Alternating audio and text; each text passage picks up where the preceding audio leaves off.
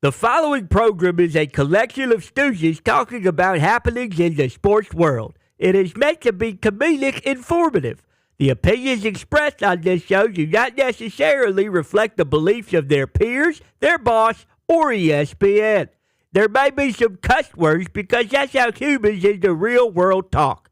If you are young, please seek permission before watching any further. Hey. Why? Let's go! This show stinks, and the fact that you listen, we are very, very thankful for. Ah! The all-time leading tackler for the Green Bay Packers, You pig! Damn it! Be a friend, tell a friend something nice could change their life.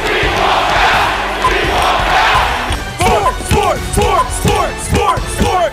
Hello, beautiful people, and welcome to our humble abode, the Thunderdome. On this January 3rd, 2024, this sports program starts now. Football Is happening. Yeah! At all times, all the ways, in all the places. And the biggest football of the year is happening as we speak going forward. Now, there's a national championship to be won between Michigan and Washington. Michigan and Washington.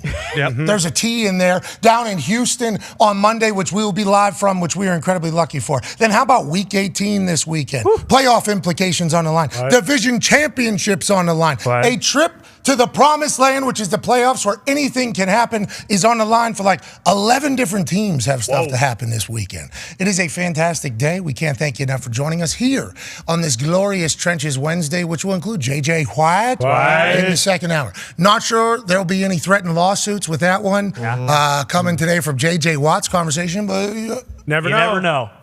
Might have a bone to pick. You never know. which is the thing. It's tough. Whenever you're freewheeling and dealing in here, you know, and you're having conversations, Letting it fly. they can certainly lead to some places that cause like international news and things like that. And whenever there's accusations made about people, that can lead to lawsuits. Now, have been in one before. Yes. With Brett Favre. Now, how'd that case end? Well, it ended with me having to read a letter basically stating that I know nothing that anybody else doesn't know publicly already.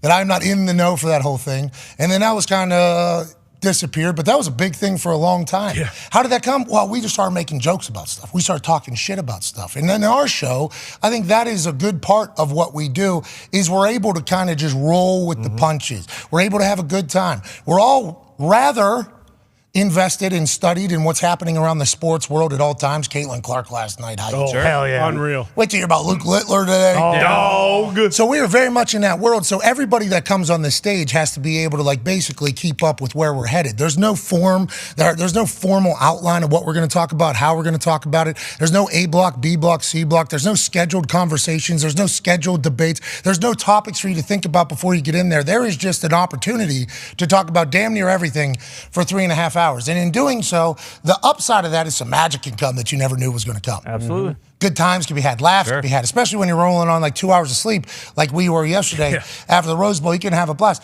And on the flip side, there could be some things that were certainly probably, we're going to have to hear from Aaron on that, meant to be shit talk joke that can then become something that is obviously a very serious allegation that then leads to a massive overnight story, one in which put baby Dahn to sleep, haven't seen her in a while, and then I pick up my phone.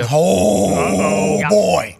But I can see exactly why Jimmy Kimmel felt the way he felt, especially with his position. But I think Aaron was just trying to talk shit. Now, did it go too far? In a lot of people, Jimmy Kimmel certainly said that was the case. We and I immediately upon it happening, trying to be like, you know. But that is Aaron and Jimmy. They've been Jousting a bit. I don't know, you know? So, like, we obviously don't like the fact that we're associated with anything negative ever. We like our show to be an uplifting one, a happy one, a fun one, but it's because we talk shit and try to make light of everything. Some things, obviously, people get very pissed off about, especially when they're that serious allegations. So we apologize for being a part of it. Can't wait to hear what Aaron has to say about it. Hopefully those two will just be able to settle this, you know? Not court-wise, but be able to chit-chat, move along. Because remember, you're allowed to disagree with people's opinions.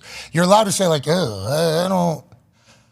You sound dumb. The more and more you talk, you sound dumber and dumber. And then you're allowed to just move on. You know, that's the beautiful thing about like a football locker room that I was very lucky to experience. Grew up in a soccer world, played a lot of sports, obviously. But then whenever you get dropped into a football locker room, you realize quickly, damn, there's a guy from Compton here, and there's a guy who grew up with $100 million right there.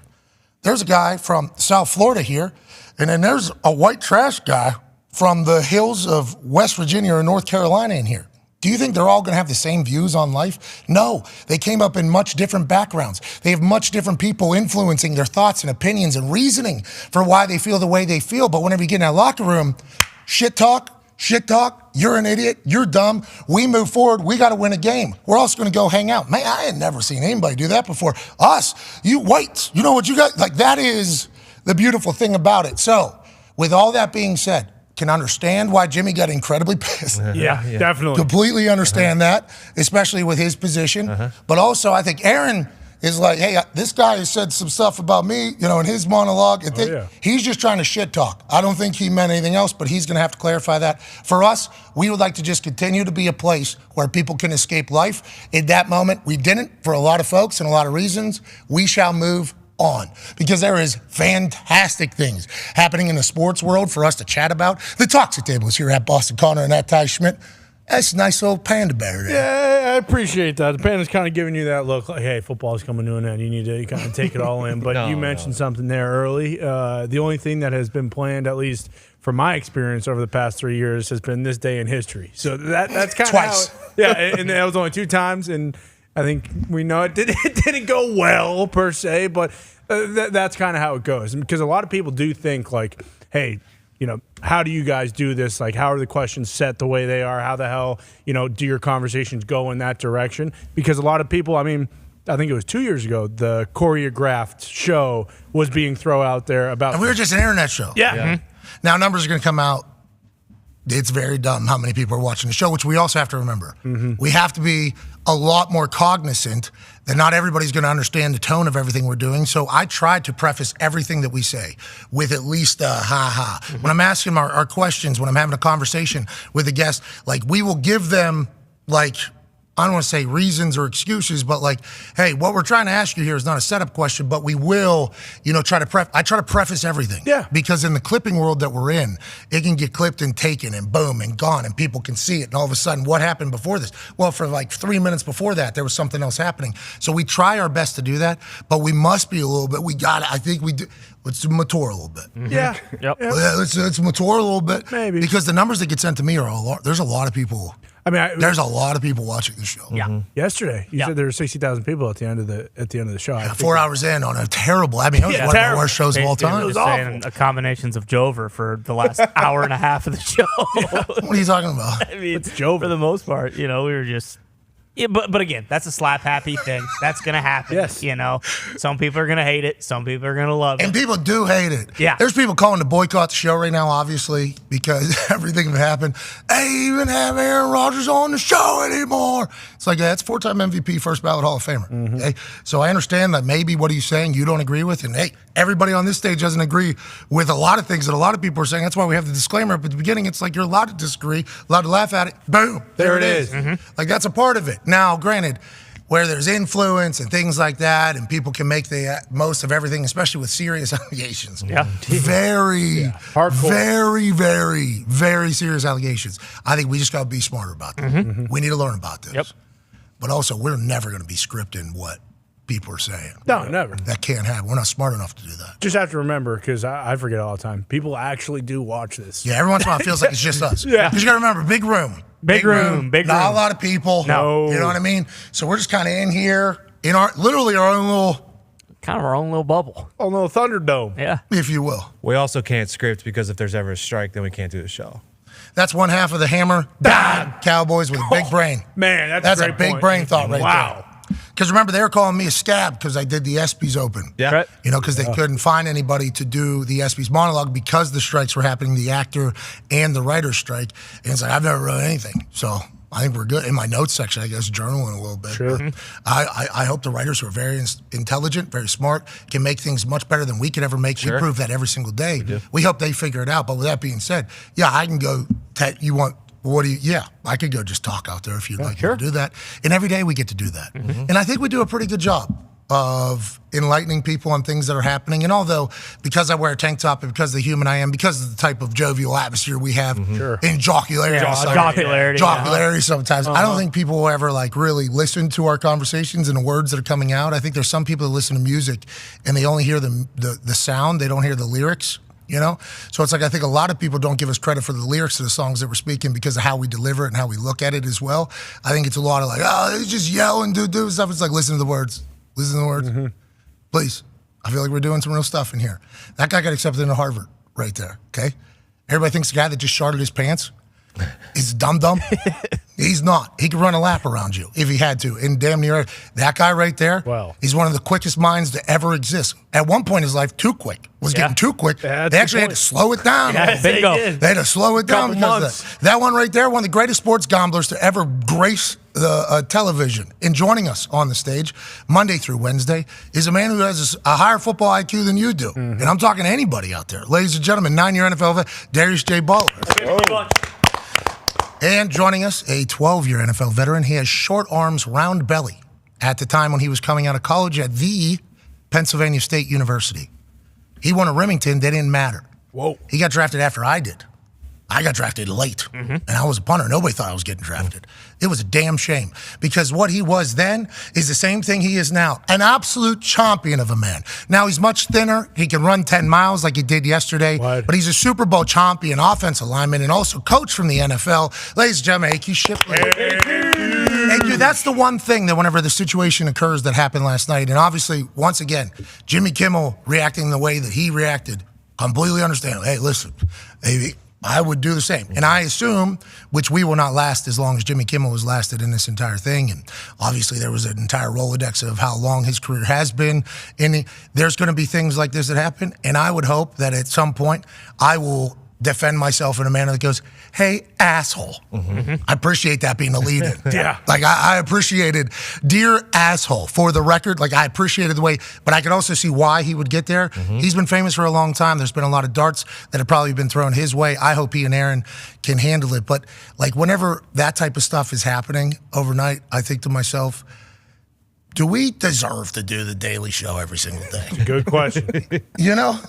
Do we deserve to have? I don't. It's hard not to get like, what's that called? Whenever you don't think you should. Imposter syndrome. Yeah, I start thinking about that, and then I start reading what everybody who's speaking.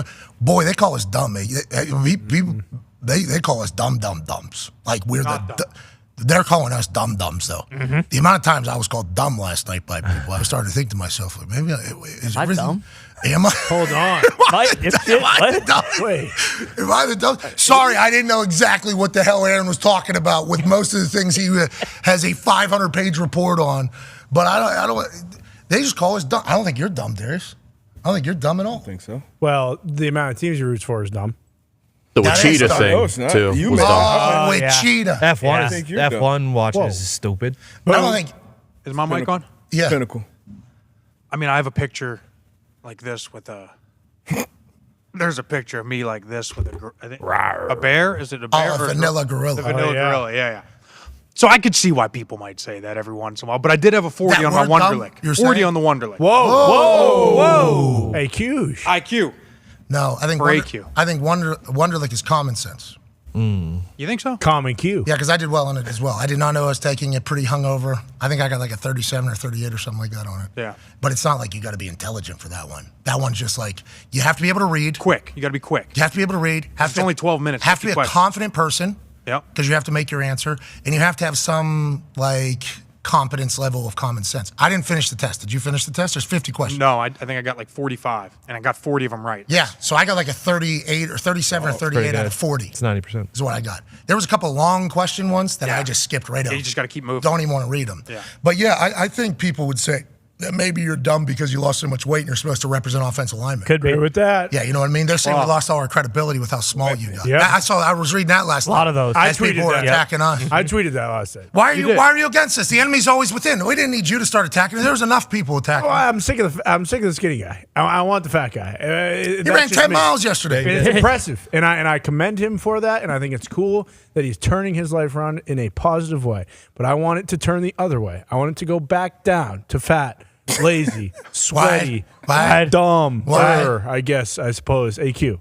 That's what I want. Well, anyways, we want to let everybody know we apologize for bringing drama into the world. Seems like every big event that happens, we were directly in the middle of it. Back dab in the center. And that's not on purpose. We'd like to let everybody know. That's not, when the story is told, and we've been, we film a lot of stuff behind the scenes, and the documentary one day is going to be so stupid. Awesome. Well, that's how you view it, Foxy, the man who's going to be making it. But every once in a while, Foxy, who has to store all the clips and the files of everything, will just send me a clip from like 2 or 3 years ago or whatever, and I'll just look at it, and the dumbest of all time. Everything we've been a part of. We're very lucky to do this. We appreciate the fact that we get to do this every day. This will not be forever, obviously. Everybody's seen the track record. I have ADD massively. I do not have the stamina to be able to remain focused on something for a long time. I get bored, and then I move on, and then that'll end up killing me probably at some point. I know that. It is a flaw, but it's been a hell of a run thus far. We appreciate that we get to do this in a moment. We love doing this right now. We wake up coming in here super jocked and super pumped because we get a lot of messages from people that say we are a thing that helped them get through something. Like the amount of messages that come through of people that are in the hospital or people that are at home bedridden or whatever. And people think our demo, the people that don't know our show, think our demo is like 13, 14-year-olds. That is not our demo. No. Our demo is 18 to 49. That is our demo. So we got a lot of people that understand, have maturity, been through it, veterans from the military. It's like those are the people that we are trying to reach. That is what we're trying to do for the world. And like hopefully we'll continue to be able to do that in mass abundance. But also every once in a while with how we go about doing things, there's going to come. There's going to come the other side of that. That's Absolutely. It's life. And we just got to mute every account we can mute. Shout out to Elon for letting that happen now. Smart. Mute every post that, is getting responded to 1,000, 1,500 times. Because 1,000 scrolls could be a lot. It's a lot. That could become couple hours worth. Boy, that could become show more. That become a bit abundant. So don't. Is what I'm saying. You got to click that when that many responses are there. You can't just scroll. You got to click. Yeah. So, anyways, we're going to continue to try to do that. We appreciate you all riding alongside of us. Hell yeah. Genuinely. Now, let's talk a little bit about the sport of football. More specifically, college football. We didn't give enough love to Penix yesterday. That's your fault. We brought it up. We talked about it. At the very end, though. We talked about Michigan. I'm all in on Penix. So we talked about Michigan for like 35 minutes. For good reason. We were at the Rose Bowl. We watched it. They kind of made me look like an idiot for everything that I've thought and said all year, not only on game day, but here thinking that the football gods inevitably are going to punish this team. I think what the football gods have done is send us a message like, hey, they kind of got screwed. This team kind of got screwed. This is a tough football team. This is a gritty football. It's a clever football. It's a talented football. It's a deep football. It's like this team is a wagon, and we got to witness it up close in person. And it's hard not to automatically just pay tribute to the things that you see live. And we didn't get to see the entire Sugar Bowl because we were traveling, although we did watch a couple recaps of it. And the recaps are interesting because the editor now is choosing what plays you need to see and what plays you don't need to see for both teams there. So it's not good when you can't watch an entire game, at least see the flow, so we apologize for that. But everything that I've seen from recap, highlights, and even lowlights, and even post-game interviews, Michael Penix won the night. Oh, yeah. Michael Penix won the evening. And obviously a lot of people thought that maybe he was going to win the Heisman. I'm assuming his people, and he thought he made a great case to win the Heisman in his last year of the Pac-12, winning the championship, going undefeated, having 3 guys at different standpoints throughout the year who all average over 100 yards per game. Michael Penix has been an assassin, has a very sweet celebration. Has great moxie. Feels like everything he's about is what we love about football. So we apologize for not talking about him as much yesterday, but he certainly warrants the conversation, AQ Shipley. I think he's an absolute stud. I watched that game and I was like, man, this guy is fitting balls in places. I mean, there were some slant balls that he threw between 2 defenders that were so precise. I mean, he was awesome, and his deep balls were great. Play action was great. He scrambles just enough to extend the play. I mean, he's a phenomenal football player. Darius, I know you're a massive Dolphins fan. Yep, Dolphin, lifetime. Fin fam, fins up, Yes. do the whole thing. that. Hell yeah, happy birthday. It's coming up, I assume. The Tua comparison. Like it, hate it. He's a lefty. He's very accurate, throws a beautiful ball. I would argue, too, and Tua's not going to like this, and he might have a stronger arm than Tua as well. He's got the accuracy, seemingly, of Tua, has a stronger arm than Tua, seems to be taller than Tua. And once again, Love Tua. Yeah. This is not a Leading the league in passing. boom. Love Tua. Love everything. Feels like Penix in the NFL also going to be a good fit. Feels like he has what you need, but he has to have that offense, I think, as well. He's been through a lot, and obviously he's got some great weapons out there with these receivers that he had. But his anticipation, his accuracy, he's obviously been through a lot, a leader. I love how he talks to the guys. I love how he talks after the game. He's an absolute dog. I would love him in the locker room. And every year we have that guy that just shoots up the draft boards. And I think this will be a guy. I know Caleb Williams is, Slot is the first guy. Drake May. They're basically locked right now, 1 and 2. Jaden Daniels. Jaden Daniels, he'll be sneaking up there. But I think Dan O said it yesterday. He'll probably be a top 10 pick. I could probably see him sneaking up in that top 6, 7, like the receivers and quarterbacks, I think, in this draft. Can you rewind to that last one at the end there? Yeah, obviously, the ball is amazing and the catch is phenomenal. Does somebody is that our megacast on the sideline with the leg rolled, right pant leg rolled up? Hold on, I just saw a white in the back. I think. Pause. Right there. Oh, yep. I think so. It's Colt McCoy, white shirt. Mm-hmm. Oh, okay, so it was just a good. That's Cole Kublik, Colt McCoy, Sam Ocho, and is that Kenny? That's Kenny. Yeah, I believe that's Kenny May. Is it Kenny May? Yeah, Knee so, brace. that is Kenny May.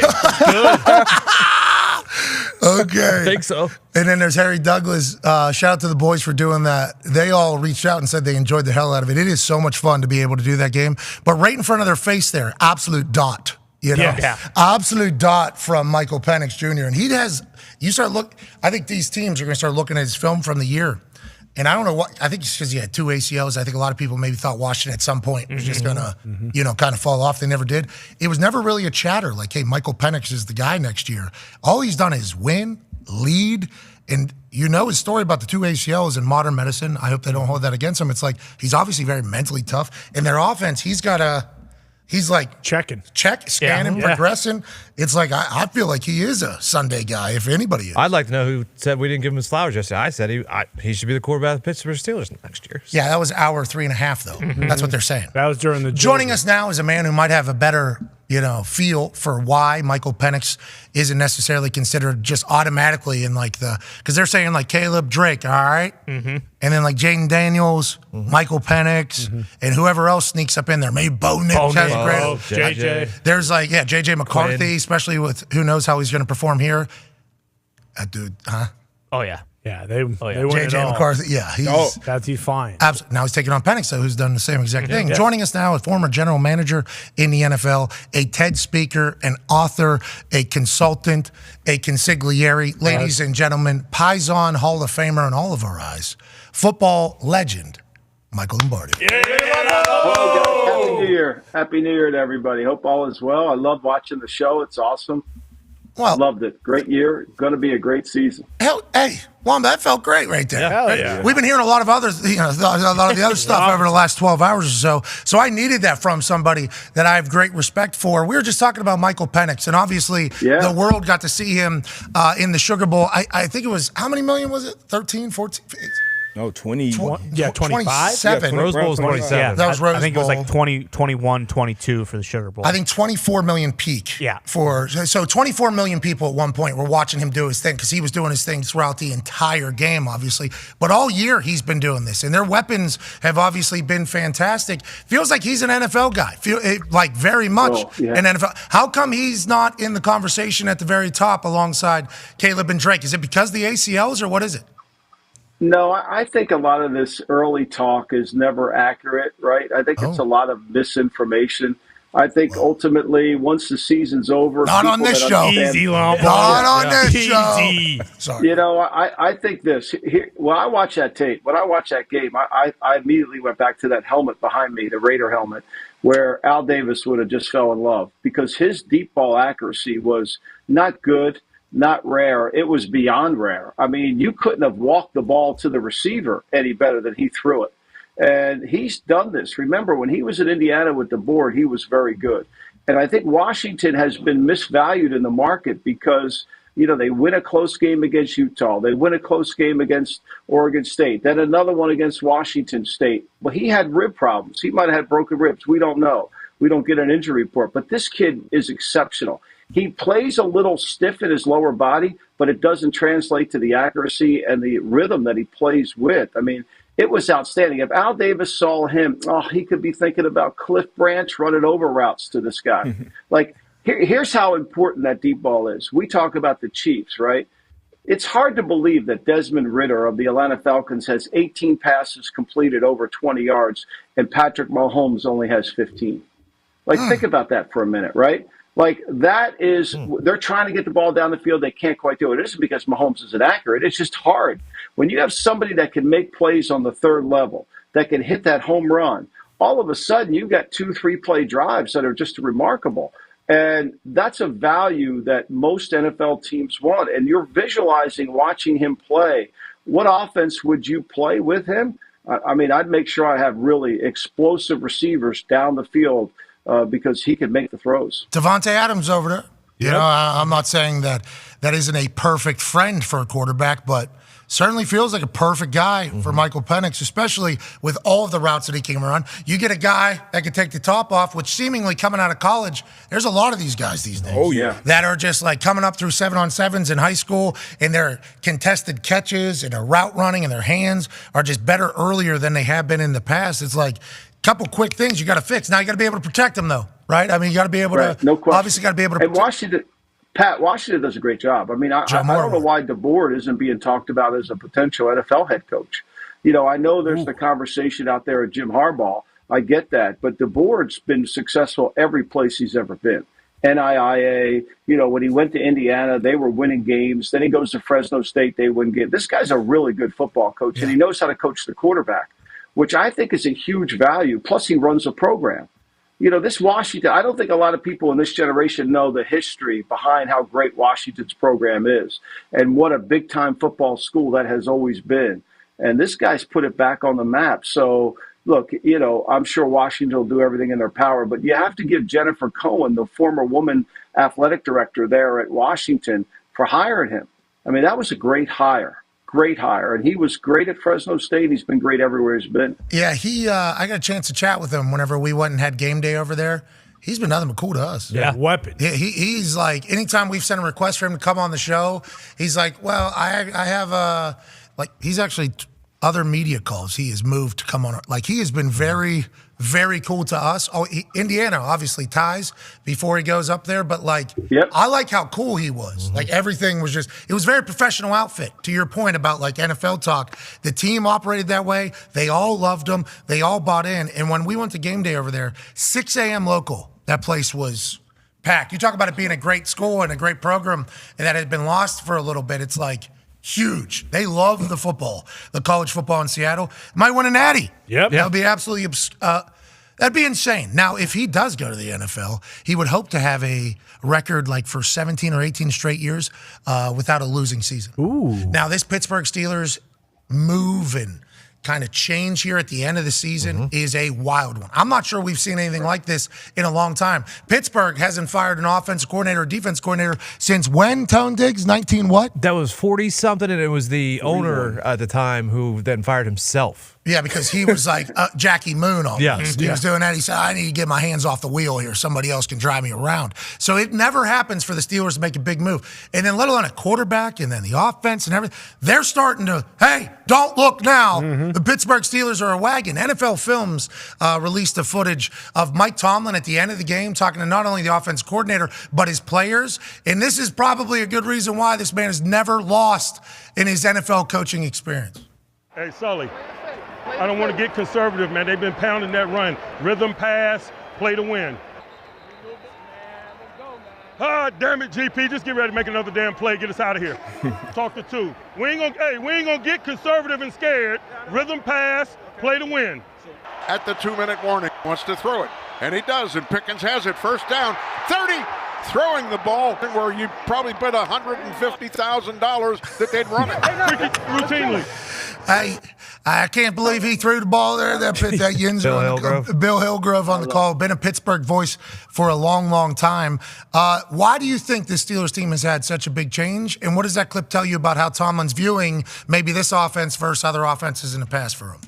Well, let's start with Tomlin. I think he's watching the game, right? So he sees Seattle. He knows that they potentially could get back in the game. He's managing the game not based on a chart, not based on analytics, based on what he sees, which I think is really important. You got to watch the game. You got to understand the flow of the game. He got it, and he knew that his offense could win that game. And I think that's something that we miss at times, especially in the light of, where Dan Campbell decides on, to go for a field goal. He's got 6 more possessions to go. He loses the game by 1 point. I know all the controversy around the call, but yeah, everybody loves the aggressiveness, but you had 6 more possessions. Take the points. Last time I checked, football, we keep score. And we play the game how it's going, not how we think it should on a sheet. And I think the fact is, look, the reason they're winning is because they're making plays in the passing game. They're throwing the ball up the field. Rudolph has given them some hope. They've had these receivers, but they're able to make explosive plays. You can't go in the NFL 3 yards, 3 yards, 5 yards, 6 yards, 10. You got to make an explosive play. This goes right back to Michael Penix. I mean, this is what makes him such an attractive candidate because, he might be 20 for 40 in completions, but he's going to make 20 big-time throws. We get so caught up, well, he's a 70% completion thrower. What does that mean if they're throwing for 5 yards a pass, right? Look at Brock Purdy. Brock Purdy's averaging almost 10 yards per attempt. That's what you have to win in the National Football League. When you're in that 7-0 category, you're not beating any team like that, not on a consistent basis. And I think that's really what Tomlin saw in that game. He knew it. The modern NFL has so many more explosives than old school NFL used to have. They used to say, we need to take at least one shot a quarter, one shot a quarter. And then some people wouldn't even do that. Yeah. Now it's like, you got to open it up because if you open it up, then it lightens the box a little bit. Now everything else that we got running RPO-wise and option-wise and kind of drag routes behind the linebackers, that's all happening. So it's like, now they're more efficient than ever, but the deep ball is just a common thing, just like trick plays are kind of. I think Tomlin's just so much more confident and maybe trusts Mason more than the quarterbacks they had the rest of the year. Who's that? Mitch, for one, for sure, and also Kenny. Maserati? Because, you were there, Colts game. I believe Tomlin down, they were down 7, and they punted from the plus 38 on a 4th and short. First drive of the game against the Seahawks, 4th and 5, he went for it. This one, he throws for it with 2 minutes left. I think he's just much more confident in the quarterback position. I wonder how much more say he has in the offense versus whenever Canada was there, maybe. Because whenever you move on, especially how long was Canada there? 3 years? Yes. 3 years. So there's habits that build over those 3 years and maybe schedule and conversations and how it goes week in, week out. So whenever you get a new offense coordinator, I wonder how much more Tomlin is involved with them, potentially. Go ahead, Lomba. I think he's always been involved in the big picture, managing the day-to-day, what's going on in the game, how are we going to win this game specifically? And I think that's what he does a tremendous job of. How do we have to play it? It might be ugly. We might have to run it. I got to manage Mitch Trubisky. Look, we don't have to look any further than Joe Flacco.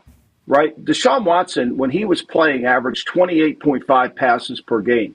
Flacco comes off the couch, and Stefanski's calling 42.5 passes a game, and they haven't really been behind other than the Ram game. And that was a close game going in the fourth quarter. So the point is Stefanski saying, I can throw the ball. Now, we understand Flacco turns it over at a higher rate, but Flacco makes explosive plays, and all of a sudden the Browns' offense looks way different because he can complete passes on the third level. This is something that you can't ignore. This is what makes Penix really an attractive candidate because he can complete those. Now, I'm not saying he can't complete the underneath stuff either. We get it. But when you have a guy that can throw it up the field, over routes, inside deep cuts, all of a sudden chunk plays. Nothing drives me crazier, Pat, than start a 2-minute drive and you throw the check down. You're better off with an incompletion than you are with a check down. You need yards. Yeah, like this throw. Could you have just walked it out there any better? And it's a soft throw. It's a soft throw. Boomer Esiason, when he played in Cincinnati, he had a lot of these similar skills, but Boomer threw a hard ball. Now, Boomer would cut the receiver's fingers because his ball was tough. He was throwing fastballs. This ball's soft. It lands perfectly. Yeah, he throws a beautiful ball. He's mature. He's played a lot of football, which is another thing that a lot of people think about whenever they're going into the NFL. Excited to see him. You brought up Flacco there. He's been so much fun to watch. And he also says water. I don't know if you know that. He's a water speaker. So I'm a water guy, too. Yeah, that's what I was about to say. We're both from the Jersey. It's all part of our dialogue. I think he's comeback player of the year.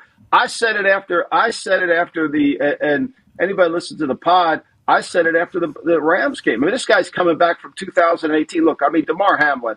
Understanding that. We're very proud of him. Yeah. Way to go, DeMar. I get that. Love I mean, DeMar. you come back from death, you deserve an award. I don't get. I get that. Yep, right? we all agree. But Flacco's coming back from 2018, and the other guy on this list that I don't think gets enough love. I don't think he gets enough. Yeah. This guy, comeback player of the year, he traveled in time. I mean, we've had 2 fashion changes since Flacco played good. I mean, things have been in and out of style since he played well. I'll tell you, the other guy is Stafford. Like, this guy's playing at a high. I know Martindale mentioned that he should be in the MVP. I think the guy, since he's come back off the injury, unbelievable the way he's been able to play. And when they have that running game going, man, they're tough. Yeah, the Rams are tough. A lot of teams are peaking right now, including those 2 guys' teams coming into the playoff run. Last question for me before the boys have it there. There's no playoff run for this team, but there is a lot of awesome stuff happening. Yep. David Tepper is awesome. We need a microphone on him. We need a camera on him. What? And we know the story, obviously, of him buying somebody that he didn't like in the past who is one of the people above him at the company. Then he obviously goes and makes his own money, buys this guy, never give him a raise or a promotion, buys this guy's house, tears it down completely, builds a bigger, better house. We know that he's maybe a little petty. We know that he maybe has a little bit of spite. We know that he likes to say things and tell people how to do their jobs, even though he hired them to do their jobs. He's fired like 4 soccer coaches down there in Charlotte FC. He's fired, if you count the interim coaches and not retaining them, letting them go, like 5 coaches in the Carolina Panthers in like a matter of like 6-7 years now. This is a guy who he wants it all when now. He also doesn't want to hear any of these fans shit. You know what I mean? And down in Jacksonville, somebody was chirping him all game. Live. And on his way out, he said, you know what? How about this? Hey, ICE, backwash, I'm out of here. I'm going to go get on a helicopter, and I'm going to fly out of this godforsaken town, is what he said pretty much. He gets slapped with a $300,000 fine, and then a message says that, every executive in the NFL is expected to act with a level of class and respect and all of that, obviously. We see that, we laugh, we think to ourselves, it's a shame that fan that got hit with that ice ended up with a broken neck, broken back, broken legs, and we hope Tepper will make it right with them, obviously. Hundreds of millions of dollars in lost earnings, potential in the future for the ice in the eye, for that one person that was going to be a professional sniper. That's right. Remember that? Yeah. So there's a lot of things that happen there. These are jokes, by the way. Jeez. Just kidding. Just kidding. We're just joking. Just kidding, Tepper. But when you see that, and then you see the history of him firing head coaches, who's going to go? Like, it's just going to have to be the big paycheck. That's why, or somebody that's not going to have a lot of head coaching options. Like, who wants to go work for that? If that's what's happening publicly after they lose, and then we hear about these Monday, what's happening? Who's going to want to go work for that guy, Lombo? How do you think that whole thing pans out? Oh, I think it's a fair question. I'm sure the league office is having conversations with him about that as well. Look, I think he's frustrated. I think he talks to way too many people. One of the things I think he needs to do is lose his cell phone. He's one of these classic owners that calls people in the media, he's looking for all this advice. And at the end of the day, really he's looking for somebody to reaffirm what he thinks. And he needs somebody to shoot him straight. Like, he needs somebody to look him in the eye and say, look, you built this $1 billion hedge fund. You got homes all over the world. You did it because you had a plan, you had a system in place, you had a process, and you thought and made decisions correctly. You're acting as if it's going to happen overnight. I mean, you're out there digging up the crop before the roots even settle down. You got to get somebody who's got enough guts to stand in front of them and say, hey, David, I know you made billions over here, but the only way you're going to win in this league with 31 competitive people is by having a plan, by having a system in place, by building a team that is you can't skip any steps here. There's no, Belichick used to tell the team all the time, there's no magic pill we're going to take to lose 20 pounds. Like, you got to put the work in. You're going to have to put the work in. There is something. So I think, to me, that's what he needs. I think he needs somebody who's got enough guts to look him in the eye and say, hey, David, you want to either do this right and use your money to a resource, or do you want to continue to be compared to Dan Snyder? You decide. Some of those guys and girls at that level there, they want an alpha to come in, and be like, I ain't taking your shit. Like, that is how this is going to go. And that could potentially be what he's been waiting for in the NFL. You know, like, I don't know if Frank Reich ever gave him the impression that Frank Reich was going to go in there and tell him, you need to stop telling me what to do. Matt Rule, maybe, though, right? Yeah. Like, Matt Rule, first time in the NFL, though, bingo. It's like, is he, you know, so if he gets a Harbaugh, if he's able to pay enough, and Harbaugh I don't think would be ever scared to say, yeah, this ain't how this goes, both privately and publicly, because he's been there, he's done that before. Sean Payton, you know, he was like that, I guess, with Denver, where he came in. He was very public about it. He needs somebody like that, right? That is somebody he needs? Yeah, you do. But you know, Sean Payton interviewed in Carolina. That wasn't what he wanted. You know, Sean didn't even come back for a second interview. So you got to have the climate has to be right. I mean, David's at the point now where he's got to buy credibility. I mean, he's got a stadium situation that's not right. He's got a practice facility he was going to build in South Carolina that didn't work out. I mean, his credibility with his own fan base is dwindling, and his behavior is causing this. And he's too smart of a human being. You don't make billions of dollars in one area and all of a sudden become stupid in another. But what he's doing is he's trying to rush it. He has no plan. And I think ultimately, you know, he can learn from Eddie DeBartolo, who was an emotional owner who, you know, when we lost, it was hard. But he also took a step back and he gave Bill Walsh the authority to run his team and said, okay, I tried it the other way. It doesn't work. I'm going to do it this way. Now he's in the Hall of Fame and with all his Super Bowl rings. And so I think there's past performance for Tepper should predict future achievement. And he needs to study that. Like, he needs somebody to say that, hey, David, you're going to do this. You know, this is the dumbest thing we could possibly ever do. Like, and if you do it, David, you know, you're going to be in trouble. But you got to have somebody who has guts to do it, right? And accomplished. You got to have somebody that's accomplished, too. That's not going to be a type of confidence that's coming from somebody that hasn't accomplished anything as a head coach, though, too, I think. No, that's why if he hires a young assistant coach who's never been a head coach before, it's going to be impossible. It's going to be hard. Yeah. You know, it's going to be all of a sudden he's going to be on the phone. I mean, he's going to be on the phone talking to this person, talking to that person. Like, they need to cut off all cell service in that area. Maybe they just need to throw some water on it. Yeah, there you go. Moving ahead with more topics, D-Bud has a question for you, Lombo. Hey, Lombo, I'm going to put you in the chair. You are the GM. I'm sure this will be, you know, obviously the conversation of the NFL going into April with the Chicago Bears sitting there with that number 1 pick.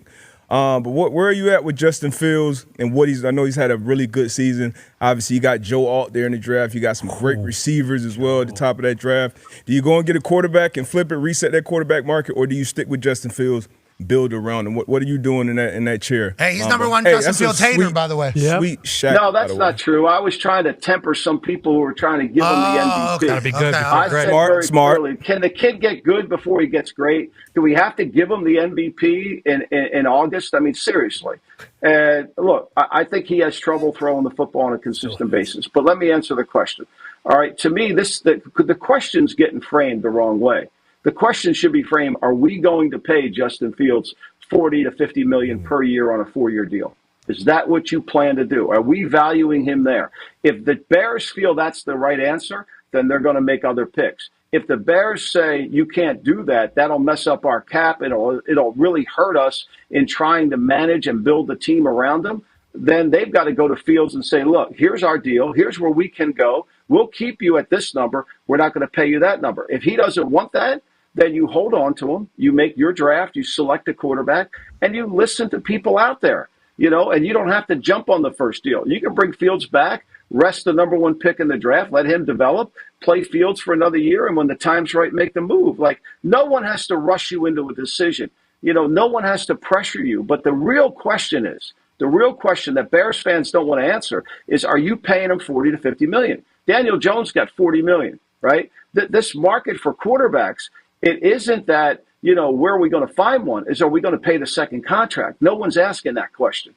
Are you paying the second contract for Mac Jones? No, that's easy. Are you paying the second contract for, you know, Trey Lance? No, that's easy. Are you paying it for Trevor Lawrence? There becomes a problem. Are we? Got no choice. We have to. Okay. Is it the right thing to do? Right? You get into that, we have no choice. That's where the Giants were. We have no choice. We have to pay Daniel. When you have no choice, you really make a bad decision. So with this opportunity that the Bears have, it really sets them up where if they're smart and they're deliberate, they can make a great decision. So you also can add in there, and you said the Giants felt like they had no options. No choice. Everybody had Joe Flacco sitting at home. And then you think about what happened with Tom Brady and what has happened with other fourth contracts. Or do we want to maybe go find a fourth contract player who still got it a little bit, who might only cost what, $20 million? $20 million? Right. If they do Flacco probably next year? He's going to sign a 2-year deal, probably $40 to $45 million? I don't know, because Flacco, if you study Flacco's career, he's really good in that Stefanski, really it's Gary Kubiak system. God bless Gary Kubiak. It's his system. And he was really good in that when the Ravens played with him in 14. Flacco was very good. But then when he lost that ability. I don't know how the Browns don't bring Flacco back. I know they got Deshaun at $65 million for the next 3 years, but he's the best player for their offense right now. I think he'll, and Flacco knows that, right? Flacco knows this is the best way for me to make money.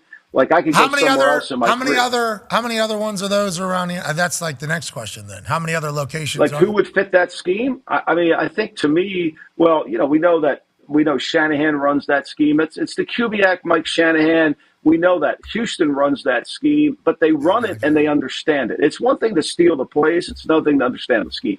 Right? That everybody steals the plays. Everybody stole Kubiak's, throwback to the tight end on the over route. That's become so popular, or the delay route.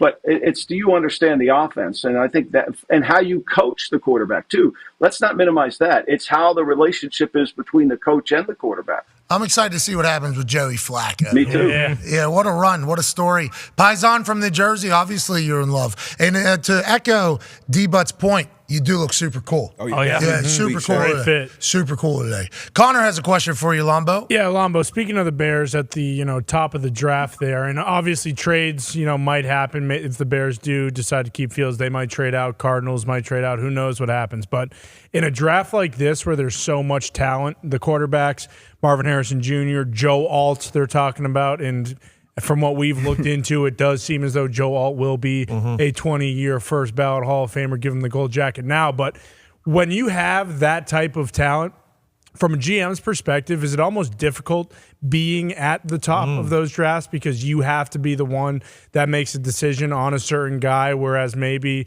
the fourth or fifth pick is, the true best player of that draft? Is that difficult? And then with New England specifically, you just mentioned it, Mac Jones not getting a second contract. Do you think it's automatic, definitely happening, that they're taking QB, or do you believe that they are much more in the camp of best available? Like if you can get a Marvin Harrison or a Joe Alt or, the Penn State tackle, or, they're talking about a Dunze now from Washington, one of those guys, do you think they sit in that camp, or they're in the, hey, we're taking one of Caleb, Drake, Penix now? You love Alt. And Daniels. I love Joe Alt. I would have told you that 2 weeks ago if the Patriots took Joe Alt that I probably would burn everything that I own because of how mad I would be. And then looking into Joe Alt, it's, okay, yeah, if we can get Trent Williams at the top of the draft, we're going to do that. Yeah.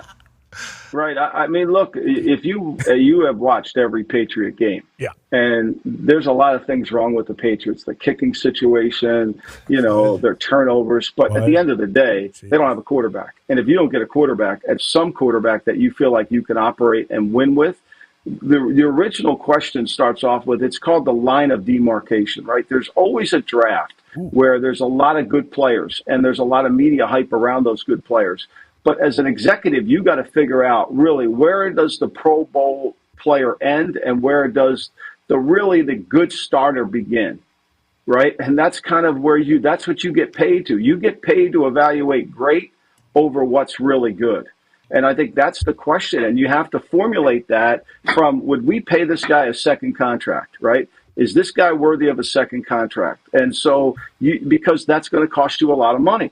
And so it's an investment that you have to make. And I think the quarterback position, with so many of these teams that need them, they have to do that. There's just no choice. And the problem with the league is there's not enough guys who have developed a system of offense or have the guts to say, okay, we're going to not pay this guy the money, and we got a young quarterback that we're going to play. I mean, that's what Andy Reid did. He trades for Alex Smith, he paid him, and he drafts Mahomes. Now, remember, Mahomes is the 10th pick overall in the draft, right? No. Remember, Trubisky got drafted higher. Yep. I'm fully aware of that. And then Lamar sat there in the green room till he was 32. I mean, and I was fully aware of that too. So, like, to me, don't assume that everybody's going to make the right pick. That's the other thing. That's why people think the NFL tanks like the NFL. No, no one's tanking this weekend. Remember last year in Indianapolis, Houston came in and won. Everybody said, "Oh my God, Lovie Smith ruined the Texans." They got a good quarterback. They didn't ruin anything. They won. There's no tanking because you can't figure out who's going to pick who where. Yeah, the percentages of success in like the first round are nowhere near as high as everybody seems to think they are, especially going into the NFL draft, which is why we created the NFL Draft Spectacular, because one of the first times that we were covering it every single day during the draft process, it was like, people are making this absurd. Yes. The pressure that is put. Now, granted, they're getting big contracts before proving anything in the NFL amongst adults who are not only their generation's all-stars, but also the generation before that's greatest players, the generations before that's greatest players. Oh, the greatest guys from Miami, 4 generations still playing in the NFL. There's not a lot of spots. But the conversations about these guys, and I did it earlier, I'm a part of the problem. I'm like, Michael Penix, a lot of Tua. A lot of Tua. And it's like, I love Tua as a football player, especially in that McDaniel offense down there. It's like the perfect fit. But like Penix has the accuracy. He's a lefty, so it's natural to kind of draw the correlation. And then he has a stronger arm. So it's like hard not to do that. But then you start looking at who made it, who didn't. And obviously people talk about the biggest bust and everything. There's a lot of those. And I think the reason why we all feel that way is because we've all been in locker rooms and we've seen the guy that's supposed to come in and change everything. Now, that person took one of my friend's jobs, okay? So I had great times with that guy. You're coming in here supposed to change everything, and you suck, okay? And then that just starts happening on like a regular basis. It's like this draft is a crapshoot. It's an absolute crapshoot. So many variables. How do you know? You know what I mean? Like how do you know? I mean, so many variables. Like position. It really comes down to the kid. I mean, can he relate to the players? Can he get along? Is he coachable? I mean, why is Brock Purdy so good? Brock Purdy's coachable. You know, he's humble. He comes in. You know, Tom Brady was a 6th-round pick, humble, worked as an overachiever. You know, Al Davis used to never allow press conferences for rookies. Like he didn't want the rookie to beat the media. He didn't want any prior expectations put on the rookies because all we do is hype them up, and then you have to spend half your month of June and July de-recruiting them. They've been told how great they are. And now all of a sudden you got to de-recruit him. And with the quarterback, that guy's got to be the hardest working guy on the team. He's got to be the leader of the team. He's got to be the guy who's going to drive everybody after you win a big game is hungry to win the next game. Those are hard guys to find. AQ Shipley just held up a dry erase board that said, measurables aren't everything. They can't measure your heart, can they, AQ? No, they can't. Damn right. They can measure your short little arms. Yes, they can. And your big old gut. But they couldn't measure that heart, could they, AQ? I'm telling you, more and more we overanalyze. We look into all the numbers instead of just watching the film. Can the guy play football? Can he relate to the guys? Is he good in the locker room? Those things aren't measured, and those things, they play a large role. And I will wonder how easy it is for guys to relate to a locker room as these NIL deals continue. Yeah, sure. What? Paisan? I mean, I think it's really hard. I mean, you're talking about spoiled. You know, we're spoiling them. I mean, I think they deserve it. There's no question. I agree. I'm not saying they shouldn't get paid. They get spoiled. And then here's the hardest part. What we're dealing with today is nobody wants confrontation. Nobody wants to be told that this isn't going to work. You know, nobody's, like this isn't going to happen. Like you got to be able to hold people accountable. Like accountability is the cornerstone of any championship team. It's the cornerstone. You can't win a title in any sport without accountability. And so you have to have accountability. And some of these guys have never been held accountable. Everything's an excuse. Well, we got to do this and this doesn't work. No, you got to make the play when you make the play. You're accountable for your play. And once you become accountable, your teammates like you because they're getting held accountable, right? Yep. That's why when you would go in the Patriot room and Brady's sitting in the front row all the way to the right and he threw a bad pass because of Brady's greatness in terms of being willing to be a coach, Belichick could say, hey, this isn't good enough. And people in the room would say, wait a minute, if he's yelling at Brady, he's going to come after me too. That's championship football. Hell yeah. That'll be the first practice of training camp too. It's almost every if we had a quarterback that can hit a wide open tight end, I think we'll win a few games. We'll be all right this year. But yeah, it starts with the coaches. And I talk to a lot of the players now and some coaches as well. A lot of these coaches are like scared, scared to hold players accountable because it's a completely different dynamic than it is in college. You know coaches why, got all the powers. You know why they're scared? Why is that? You know why they're scared? They're scared because because the head coaching jobs that are paying $9, $10, $12 million a year are elected positions. They're not selected. So if you have a bad rep on it, if you hold a good player accountable and he doesn't like you and the word gets out that you're not you're not friendly to the player, all of a sudden you're not getting one of those electable positions. You're not going to carry the Southern primaries and win the election. That's what's happening. Everybody just wants to placate everybody, right? Everybody just wants, we're doing good. Everything's good. I mean, think about this. Robert Sala's got 50 games as a Jet NFL coach, 50. Eric Mangini only had 48. He's got a 33% winning percentage, but everything's going to be fine because when Aaron comes back, Aaron's got that magic wand and everything's going to be fine. Well, you got to have accountability. We'll see. Don't know about that. We'll see. The accountability is the cornerstone of any championship team is quite a bar right there. Yes. Because it's very, very real. The thought, though, that all these head coaches are just elected instead of selected, you've been saying that for a long time, even in the NFL. You got to have good, if you win the mob, you win Rome, pal. They've been saying that forever. I mean, you can see the momentum building. You can feel it. The narrative's out there, right? And once the narrative gets out there, nothing can change. Nothing's going to change the narrative, even though it's right in front of our eyes. And so nobody's going to dig past the first chapter. Hey, before we let you go, we know you got shit to do, like a show. Like 4 minutes. I just looked at the clock. 2 picks for this weekend. You got any? Ooh. Oh, man, this is the hardest weekend of all time. I like the Bears. I think they're going to give the Packers a lot of trouble this week. I think that's going to be one. Okay. I'm really torn between the Texans and the Colts. I watched the Colts play defense last week. It drives me crazy. How many easy throws are they going to give up? Like, how many easy throws are they going to give up? They knew. They made them look like Peyton Manning, Pat. Won the game. We won the game. Are you kidding me? Young corner. So I'll take the Texans. Those would be my two. You son of a bitch. Wow. Get him off the show. Well, tell Gus Bradley to play some goddamn man-to-man and stop playing palms, okay? Young corners out there. Young corners out there. I don't care. They're playing Dave O'Connell, blitz his butt. Hey, look, I'm going to tell you something. They're waiting for Gus Bradley after the game? Oh, boy. He'd have been in trouble with Al Davis. Oh, man. Right. Ladies and gentlemen, Michael Lombardi.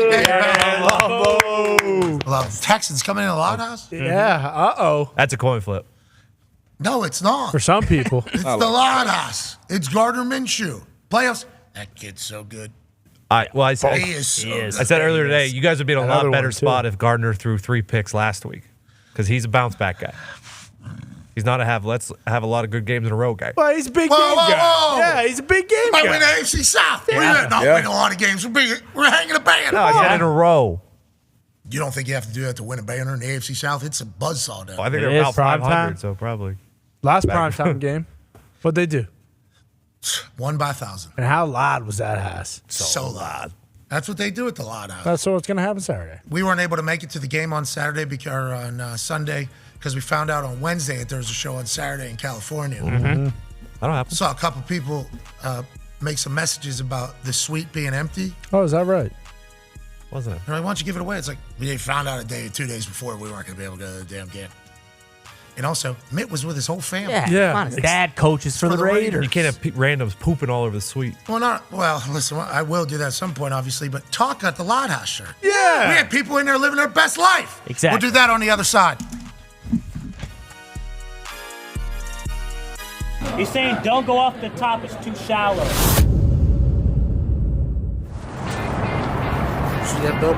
All you're going to hear this stadium do is they put the big paw up, they start shaking it, they go, whoa.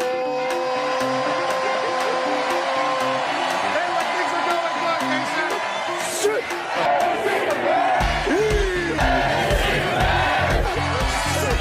Yeah, he loves the defensive side of the ball. He said yesterday to me that this is a blue-collar team. They win it on special teams. They have 5 block kicks this season. The defensive side of the ball, Lynch leads the Big 12 in sacks. But also on the offensive side, Denzel Mims is an absolute animal. He is a weapon. Charlie Brewer, the quarterback from Lake Travis. His dad was a quarterback in Texas. Yeah. His grandpa was a quarterback in Texas. And the people here in Waco just so happen to get a chance to see Charlie Brewer on a daily basis. Hey.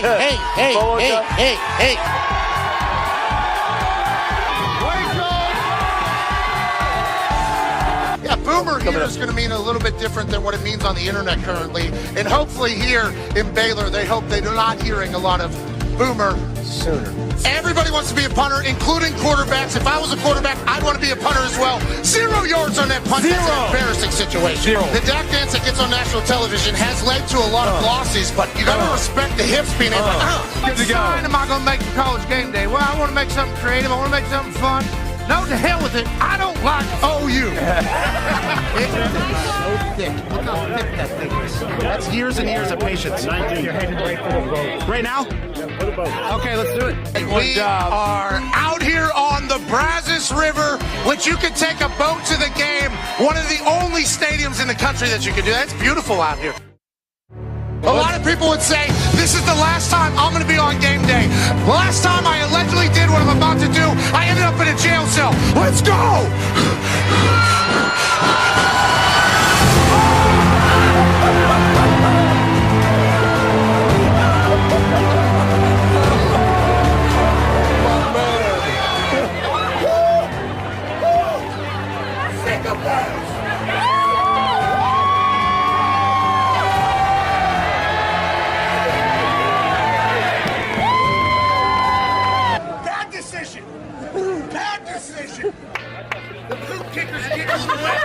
A lot higher than I thought. You look like Ric Flair.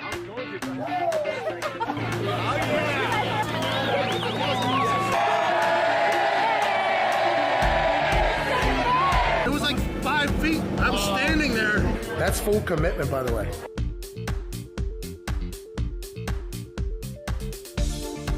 The following program is a collection of stooges talking about happenings in the sports world. It is meant to be comedic informative. The opinions expressed on this show do not necessarily reflect the beliefs of their peers, their boss, or ESPN. There may be some cuss words because that's how humans in the real world talk. If you are young, please seek permission before watching any further. Hey. What? Let's go. This show stinks, and the fact that you listen, we are very, very thankful for. The all-time leading tackler for the Green Bay Packers, you pig! Damn it! Be a friend, tell a friend something nice could change their life. Sport! Hello, beautiful people, and welcome back to our humble abode, the Thunderdome, on this Trenches Wednesday, January 3rd, 2024. Hour 2 of the program starts right now. Football! It's beautiful. Yeah. Football is an amazing thing. Football is what gathered us here today. Hell yeah. Now, since then, we've had the opportunity to chit-chat about it, and it is about to get phenomenal. For the next few weeks, there is about to be football played at the highest level with the highest implications on the line. We're not just talking about a score on a scoreboard. We're talking about forever legacies. We're talking about dynasties potentially falling, or maybe the beginning of one being found. Ladies and gentlemen, we are in the greatest time for football that you could possibly be in, and we're lucky to be here. The Toxic Table is here as well, at Boston Connor and at Ty Schmidt. Ty, Jordan Love, 16 touchdowns, 1 interception. Since when? Since I think week 11. Yeah, week 11. So, I mean, yeah, he's been playing pretty good. Yeah. But again, it's one of those things. Lombo mentioned it. I'm kind of in that same camp. I am a little bit worried about the Bears game this week. That's good. You're supposed to be worried. You earned the worry. I think so. I think so. But, last time he played the Bears week 1, completely different team. I get it. But he took a big old shit all over that defense. So we'll see. At home, too. I mean, it's kind of... Way to remind them. Oh, yeah. Absolutely. It's different defense now. Absolutely. Yeah, bringing sweat. Yep, absolutely a different defense. But also, I mean, this Packers team is much different than they were in week 1 as well. Some of these young guys have kind of etched themselves in stone as being pretty good players. So what's on the line there? Playoff berth. Hey, you win and you're in. So now you didn't make the playoffs last year. Exactly. Transition year, make the playoffs potentially. Would be here. There was people that were wondering. Myself, loudest. Goodkin's pushing everybody out of the building. Mm-hmm. He's building the team in his image, in his eyes, in his opinions. And here we are, less than 2 years, already in the playoffs potentially. Well, and Good for the pack. Unreal. Not Absolutely. easy at all. Hey, draw it up. And I think that's what's so kind of rewarding and awesome is it basically is Jordan Love. Like the defense hasn't been great. They've had their moments this year, but like if he wasn't doing what he's doing right now, like the Packers would be like a 5 or 6 win football team. But because he's been playing so well, like he is the one who has put them in position to make the playoffs. Playoff implications on the line there in that particular game. There's a lot of others that have that as well. Joining us, one half of the Hammer, Dahn, Cowboys, Tone Diggs. Are we trying to find these games with implications, then we're just hammering whoever needs to win? Yeah, basically this is bowl season continued. You're looking for motivation here. It was just announced Patrick Mahomes is not playing this weekend. So Blaine Gabbert gets a start. So maybe stay away from that one. Stefanski just announced they're going to use this opportunity to rest some guys against the Bengals, so maybe stay away from that one. But you always look at it like the Jags are playing against the Titans this weekend. Jags winning, they're in. Okay, let's automatically bet the Jags. It's not exactly how it works. There was a stat, I can't remember who it came out from, but when the line moves in your directions like it has for the Jags, people are betting on the Jags to win this weekend because they have to. Teams are only 44% winners in that situation. So it's not always like it happened last year with the Packers. You win and they're in. Nope. Lions beat them on Sunday Night Football. It happens all the time. We had 11 different graphics made with implications for these games this weekend. A lot of people could still win their division. A lot of people can be the number high seed. Yeah. And also at the same time, not even make it. Yeah. The NFL scriptwriters have the most amount of characters left at this particular time of the season that most shows are ever been capable to do. It's a massive weekend. Gambling on it is going to be a nightmare. Tough. Absolute nightmare. 12-year NFL vet, Super Bowl champion, also coach. Yeah. Hell yeah. Half of himself, but still full in spirit. Ladies and gentlemen, McAfee Show. Hey, how the legs after that 10-mile run yesterday? I'm actually surprisingly feeling a lot better than I thought I was going to feel. Man, you're becoming But I will super say good. this. The minute that run ended, I was right at my front door. I was doing a lot of waddling for a good 20 minutes. Well, you chafed the quads, thighs? No, the right above, those little VMOs, right above the kneecaps. Oh, Yeah, the sure, the little VMOs. teardrops. Yeah, they were locking up. What'd you get, in a cold tub? Did you get a cold Jumped tub? right in the pool. Pool's about 45, 50 right now. Degree? You have a pool-sized cold tub? My actual pool is not heated. It's cold out there in Arizona. Really? So it's like 45, 50 degrees, yeah. Hell yeah. Smart. And that felt great. That's awesome. Perfect. It's cold at night out there. You need to do that. It's the desert. Yeah, so I just learned that I can have a pool-sized cold tub. Yeah. That's how it works? Basically. You're dumping ice in that thing in the middle of the ice. desert? No ice. It's just, it gets down to 35, 40 at nights. Yeah, but in the middle of the day, it's 160 degrees. hot as That's a hell. desert. I've read about it. It's too big. It doesn't heat back up enough. The pool evaporates? It's like the Lake Michigan effect up there where it's cold even though it's the middle of summer because it's yeah. still cold from winter or whatever. Bingo. Wow. We unfortunately, because we got to drain ours because it'll freeze. Oh, yeah, we got ice here. Yeah. Good point. Yeah, you moved away from that. You know why? Smart. Soft. Woke up this morning when Diggs picked me up. I was like, this is terrible. Oh, did you take that vitamin D off your face and then walk out there? Yeah. He does it the whole car ride in, actually. Yeah, just- I'm not allowed to talk to him.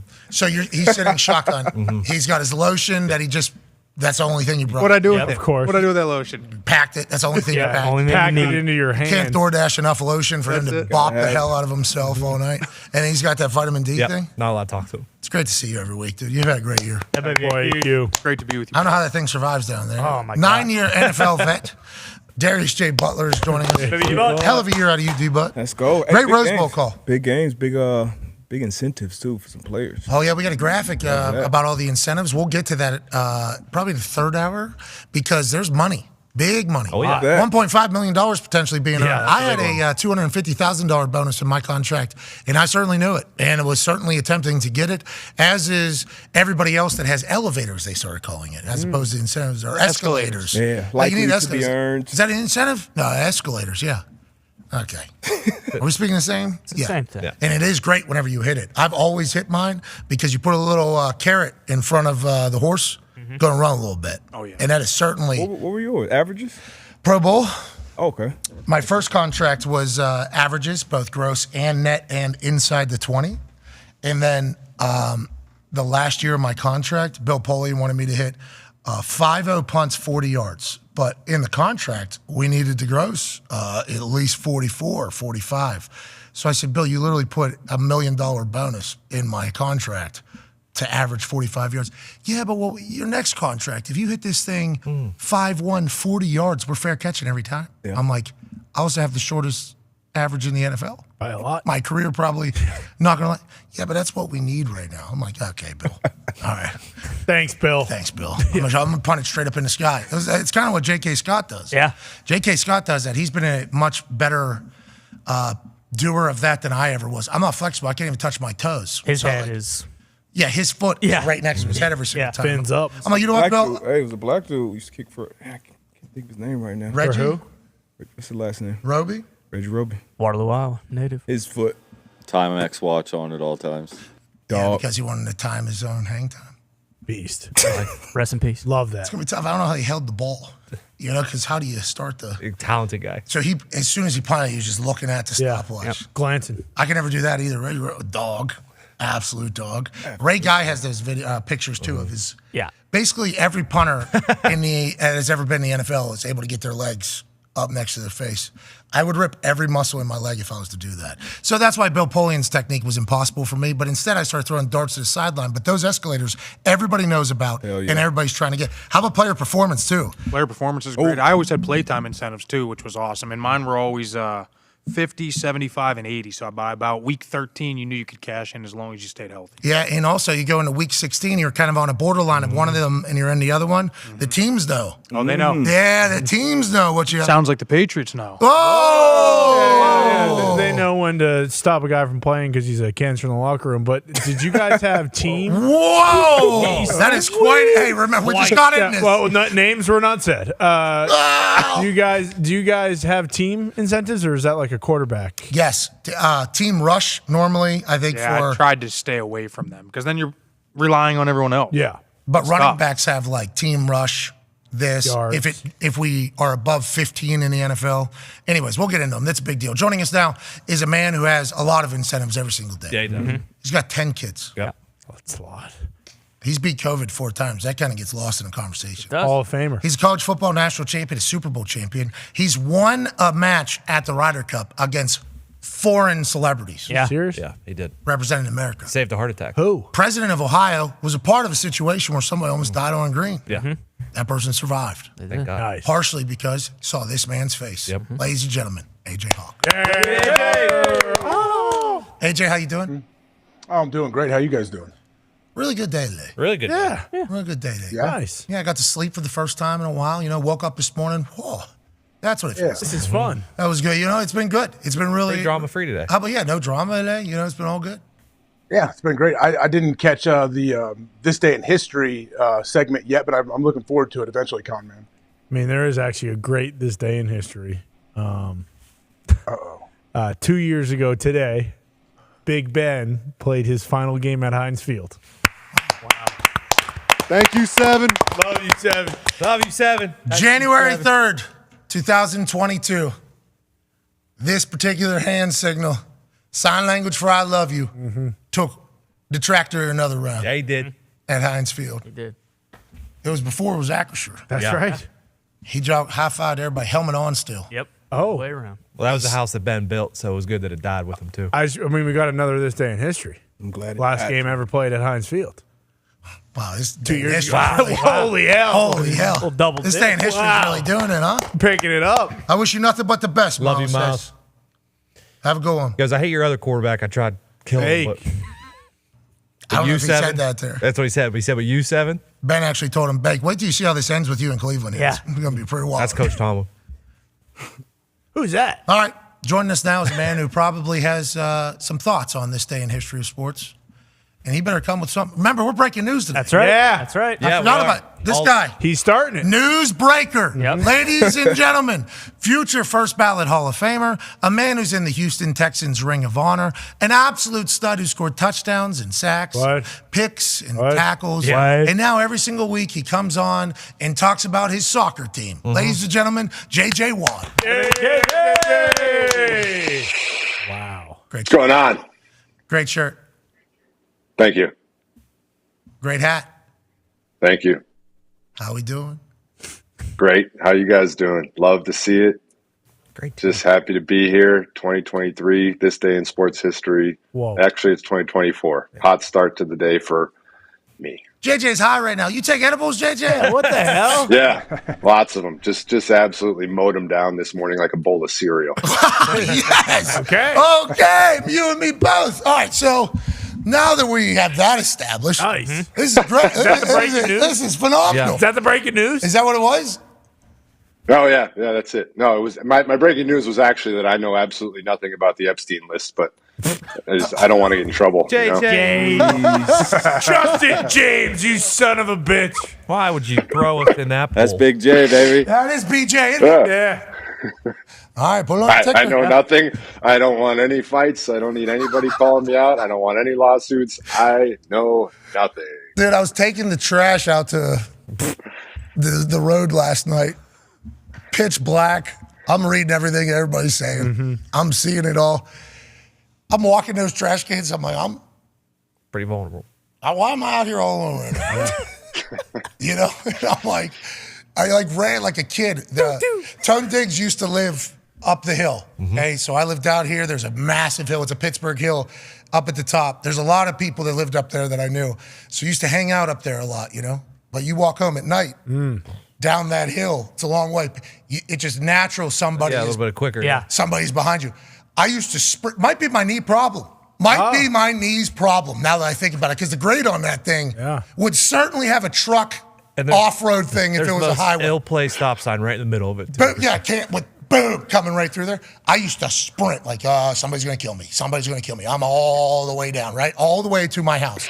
Great cardio. Last night felt like I was a kid again. I was sprinting those things up, throw them up there, sprint down to my. It was fantastic. So thanks for bringing it back up, JJ. Yeah. Appreciate Hey, it. no problem. Thank you, no problem. JJ. Thought it was good, content, good, bad, otherwise media is media. Yeah, good topical stuff. How are you feeling about the Burnley squad before we start talking football? Because football has a massive weekend. Your brother has a massive weekend. He's on the precipice of potentially another award that would go alongside all the others that he has. But we need to talk about this Burnley team. Where are we? Yeah, because Gumpy, we got Gumpy told big me. FA Cup match Friday. Does that count? Does FA Cup count, Matt? That counts? Yeah, I mean, it's against Spurs. It's going to be like the NBA a Cup. good match. Yeah. It's going to be a tough match. Yeah, it's like the NBA has started to. Mark Cuban is very big on European football, and he was very big on trying to implement some of the things from the academy to some of the in-season tournaments, and the FA Cup is somewhat roughly what they modeled that in-season tournament after. Okay, so Gumpy, is this like the MLS Cup where the games don't count towards your standing? Because remember, McAfee came over to America. They win 7-8 straight games. And still in last in the MLS, not going to make the playoffs. Well, why don't we count the games that millions of people watch into the whole thing? Is that what the FA Cup is? Like, we need to win these games for Burnley. It helps us to get out of that one particular area? No, this doesn't affect the standings. This is the longest running cup in history of soccer. So it doesn't mean anything. This means nothing, This is JJ. England. It's the This is the oldest FA trophy Cup. in- This is part of who we are. It means nothing. Harry Redknapp. If you want to win the treble, Does you're it going to have want to any win the effect, FA Cup. Yeah, Dave. Can you get relegated or not, though? That's all that matters, right? If you get to bump up to the big guys or you get sent No, down, you win does it have this, any you get effect on more that? money for the club as well. Oh. Yeah, the FA Cup is every single soccer team in the entire country. So, like, your local little team can work their way all the way up to play against the big dogs. Ted That Lasso, could be if embarrassing. you remember. That could be tough. Yeah, don't lose to them, JJ. Burnley, Well, we're playing Tottenham. We're playing Tottenham. It's Oh big my dogs. God, you're going to lose by 80. Spurs are a good They squad. don't score 80 goals in soccer. They're missing They some might. players. They've been struggling a little bit. The Spurs? Hey, let's go. Son is gone. He's on. I think he's on international duty, or he's back in Korea. So Military? he's a No, phenomenal it's the, player. So. AFCON and Asia Cup. They What? go on. They want to during- put up the pink slips too with us with Colin Cansfield? They No, go. they They go don't. during the season, so players do lose like some of their best players during the actual season. Anyway, soccer's our sport now. You should think about maybe bringing Burnley to the MLS. Yeah. You know what I mean? If they, it'd be a lot of travel. I assume you could afford it. And Tyler from Duke Perfect. Yeah, of course. We're working on bringing them over to America for a little preseason action. We're working on that. Oh, what are you going to have them play on? Grass, obviously? Maybe the Rose Bowl. You love the grass. I love the grass. Rose Bowl should be the national championship site every year. Easy. Okay, Kirk Herbstreit just said that. You agree with that? Now, everybody's 100%. Everybody's going to say, well, you Big Ten guys, obviously you hold the Rose Bowl in such high regard. I just heard Stephen A. Smith yesterday say they should play the Rose Bowl in SoFi. Oh. Okay, that was what Stephen A. said yesterday. And He did not say that. Yes, he not did. say that. Strictly because of traffic. Yeah, because it's impossible to get in and out of there, is what he was saying, which is very real after we experience it. Yeah. But that field, that stadium, the vibe, the temperature, it did feel immaculate. Big. You know, it felt big. You agree with that. You and Kirk Herbstreit both very loud right now. 1,000%. I mean, there is something about that place, about the stadium, about the sunset, about the mountains, the atmosphere, the vibe. Like, the game feels significantly bigger in that environment. Even the game that played right after it, the same significance to go to the national championship, phenomenal atmosphere, phenomenal game. The Superdome is an unbelievable place, and I know it was loud as hell in there, but it just doesn't feel the same when you're watching it. Like when you are watching the Rose Bowl, you remember that Vince Young game against the USC. You remember all those big moments. There's just something special about that place, and I think holding the national championship game there every single year would be very, very fitting for a game that is losing a lot of its, history and tradition in college football. Let's hold on to one thing. Yeah, keeping the Rose as the granddad would remain the granddaddy or grandmommy. Yeah, obviously 2023. Right. Sure. There's some matriarch families that run through the grandma. Not America, but you know what I mean. What's that? Nona. The grandnona. It's 2024. It's 2024. Yeah, and we got families. Oh, jeez, you did that earlier. I thought you were high. Yep. Well, I am. So that could potentially both be are. the case as well. Go ahead, AJ. JJ, so Aaron said some things yesterday that went under the radar for whatever reason. I don't know why, but he talked about that turf out there in the grass at the Rose Bowl. He mentioned the cleats that he feels like players should be wearing. Do you have any input on that, on what you think? Like, should guys be – so you'd say, hey, no, you need to be wearing 7-stud screw-ins on this certain field. And what did you kind of do when you were playing? Did you change depending on the surface? Yes, I will say that watching this game on TV and seeing the turf kind of come up a little bit, that did not match my experience. The grass that I played on there, as I stated, was hands down the best I've ever seen, I've ever played on. I mean, I literally got down on my hands before the game and was like feeling it because it was that incredible. Colt McCoy, I was talking to him about it the other day. He's played in a couple of Rose Bowls, and he concurred with me that is the best. But when it comes to cleats, it is an extremely important discussion because depending on your position, depending on what you're required to do, there's very, very different feelings from a 7-stud to a regular molded cleat to a turf hog that some of the old linemen like to wear. The old linemen like turf hogs because you don't want to get your feet caught into the ground, so they, if you get into a bad situation, they can slip out and slide from under you. As a pass rusher, I like the molded, a little bit shorter ones because I want that speed. You want that ability to turn the corner and gain the edge.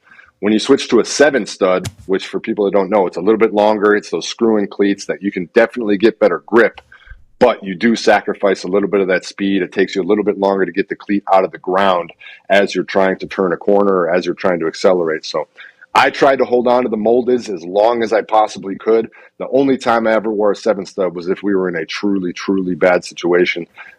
Jacksonville Stadium sometimes turns to sand a little bit. That field gets a little sandy. So that one, sometimes you would, or if you're in a really rainy Chicago situation. was 8 inches long. Yeah, Chicago is crazy. So nice. Pittsburgh used to be just like spray painted dirt. They've changed that since then, but yeah. Of course. Everything's better now. Love that. It makes you real. 2024. Yeah, everything. Well, they play a college football game on a Saturday night, and then they'll play a Steelers game on Sunday. Like that's wild, man. Even better. It's $1 billion business. Even better, high school Whippeal championships. Put those on Friday. Yeah, that school needs to get a stadium, okay? Get off of our field. Who's that? Pitt. All right. Tony. Okay. I mean, take a step. Wow. I have no allegiances to that school. I mean, get off the field. Where do the Dukes play? Dukes play Arthur J. Rooney Stadium. They play in some parking lot of the street. Yeah. It is a parking lot. It's right above the prison, actually, downtown. And they put an air bubble over around it in the winter, and every local soccer team basically plays in there. That's as well. sweet. It's a beautiful field. The Dukes give back to the community in a big way. Really is the Harvard of Pittsburgh. If it had more grass, it's all cement up there because it's hard to grow grass on the jail's roof, which is where Duke. Also, don't put that on this. We don't. It's right on top of the prison. Right. I mean, literally. Right on top of it. That's awesome. Yeah, the prisoners on top floor, they actually are able to hear some of the lessons that are being taught. Oh, nice. Yeah, at Duquesne. That's where they should play the Rose Bowl. Guys and girls, guys, it's all guys, On Joe, top I of the guess. cliff. I wanted to be equal there, but it is a male prison, I think. Okay. They actually walk away with doctorate degrees. Yeah, honorary degree after you finish your stint. Because Duquesne's right there on top. Bingo. Learn so much. Thank you for doing that, Duquesne. Love you, Duquesne. Welcome, everyone. Go Dukes. You said something about the Rose Bowl grass not being good from watching on TV. Is that what you said? Because the boys ate it. Yeah, They so actually good. ate it. They said it was good. There was a lot of slipping, though. Not normal. That's what you were kind of saying? Did appear to be some slippage. Did appear to be coming up a little bit. You guys were there. I mean, what was it like? It was slippy out there. I did see and feel a little slippiness. I ran actually right next to the Alabama football team as they were going into overtime, right next to Coach Saban, and my boots were slipping a little bit. It is a little slippy out here. I have a question because you guys were there, obviously, for the Rose Bowl being at the exact time slot that it is, so that we get the perfect sunset, we get the views. Yeah. Can't change that. St. Gabriel's, Yeah. Oh, gorgeous, unbelievable. But it does push the next game way back. I mean, I'm on Mountain Time, and it was still late when that game ended. East Coast time has to be brutal. Would you rather have the other game first, or are you okay with it being so late? I want to see St. Gabriel's dancing. Yep. Yes, that I didn't. The question was, would you rather put the other game before or after the Rose Bowl? Leave the Rose Bowl where it is. I won't see St. Gabriel's dancing. Something in your ears? I don't care what happened. You know what I mean? What do we even need the cotton candy? Need it. Yeah. What do you want the game to kick The off at sky 10 a.m.? isn't changing. Yeah. All right. The Rose Bowl stays. Yeah, make the sugar. stays. Okay. Make the sugar at 1 p.m. start. The other one got it. Okay. Before. All right. Kickoff 10 a.m. All right. Kickoff 10 a.m. College football playoff. Once again, though, you make it the national championship, it's on its own day. Yeah. Then that St. Gabriel's dancing. Yeah, it doesn't matter. It's a full. It's got its own time slot. They could do the championship You Sunday. get college football. You got you guys with Kirk and the whole crew leading up to it, talking about the Lanks. You got the whole thing leading right up to it. It'd be beautiful. What? The naysayers. Let them all know. Let them all know. JJ, I don't know if that segment had me absolutely rolling. Yeah. I saw that thing live. I was up and I was watching it, man, and I was dying. And I was just hoping that there were enough people picking up on that at the moment because it was one of the best segments of television I've seen. So once again, that's like locker room. Like that's like I think we need more of it, man. We need I think if everybody really met each other and had an opportunity to listen to each other, how they laugh, how they view things, how they shit talk things, and then just have a little bit of an understanding where people who aren't exactly in your direct circle are coming from and why they're doing that, which is what a football locker room is because you're forced to be around each other. You got that shirt on right now. That's like a perfect depiction of like what football and what the locker room does. And I think everybody gets to see it and remember the Titans, but it's like, I don't want to say we're fighting the same wars today that they fought on these fields back on this hallowed ground. One of the greatest speeches of all time. Oh, yeah. Shout out to Denzel Washington. Need more of those speeches from him. But it's like as it's happening, me, Joey Galloway, Desmond Howard, and Herbie, obviously been in a locker room. Like I'm sitting there, like I don't know if Reese.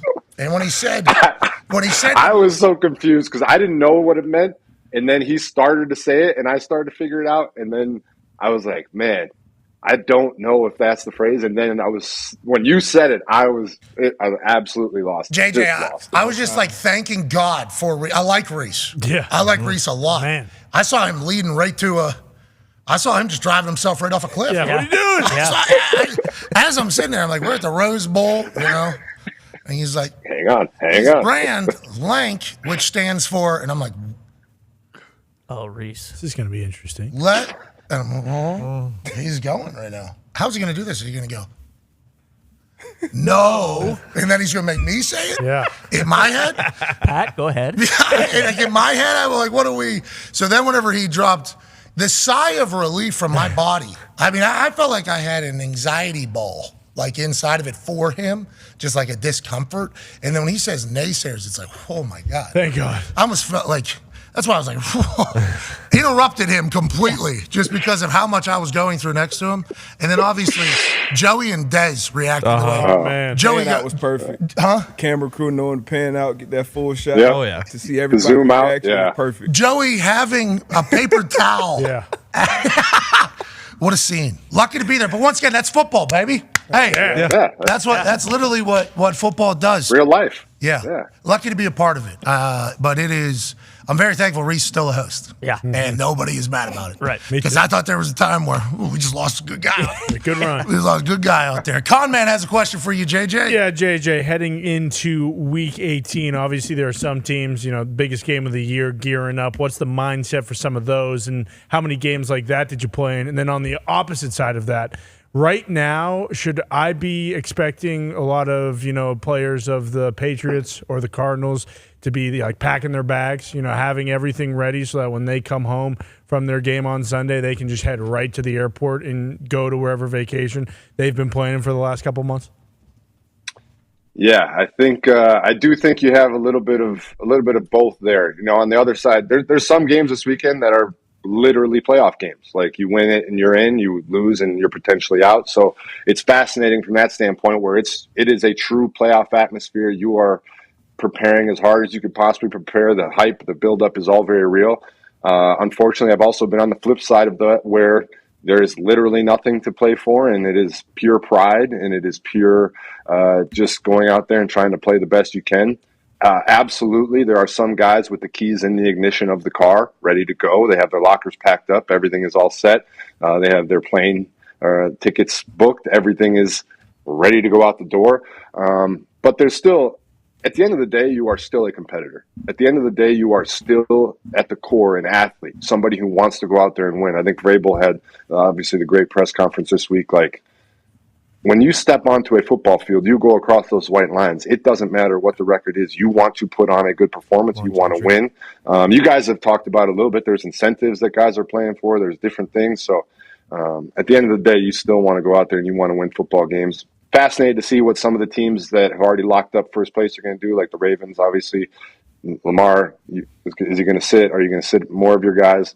That's always a fascinating discussion and conversation.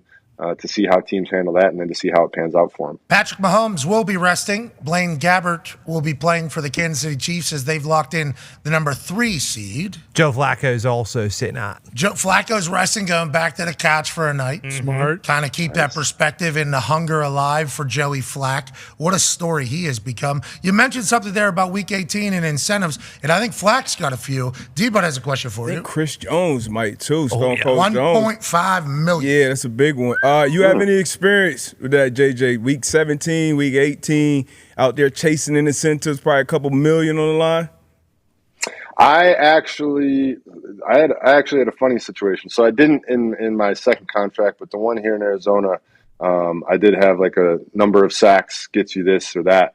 But I was under the impression that it was I had to do something in year 1 to get year 2's incentives to trigger. Something like that. So I assumed I didn't have any incentives in my last year. So I was just going out there and playing, and I got 12 and a half sacks, and my agent was like, "Congrats, man. That's like, I think it was either 1 or 2 million." And he was like, "Congrats, dude. You locked that up." And I was like, "What do you mean?" And he was like, You hit your incentive." And I was like, "No, I didn't get it. I didn't lock in the last year." He's like, "No, you absolutely got it. Congratulations. You got $2 million. I was like, "Oh my God, this is awesome. What a day. What a day. It was such a nice little treat." How about people I do have some experience. People find $20 in their jeans after it comes out of the washer. I got $20. This guy comes off the field. You just got $2 million. Excuse me. Whoa. Me? Okay. I have one on the other side. Oh no! Oh no! Maybe you should have used some of that. He early in his career. Oh no! All right, we're back. All right, Connor Barwin early in his career, he apparently had a playing time incentive where it was like the percentage of snaps, and he got taken out of the game 2 snaps shy of it. But he didn't I guess he didn't know. Nobody knew. The coach didn't know. Missed out on 1.2. Missed out on 1.2 for 2 snaps. Hey, you said that nobody knew? They knew. I can't remember the story exactly, so I don't want to tell it wrong, especially because I don't want. Like, they should have given it. But the D-line coach, Bill Kolar, is my D-line coach for a long time, one of my best friends, and to this day, he talks about how sick he feels about it because I truly believe he didn't know. Oh, got it. But nobody told Connor either on his way out. You know, he just played 2 more plays. D-line coach didn't know. I trust D-line. Yeah, head coach though, definitely. Agent, GM, definitely having conversation with head coach. Connor Barwin still in the front office, Philly. Yeah, he does. He still does stuff up there. He does a lot of charitable stuff. He also is a partial owner of an Italian basketball team. So, Roma? Hey, he's freak athlete, right, Connor? Yeah. He I believe he played a little hoops at Cincinnati also on top of football. Yeah. Absolute dog. I'm a huge fan of Connor Barwin, old Big East. Oh yeah, he was a freak show. Dog. Yeah, he was, and he had that Max Crosby like energy. Yeah. Yep. He did. You know, it just never ever stopped. I'm happy we're having a full on conversation about it. Hey, way to go, guys. Way to go, Connor. You did it, pal. Connor has a question for you, JJ. Yeah, JJ, another situation that's kind of come to the end, if you will, hopefully for himself, not for us. David Tepper, he had a little bit of a meltdown, you could say, at the Jags game. Have you ever seen something along those lines? And also, what do you do if you're a player and maybe they have to fine you for doing something, and David Tepper's the one telling you, hey, you can't. Hold on, though. I just saw something. Who's wearing the crowns in there? Crowns? You see the crowns? Oh, yeah. There's a couple crowned. Look in the front row here. I think it's New Year's stuff. Isn't that New Year's stuff? Oh, okay. Oh, yeah, you might be right. Crown. Or maybe they just want a pageant. Maybe. Congratulations. Maybe they're Royals. Maybe it just came from Burger King. That could have been it, too. Maybe Tepper. Have it your way. I don't know if those are Burger King crowns. Could be. Those look like legit. Those look like real crowns. What if Tepper dubs one person every single time he's in the suite like, hey, you're the queen. You're the queen today. I'm the king. Everybody knows that. Wait, Charlotte is the Queen City, so it would make sense. Playing in Jacksonville. Yeah, but take a queen down there. With him. Yeah, you're bringing the Queen City with you. Bringing the Queen City to it. Oh. But anyways, back to the question. Fascinating situation. Because on one hand, as a pure fan of the sport, fan of entertainment, fan of the fact that this is all an entertainment business, wildly entertaining. I mean, that is it's dramatic, it's entertaining. Guys showing some passion, showing some fire, showing some energy. I like that. But on the flip side of that, I also know what would happen if a fan did that, or if a player did something similar, like your fans getting kicked out, probably never let back in the stadium. Player definitely getting fined, possibly worse. Suspended. So he got fined. He got fined. I think it was the equivalent of about 35 cents for anybody else. But I mean, you can't say like the guys just because he's worth $20 billion. What? So you want to fine him $1 billion? Like you can't do that because in the NFL you got to go to a percentage-based fine system on players. And if I got a roughing the passer penalty, that would really hurt. So I don't want that. But I don't know. I mean, when I JJ's like, you tell me. They're finding Jalen Warren $49,000 for blocking a guy in the chest coming through the A gap, and obviously we combated that with a couple other plays as well. $300,000. So you're saying 6 blocks? Yeah, you're right. I didn't think about it like that. You're saying 6 blocks? 6 blocks is okay for an owner to toss. Interesting. Interesting move here. I gotta think. I'm not thinking twice about tossing another drink if it's only that. I mean, might just toss another one out there. What if he does do the Stone Cold Steve Austin cheers to himself and he's like, yeah, next game picks him up again. We're having a $2 million celebration. Boom, bang. Just holds up a picture of the check and just snaps the check right at the screen. Roger has a briefcase. So we got cups. He's opening the briefcase with Roger Goodell's face on some of the money. He say, take that, Raj. Is that what you want, Raj? This guy is a character, though, to your point. He speaks at in reading his statement. There wasn't really an apology in there, but it was a statement. I would love to know what the person said. Go ahead. I am deeply passionate about this team and regret my behavior on Sunday. I should have let NFL stadium security handle any issues that arose. I respect the NFL's code of conduct and accept the league's discipline for my behavior. We're moving on. I would like to point out the I should have let NFL stadium security handle any issues that arose. That is him saying somebody said some crazy shit to me. I responded appropriately. So I want to know what the hell that person said. That would be great to hear the other end of the story. I'm sure there has to be cameras somewhere that'll catch the audio. We'll find it. Or AI will just create it. Yep. You know, and then we'll never actually know what the truth is. Or you just make up a story and then like let people run with it, and then you go back and retract it later and say, sorry, that actually wasn't a real story. But then everybody already believes it's a real story. So that's how most of the world works. Okay, you said you didn't want to dive into. Yeah, I thought you didn't want to talk about that. You said we weren't going to do that type of stuff. They didn't know anything about that list. Craig Ferguson. I thought that's what this show was. I thought that's the whole. Don't be a pig, JJ. JJ. Hell? Don't be disgusting. Okay? Look how That's happy what the he is. internet Big tells pops out of JJ, huh? Yeah. Big pops. Funny guy today. JJ really cracking himself up. Well. Great to see you. I'm excited to see this Tepper thing continue. I am. You know, because like Snyder was the guy for a long time. Oh, the NFL lets doofuses run teams. You see what's going on in Washington? They got a bad guy who is dumb. Has been alleged by every human. A lot of people are saying It has that. been alleged. I'm not creating this narrative that has been out there for a long time.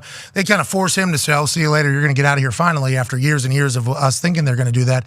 And then Tepper's like, "Oh, don't you worry. I'm coming right on it. I'm filing bankruptcy on a town. I'm not. You're not holding up your side. I will do it. Throwing drinks on people, bringing in the coach, taking their soul and their happiness." Tepper's like, "I'm here all day too. I'm the second richest one in this league. They ain't never running me out of here. This is my town now." And they have 50 people in the stands for a couple games. Brutal. Yeah, I don't know how it's going to go. I don't know how it's going to go. Diggs has a question for you, JJ. Yeah, JJ, first and foremost, congratulations. I'm not sure if you know this. TJ was voted MVP of the Steelers. So congratulations for that. Not sure if you've ever won. TJ. Not sure if you've ever won one of those. A Steelers MVP? Never, JJ. Yeah, no, I haven't. Yeah, tough. Loser. Good for Guess he's him. got you on that one. Still time. Yeah, there is still time. But just that team in general. I mean, you were on plenty of Texans teams where you guys had to go down to the third string quarterback and end up making the playoffs in those situations. Like, it feels like just a completely different team than 2 weeks ago now that Mason's starting. What are your thoughts just in general on that whole situation? It is a fascinating situation, especially obviously as Kenny gets healthier and healthier. It's just from a fan perspective, it's fun. It's fascinating to watch because you start to think about it. But I mean, I don't. When the way Mason's played the last 2 weeks, the way the offense has kind of gone out there and performed the last 2 weeks, I don't blame them whatsoever. You got to ride that hot hand and see where it takes you here. I mean, they truly have put up a couple great performances. I think I saw their offensive output last week was the best since like 2018 or something like that. Yeah, before back. You got it. Yeah, so you got to keep rolling with that, and just it does seem to be a little more loose, a little more free, especially than the last couple weeks. So it's fun to watch. I mean, as a fan, obviously I watch every Steelers game because of TJ, and to see them putting up points and getting up into the 30s is fun. Is enjoyable. Yeah. Watching George Pickens do George Pickens stuff as opposed to George Pickens interviews being the topic of conversation about George Pickens. That's cool. That's a lot. Yeah. And I do feel like it is. You also have to put yourself in Kenny's shoes there and think like, that old adage, like some coaches have it, some coaches don't, where they say, a guy can't lose his job to injury. Not saying that he lost his job for good by any stretch. They obviously have conversations this offseason there, but like Kenny's done everything right. Kenny's done everything right by all accounts. Is an unbelievable guy, unbelievable teammate and everything. So you put yourself in his shoes, it does have to be a little bit tough to sit there and not be able to go out there and perform and do the things you want to do. But like I said, if I'm Tomlin and I'm sitting in that room, you just got to ride. Sorry about it. I think is what they're saying to Kenny. And Mason Rudolph is thanking his Lord and Savior every single day for another opportunity, legitimately. Think about those couple years for Mason Rudolph when people in Pittsburgh used to get upset when his name was mentioned to play football for the Pittsburgh Steelers because of how bad he was at the beginning of his career for the Pittsburgh Steelers. And then obviously the Miles situation takes place on very public primetime game. Then there's off-season stories about him, potentially dating a celebrity and people in Pittsburgh after the bad football and what they have heard. And then that guy is phenomenal. Absolutely good at football. And Mason Rudolph's putting it out there to him and not scared of it, which is awesome with the new offensive coordinator. And that is a big-time play for them that was kind of profiled by the inside the NFL mic'd up situation where Mike Tomlin told him, let's do it. And Bill Hillgrove, Pittsburgh Steelers commentator, was like, 99% chance of running a ball there, and they throw it instead, sounding like Myron Cope. It feels like a much funner atmosphere. It feels good. So whenever Kenny has any negativity, it's hard not to just be like, Kenny, life's good right now. This is what everybody's working for. But personally, it has to be pretty difficult for him. We love you, Kenny. We do. Keep going, Kenny. Look, Kenny. Absolutely. And welcome back, Mason. Yeah. Good for you. He had some tough days. No face mask. Tough. Oh, Yeah. Man. so many memes. So many things said about him. Oh, jeez. The worst things, too. They're terrible. Yeah. Not as bad as things that were said yesterday, but Right. Well, you never know. We might have to check the tape. He stunk then. With new information becomes new opinions. he doesn't stink anymore. He doesn't stink anymore. Guy's pretty good. Currently playing really good. Is he one of the top in the league right now? Do I need to be honest, or do I need to, not be honest? Yeah. Future of the team. You tell me, cowboy. I like being honest. Is that right? Yeah. I don't know if a lot of people would say that to watch the show. You have that maybe voice thing that you do when you just blatantly lie. I don't know if that's being dishonest. Disingenuous for sure. There it is. Tone. Today. Well, I'm not today, the most who's disingenuous the Steelers person. starting quarterback opening day next year? Probably Right now. Probably no one on the roster. Well, what about Mason Rudolph? What do we even do? Well, who is it then? Michael Penix. Russell Wilson. Kirk Cousins. All great options. Joey Flacco. Joe Flacco should complete the division. Maybe Joe Flacco. I mean, you tell me, JJ. Just round circle the whole division. That would be incredible. Who do you think, JJ? Who do you think's quarterback for the Steelers? I truly don't know. I'm fascinated. I don't know by it. either. Like Zach Wilson. these are the types of things that these are the type of discussions and things that like make you happy that you don't have to make the decisions. But I do know that if I'm in a GM chair and I'm looking at the quarterback position in the National Football League, I do tend to look for the youngest, cheapest option in hopes that I can build a contender around that, as opposed to a guy that's getting close to a second contract, because no matter what, that second quarterback contract in the NFL is a big, big, big number. And unless you are 100% sure you have your guy and you know he's going to be your guy, that number will cripple you if you give it to the wrong guy. And also, you can find your guy by building up a great team around him. You know, if you spend so much money whenever you still don't know if the person's the guy, well, the team's never going to be able to give you an answer on if you know if the guy's a guy, because they're probably going to be crop because you can't afford anybody. You got to leverage and hemorrhage cash from one particular part of your team to pay this other part. And this part better be able to win games by themselves then, because this whole part is being left behind. It's a tough decision to make. And there's two different models, There's two different models. You're going to pay a guy, and that guy's going to be able to carry your team and make bad players good and be able to win games alongside the coaching and scheming and everything like that. Or you're going to build a team, and you're going to need somebody to outperform their actual value, like what Brock Purdy's doing, like what Jared Goff did at LA, like what Russell Wilson did whenever he was at Seattle with the Legion of Boom and everything that was around him whenever they were having their success. There's numerous accounts of that happening. It's just, can you pull the trigger on that or not whenever you're due to pay somebody and decide to your fan base, we're going to a question mark next year. That is the tough decision to make at the time, especially in April or May, when those are the only headlines that are really coming out of anywhere. If I were a betting man, though, and I am, and I know the Steelers organization, Kenny will be the starter week 1 next year. Connor said it many times. We are just 1 year behind the Patriots right now. So this is year 3 for Mac. They gave him 1 more year. Didn't work out. We'll see how it goes next year for Steelers. What are you guys doing at quarterback next year? I mean, I don't care, because all I know is Joe freaking Alt is going to be blocking for him, and that's all that matters. Ty has a question for you, JJ. Yeah, JJ, let's stay in that division. A couple weeks ago, you were talking about Lamar and how basically every GM in the NFL who came out and said, hey, we don't even want to start this conversation about him coming here was a moron. You were absolutely right. They trounced the Dolphins last week. But what do you think about, like, the line has moved towards the Steelers because everyone assumes that the Ravens, having already clinched, are going to just bench a bunch of guys? Is the whole conversation around, like, the potentially getting 2, almost 3 weeks off going into the playoffs and, like, starting that first playoff game with a bunch of rust and maybe putting yourselves in a bad position, is that all bullshit? Or, like, how do you feel about, like, if you were in that position, would you want that extra week's rest or extra couple weeks rest going into the playoffs? I do wish I had experience in this category. I do wish that I was able to give you a firsthand experience of it, but I don't. So I look at it from other people's perspectives, and I try and study situations from the past. And one of the things I look back on is all the Brady years and the years that they locked it up early. And I believe that Tom played. I believe. I didn't actually go back and look at it because that's a lot of research, and I'm just a guy. Okay, so we're going to put more misinformation out. Thanks, JJ. There's the breaking news. But also on the flip side of that, like I heard Aaron talking about it yesterday, and he's absolutely right that you're in a no-win situation as a coach there because you put your guys out there because you don't want rust, and then one of your guys get hurt and people call you a moron. You don't put your guys out there and they're rusty in the first playoff game. Now you're a moron for not playing them. It's such a gamble there, and I think if you're on the conservative side of things, you have to sit them out just because then you're taking away any ounce of risk whatsoever. The Ravens, I believe, 2 years ago didn't play them in the last game and then struggled in the playoffs.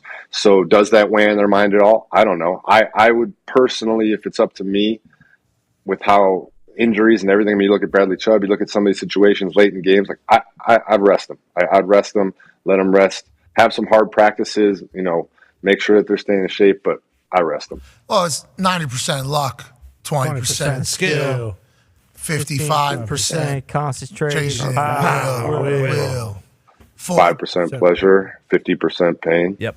And 100% reason to remember the name. Oh, hell yeah! I just felt like we just weren't into a movie right now. I got chills. Did you see? Oh, me too. I got chills. Huh? GBs, dude. Wow. Goosebumps. Yep, that's right. Wow. Holy. Wow. You're made already, and it's only what a third. What a song. What a song. Attitude does reflect leadership, Captain. Yeah, you're damn right. Boom. You're damn right. You put a little slow motion behind that Oh. as that song was being sung. Oh, man. You know? Yep. Yeah, maybe sing it again, and then you and AJ can do some slow motion stuff. Gotta love it when your whole life is documented, man. You definitely make some mistakes. We're talking about that before the show. Hey, did you hear that about? I don't like to, talk too much drama, but friend of the program, I think at least, I think he would say the same. Travis Kelce's people came out. Have you heard about this? And they're like a little bit worried about overexposure right now. And now, JJ, you had a run. Hey, you had a run where you were on everything, and then you just disappeared from that. Was that a conscious decision that you had to make, or like? Yeah. Real no, life I mean, combo. I definitely had a time of overexposure. There's no doubt. And there's no handbook for it. There's no, nobody can, like, as you're coming up and coming out of college and going into the NFL and making that transition, nobody hands you a book and says, hey, you're going to be rich and famous. Here's what you do. Like, here's how, like, for me, especially as a defensive lineman and defensive guy in general, there weren't a lot of defensive guys getting national commercials. There weren't a lot of defensive guys getting some of the opportunities that I had. So we were kind of navigating these waters and trying to figure it out. And I mean, people are throwing absurd amounts of money at you for commercial opportunities, for endorsements, for things. And you've never experienced it all before. And you're a small town kid from Wisconsin. Like, I'm literally looking at these numbers and I'm thinking about my buddy back home who's a plumber. And I'm like, that guy would work 10 years for this number. Why would I not do it for this 2 hours commercial? I'm JJ. Yeah. Like, so I go out there and I do all this stuff. And then all of a sudden you're on NFL season comes around and there's 16 commercials with you on them. And people are like, I'm so sick of this guy. And that was kind of when Twitter was still a little bit early. It was still coming around. So I'm reading everything. And now all of a sudden people are like, I'm sick of this guy. I want him off. And I don't know how to emotionally and properly handle that. So I'm starting to figure out, like, oh man, the world hates me. Like, they don't like me. So I got to back this down. And then obviously we had a whole thing with, Big Cat and Barstool and those guys which again, I will always say part of that is absolutely justified. Like I was a little bit too Captain America. I was a little bit too like try and be perfect and try and do everything exactly the right way. And I did need to be checked a little bit on that. And I do appreciate that. Did it maybe go a little bit too far? Maybe, but I consciously brought it back. I consciously reeled it back and said, like, okay, I gotta reanalyze this. I gotta refigure all this out. And just, it all comes down to being natural, being authentic, being real, being who you are. And sometimes it's very hard to do that because you are more vulnerable that way. And you also don't realize, like, everybody knows you think about yourself more than anybody else in the entire world thinks about you. So I always like, these people are thinking about this, these people are thinking about that, but in reality, nobody cares, man. And there was just a time where a lot of people did care, and they made their thoughts very clear and very real. And so it was a learning experience for me, and I'm going to make a lot more mistakes in the future. But yes, overexposure and putting yourself out there can certainly make yourself vulnerable. But as long as you're being real and being who you are, let's be honest. 99.99% of the people ain't turned down those checks, ain't turned down those endorsements, ain't turned down those opportunities. Well, so. yeah. Hey, JJ, that was awesome, bro. Yeah, that was sick. That was really cool. Thank you for doing that, especially as we kind of go off the air on this glorious Trenches Wednesday. We'll continue on YouTube and ESPN Plus. That was a phenomenal answer. Mm-hmm. We're dancing with being OD'd on overexposure. Mm-hmm. Yeah. You know what I mean? You're flying too close to the sun right now. Yeah. Uh-huh. Yeah. Get Way burned too close. Yeah, every single. Yeah. What did that look back? People love a success story. Like the thing I've learned, I mean, I follow it with other athletes, with everybody. People love a success story, but then there comes a point where they love to see it crash. That's right. And then they love a comeback story also. Damn. I mean, not a bad ending. Close. Not a bad. I tried. I heard it. I couldn't time it up right. I think you did kind of though. Like It was in. Yeah, I think Yeah, that's perfect. love to then. see it crash, Yeah. and then there's music, and then it's over. You may be the most. If Comeback Story was in at the end too, Comeback Story, come back tomorrow. Yeah, I think Comeback Story got cut off. I do believe. I think it was just the crash thing, which is pretty poetic because everything that's kind of going on with our particular program right now. You know what I mean? Yeah. Burn the hole! Yeah. Oh my God! How are you? How do you handle it? Let's hear your perspective. How do you handle it all? How do you feel about it all? Like, how do you go about it? Yeah, I'm muting people at an all-pro level right now. Hell yeah, I'm muting. Division One. But I am. I'm a D1 muter and blocker at this standpoint because I'm on there. I have to be on there. I have to see everything that's going on. You know, like I have to be on the. There's people in the TV and internet world or entertainment world that are like, you can't go on the internet. You know, it'll kill you or whatever. It's like, well, how the fuck do you know what's going on? How do you have? How do you? Newspaper. How do you have any idea? Most people always blow my mind. I'm like, okay, so you just want me to be What am I a doing? moron? Like, I'm not going to know anything that's happening in the entire world? So am I Amish all of a sudden? What? I don't understand. And I'm waiting for the 5 o'clock news to tell me what am I? How do I? So with the way it's all set up, obviously the way the apps are set up, have to be on there, and then like notifications, like there's people that send in really good shit for us to look at. Yes. Like for instance, I learned a Luke Littler. Oh My baby. God. Oh baby. From somebody that sent me a post. Yeah. Boom. Yeah. Hey, buddy. I don't know if Burnley is thinking about starting a professional dart team over there. Think about it. But I know the first pick that I'll make it. Yeah. If I'm Tyler from Dude Perfect or JJ White, this was to send them to the finals of the World Dart Championship at the Alexandra Palace in London. This dude's 16 years old over there. An absolute sensation, just beating the hell out of this cross guy who goes triple. Oh, missed a little. They're so good. Which one is 16 years old? Right there. This one. Purple. Not the one who's completely That bald guy at right there? 16. Boom. Boom. I mean, okay. He did it. He's done it. He's 16. That guy's 16 years old. And, you know, whenever you win in front of that rompous crowd, which we are certainly going to be a part of at some point in our life, and then you tell Cross, hey, good game, and Cross wants to suck on your ear a little bit. And then he says, look, this 16-year-old's really good. Hey, look at this guy. He says, and Lillard's like, yeah, let me go see my family at least or something. Keep playing it, please. Keep playing it, please. Keep playing it. He stops him again. He stops him again. What? Let Littler live, Cross. Let him live. Let Littler live, Cross. Okay, so. Did he pat him down? Be on the list. Basically, he's trying to grab a hold. Darts is known for the best Probably threatened sportsmanship him or something. in all of sports. I understand the sportsmanship has to be real, but I think what the case is Cross just lost to a 16-year-old in front of everybody, and he was like, I want to let the world know that I have massive respect for him. Just in case you didn't see me sucking on his ear first time. And when he goes to get a round of applause from you guys, I'm going to suck on his ear one more time in there. and let him know what's going on. You know, so I think that's what Cross is doing. We appreciate your humility, Cross, but we know that Luke Littler's a dog. Yeah. He's only 16, Kai. Yeah, a lot of people over there are actually saying, like, look at this pudgy little fucker. He's not 16. He's about 35. I see all the fucking facial hair. And to that, I say, fuck off, wanker. Okay? Luke Littler is the best thing that's ever happened to the great nation of London in its entire existence. London. Yep. England, London. It's a great nation. You It's a great nation. You understand what I mean, JJ, AJ, both of you can fuck off, actually. All right? Let this man have a fucking pint when he wins today. No. I know he's only 16. No, he's actually, we have a clip. He was asked about not being able to enjoy a pint. Although I think some parts of Europe you could at the age of 16. In England, it's not until 18, apparently. Here is Luke Littler getting interviewed about how he's going to celebrate this massive win, historic win, legendary win. You can't drink legally, you can't vote, you can't bet, you can't drive a car yet. Wow. How do you celebrate as a 16-year-old when you perform like that on the Ali Pali stage? What are you going to do? Probably just treat myself to a kebab.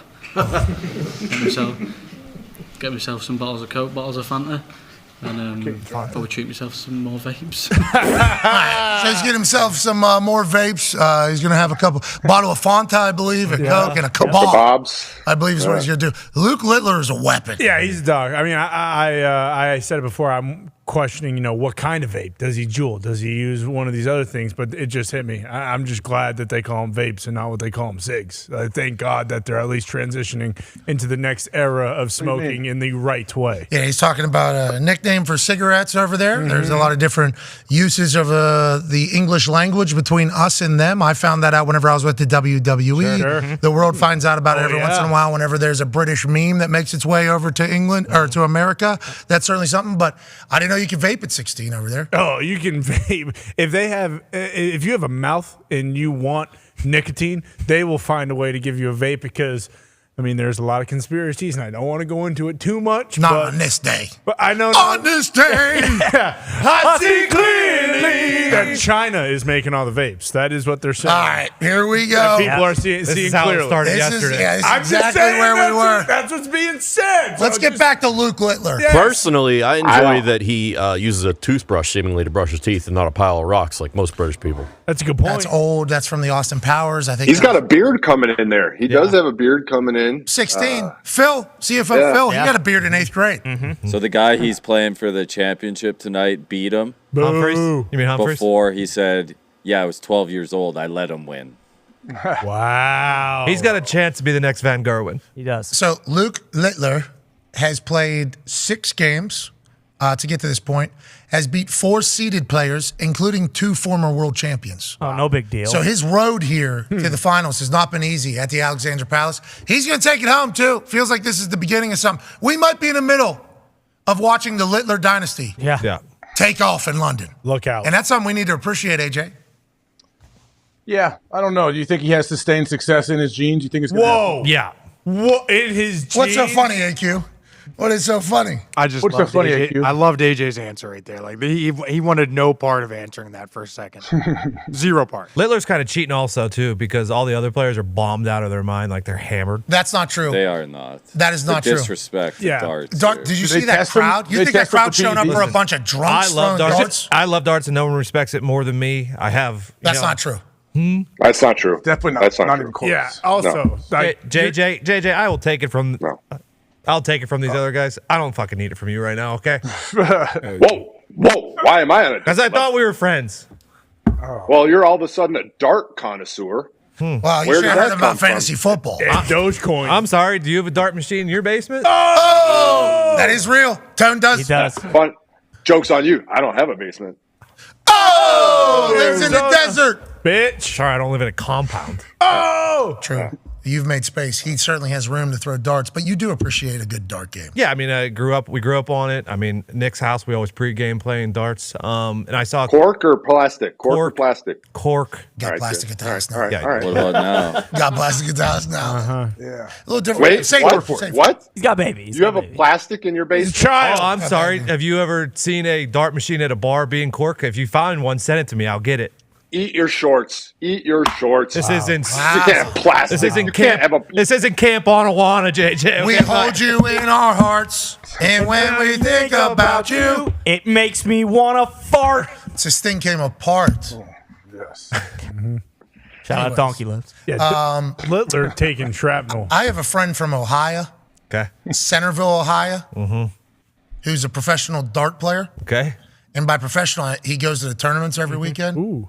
And the reason why I know that those people aren't hammered is because he is the only one hammered at these tournaments. That's where I go. Yeah, he makes it to the semifinals, just one game away from a big bag, and he's upset that he's the only one that's drunk. Yeah. Everybody's supposed to be drunk. It turns out the sober guys, they do beat him because they can see a little bit clearer. Yeah, seen it firsthand. But he's not playing darts sober, he said. No way. So just never going to change it. We're talking thousands of dollars. What would be the best PED for darts? Got to be Adderall, right? Or those, what's the thing that actors take and sometimes when they perform, the blocks their anxiety? Adrenochrome. What's that called? Well, that too. The best PED for darts is being curious and not judgmental. Everybody knows Allegedly. Allegedly. What did you say, Dix? The best is being curious and not judgmental. That's the best PED for darts. Yeah, I think you're right. Littler also is at a disadvantage because sure they might be drunk, but he's got a grandfather clock hanging between his legs. So you're talking about balance. I did see. You're talking about leaning forward, leaning back. He's talking about his podge. A big part of darts is how It's a 16-year-old kid. he's a dog, dude. Yeah. Dog. You just kind of. Good luck to him. Hey, good luck, Luke. Keep going, Yeah, Luke. we might want to skip past that one. Good job. Well, if you got a good lean, He does. that's a big part of it. Came out with 3 shoes on. Use it like a kickstand. Need that. Need to get over there. Put 20% of his weight on there so it keeps him fresh. Need to get. There's no rules. They've never had to make rules before. Luke Littler's changed it again. Now they do. There you go. Tripod. And we'll see what the other competitors say after this run. Right. But if he's winning at 16, yeah, are you kidding me? Yeah. He's methy. He's got How's it work though? When's your prime in the dart world? Is it like tennis where your prime is The next late 30s? Yeah, I think he can play till he's 70. This is golf. How often is this tournament? Once a year. It's the World Darts Every year. Championship, This is AQ. Super Bowl. Every year? Yeah, every year. I thought it was like the World Cup. Van Gerwen was like was every 4 tried at early 30s, so that's where I would. He's got nothing but time. 14 years to hit his prime. Well, if he keeps smoking those vapes, he might, run into a couple problems. What are they? Those are saying highly addictive. They love. Yeah, you should not do that. I saw a commercial where a girl, I believe she was in high school, she missed her high school basketball team's bus because she couldn't find her vape in her locker room. Then she was sitting on the bus bench. I'm very happy that we weren't during the high school generation of that whole thing. Oh boy, It's not really the vape's fault, but yeah. Well, it is. Have you not seen She the could have got on the commercial? bus. She Have could you have not got seen on the the commercial? bus. Let's go. Guess we know what happened to people at Centerville if they missed the bus and AJ was on the team. He was not happy about it. It seems like there needs to be a little accountability. Kids, you need to stop vaping. They do. Okay, stop vaping. Just Go back to cigs. But if vaping, Amen, brother. don't do that. Don't do any of that. Once again, we are joking. This is not real life. If vaping though, say no to drugs. I disagree with all statements being made. Well, that's why we have that except for thing. the one where you do tell them to stop vaping. I agree with that statement. And cigs. Yeah, it'll turn your teeth yellow like British people. jeez, Got a real hard on for this, huh, Nick? Yeah, you're really mad about the teeth thing. You watch Austin Powers too much. I respect good teeth. JJ, you have great teeth. Yeah, I paid a lot of money for them. Oh, they're fake? Paid a lot of You got money those for fake 'em. teeth? Oh yeah, You got top and bottom? How is Does it? it hurt? yeah. It didn't hurt, no, but it was. There's definitely an uncomfortability for about a week or so as you get used to it. So what happened? You just had a lisp too because they changed the way your teeth formation is, or what happened? A little bit. I did a little bit at the beginning, yeah, but then you learn and figure it all out. It's fascinating. Close your mouth. process. Some people who can't close their mouth anymore. You can close your mouth. Yours look good and natural.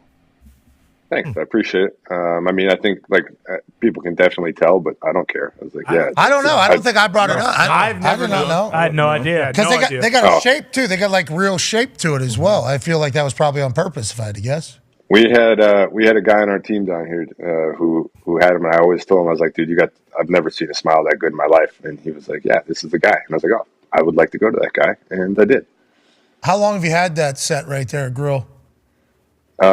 Just over a year. They look good. Do you have to brush them still, or no? Yeah, they always Thank you. white. Yeah, They always white. yeah. No, you gotta treat them just like real teeth. That's bullshit. Did you have one? You didn't have one when you played? I had him. Yeah, I think I had him last season. Yeah, I had him last season. It doesn't literally. I can eat anything. I can do anything. Apples, there's literally gum. I can apples. Corn on the cob. Yeah, anything. What whatsoever. happens if you get something in between your teeth and you rub too hard? It'll pop out. No, floss. You floss. You brush your teeth. You do everything just like normal. I mean, Can you get cavity? Very expensive. How long they last? I'm not saying it's not expensive. I mean, he said 20, 30 plus years. Ooh, 30 Holy plus? shit. That's a good. So what happens in 30 years? You just have no teeth? Yeah, they just fall off. Well, he said like they should last a lifetime, but I don't know if they just haven't done it long enough. Is or it what, like but break the you ice get that new ones. game? Is it like break the ice that game where you hit it and the one goes? Great game. Is that what happens at like 30 years? They just pop and that thing just pops off, or what happens? I have no idea. I'll let you know. When you maybe we'll tackle still be doing somebody, the show. when you tackle somebody, we won't be doing this show 30 years from now. That is. Put on that's the breaking news. All right, sweet. That news was broken a long time ago and often. But when you tackled, you didn't feel like maybe these things were going to pop out whenever they feel sturdy. No, there's a fact. So like, I mean, we're getting down the road here, Yeah. but it's I've seen a lot of people with these. I would I've seen a lot of people with these. A lot of players have them, yeah. because of how expensive it is. The guy, one of the cool things that he does is he gives you a test run with it's like a rough draft. Like a trial run with some teeth. Yeah, you come in and you get a trial set, but it's custom to your mouth. He's like an artist. Like he literally shapes it, forms it in your mouth, and then you wear it for 24 hours. But those ones are like the break the ice game. Like if I ate apple with those, they pop off. So, but it's just so you can see it, feel it. Like, do you like this look? Do you want to alter it? And then you go back and get the real thing if you do like it. It's cool. The guy's literally an artist. He just sits there and he makes sure it all looks right. And then he shows you a mirror and he's like, do you like this? And you can change anything you want. It's really cool. And you choose your shade because if you don't want it to be insanely white where people are like, what the, close your mouth, dude. Would be funny. But you also, You look tan too. Yeah. You lighten the teeth. Something about Mary. Isn't that something about Mary when you get the new one? He gets the big one. Is it all of them? it's all of them except for my molars. Yeah. So it's literally like, What's this guy's name? Ew. They look good, dude. Vincent Van Teeth. Yeah. It did not look fake. Is it Vincent Von Thank Teeth? you. That is Brian Harris in Scottsdale. That's a fake great name. doctor, guys. The Unbelievable. Picasso. Brian Hey, Harris. Doc, way to go. I say you're a doc even though you do teeth. Hey, where were you playing pickleball, JJ, with that billionaire? With Ryan Smith. Yeah. Question. You guys doing teeth Still with haven't- Brian no Harris? one's giving an answer. It's getting real sketchy. No one's giving any answer, so people are speculating. I just want you to kind of- Easy. Whoa. We're not What? doing this whole Don't do that speculating again, AJ. Answers. Where are you trying to go with this, Aaron? I'm just trying to figure out where you guys playing pickleball. Jeez Louise. We, I mean, it's a country club. Like I don't want it's a country is it? club. I just don't. I don't. Oh, okay. I mean, I don't want people showing up to our You don't pickleball. need to say the name. That's fine. Oh, which one is it? Yeah. The Phoenician? You hate the people. You guys There's play a lot of good No, ones it's not in. It's not in Arizona. Have you seen the 50 cal It's a- mounted it's on a- top of AQ's house, and do you feel more comfortable? Yeah, with that being said, did you see him run 10 miles through your neighborhood yesterday? No, but I heard him talking about his pool being 45 degrees, and I have a tough time believing that because the weather hasn't really been dropping below 45 much. This week it's supposed to start, but There will be for a a pool to picture. drop There that will low, be a it has picture to be sent to the really, group really cold. tomorrow. What about the 50 cal? I got a cold tub. I got a cold tub too. 45. Oh. I also have a pool. My pool's not as cold as my cold tub. Give it here. So I don't. Do you heat that thing like Send a a normal picture. human? But your cold tub's Yeah, much I would- colder than 45 degrees, is it not? 39. It hovers between 40 and 45. Yeah. How much colder can it be? You know what the freezing temperature is, AQ? They teach you that at Navy My school? cold tub is at Whoa, watch your mouth. 36. Green berets. Yeah. My cold tub's at Your cold 36. tub's at 36? Yeah. That's impressive. For those wondering, water freezes at 32 and boils at 212. That's exactly right. Just so everyone knows. This Every human listening knew that answer. I hope to God. I think the I didn't freezing know one the they boiler. do. I hope 212. so, man. I really hope so, but I do not believe they do. I don't believe that. What is it in Celsius? 0. Nice. And what? On the 90, boiling? 90, 92. Boiling? I don't know boiling for Celsius. 90? Gumps doesn't know either. We're looking for an answer for him. He Zero, won't show. zero, Guys, are we zero's kidding? Are we- 32. It's That's all I 100, know. right? What about on the other side up north? Isn't it 0 and 100? I thought it was like 90. Would make sense if it was 100. But the I thought that was the whole point. Like they're always like, we're not dumb. We just made a real number. The thing I 0 don't. and 100. It is 100 would be smart, which is much smarter than what we do. 32 and Yeah. 200, whatever the fuck it is. 212 is a good number. And you know, like the meters and miles and Yep. thing. Kilometers. I was, yeah. I'm traveling with Gumpy. Okay. This is the best. Gumpy's sitting shotgun. I'm driving. I like to drive. Gumpy though, sitting shotgun. He's navigator. You know? He has his maps out with sound on. They go, you're gonna take a right in 900 meters, and I heard it, And he goes, you're going to take it right up here. And in my eyes, I'm like, 900 fucking meters. Is that like? Okay, so 110 meters is 100 yards. So I'm starting to do like track. Yeah. I'm like, all right, I need Can't 2 do it. laps plus an extra 90 yards. It fucked me up. I thought I was turning much sooner. That was a long way. 900 meters. I just go football fields. That's 9 football fields. That's all I got. Yeah, 400 meters is once around a track. Yeah. Yep. Yeah, bingo. Yes, it is. Thank you. Anyways, it's imaginary line too. Yeah. Them and us. Mm-hmm. And we just not even near the same exact thing. That's imaginary up there? Well, I think some parts it's not imaginary. It's real. We're not getting into it. I was going to Jeez say. Louise. I know. Holy shit. Good transition. You talking about the border? Yeah. Yeah. AJ. You guys are all over the place. Stick to sports. Come on, AJ. Oh, I didn't hear you chirp up yesterday to your friend. Yeah, come on, Could've stopped AJ. them. You're the only one. You're the only one that About knew what? the ins and About outs of what he was what? talking about. You studying. You could have said, "Hey, Aaron." You and Connor are the only two that could have been like, well, I don't know. Could have done one of those. I mean, even when it was said, I did say, Jesus Christ. I didn't even see that one coming either. Yeah, and AJ was saying, "Doe 444, Doe 444." Well, and that's what's weird because Tony brings up the border, and that's the first time I've heard that happen. And AJ not say, "Yeah, build the freaking wall." But AJ's birthday's coming up. Let's all remember. That's a good point. Careful. Wow. January See you in 6th. DC again. Yeah. Well, I don't know if he's having his party at DC. Are you doing that? You had one a couple years ago, birthday party. No, I don't. I've never. I actually have been to DC, but never on my birthday. I heard the Commanders. Bullshit. DC's planning it this year because he got laid off, so he's got a little more time for a dust up. The who? Commanders defense coordinator. Rolling sleeves up, getting ready for the dust up. 2.0. It's going to be like Firefest. How about him doing that interview? Is that? Talk about a little dust There's up. a little dust up. Okay. He's in Washington. Boo-hoo. Got fined from his head coach for it. Like that never happens, does it? Where Yeah, this thing gets fined. it caused some controversy over there. Or- I'm going to promise everybody this. I'm going to start doing more research on everything. So whenever things happen, I know about it. Yes. It's going to be tough, though. It's going to be tough. I want to let people know it's going to be tough to add in my life because it's a sports thing. But I will have to know everything that's coming out of everybody's mouth on this particular program going forward.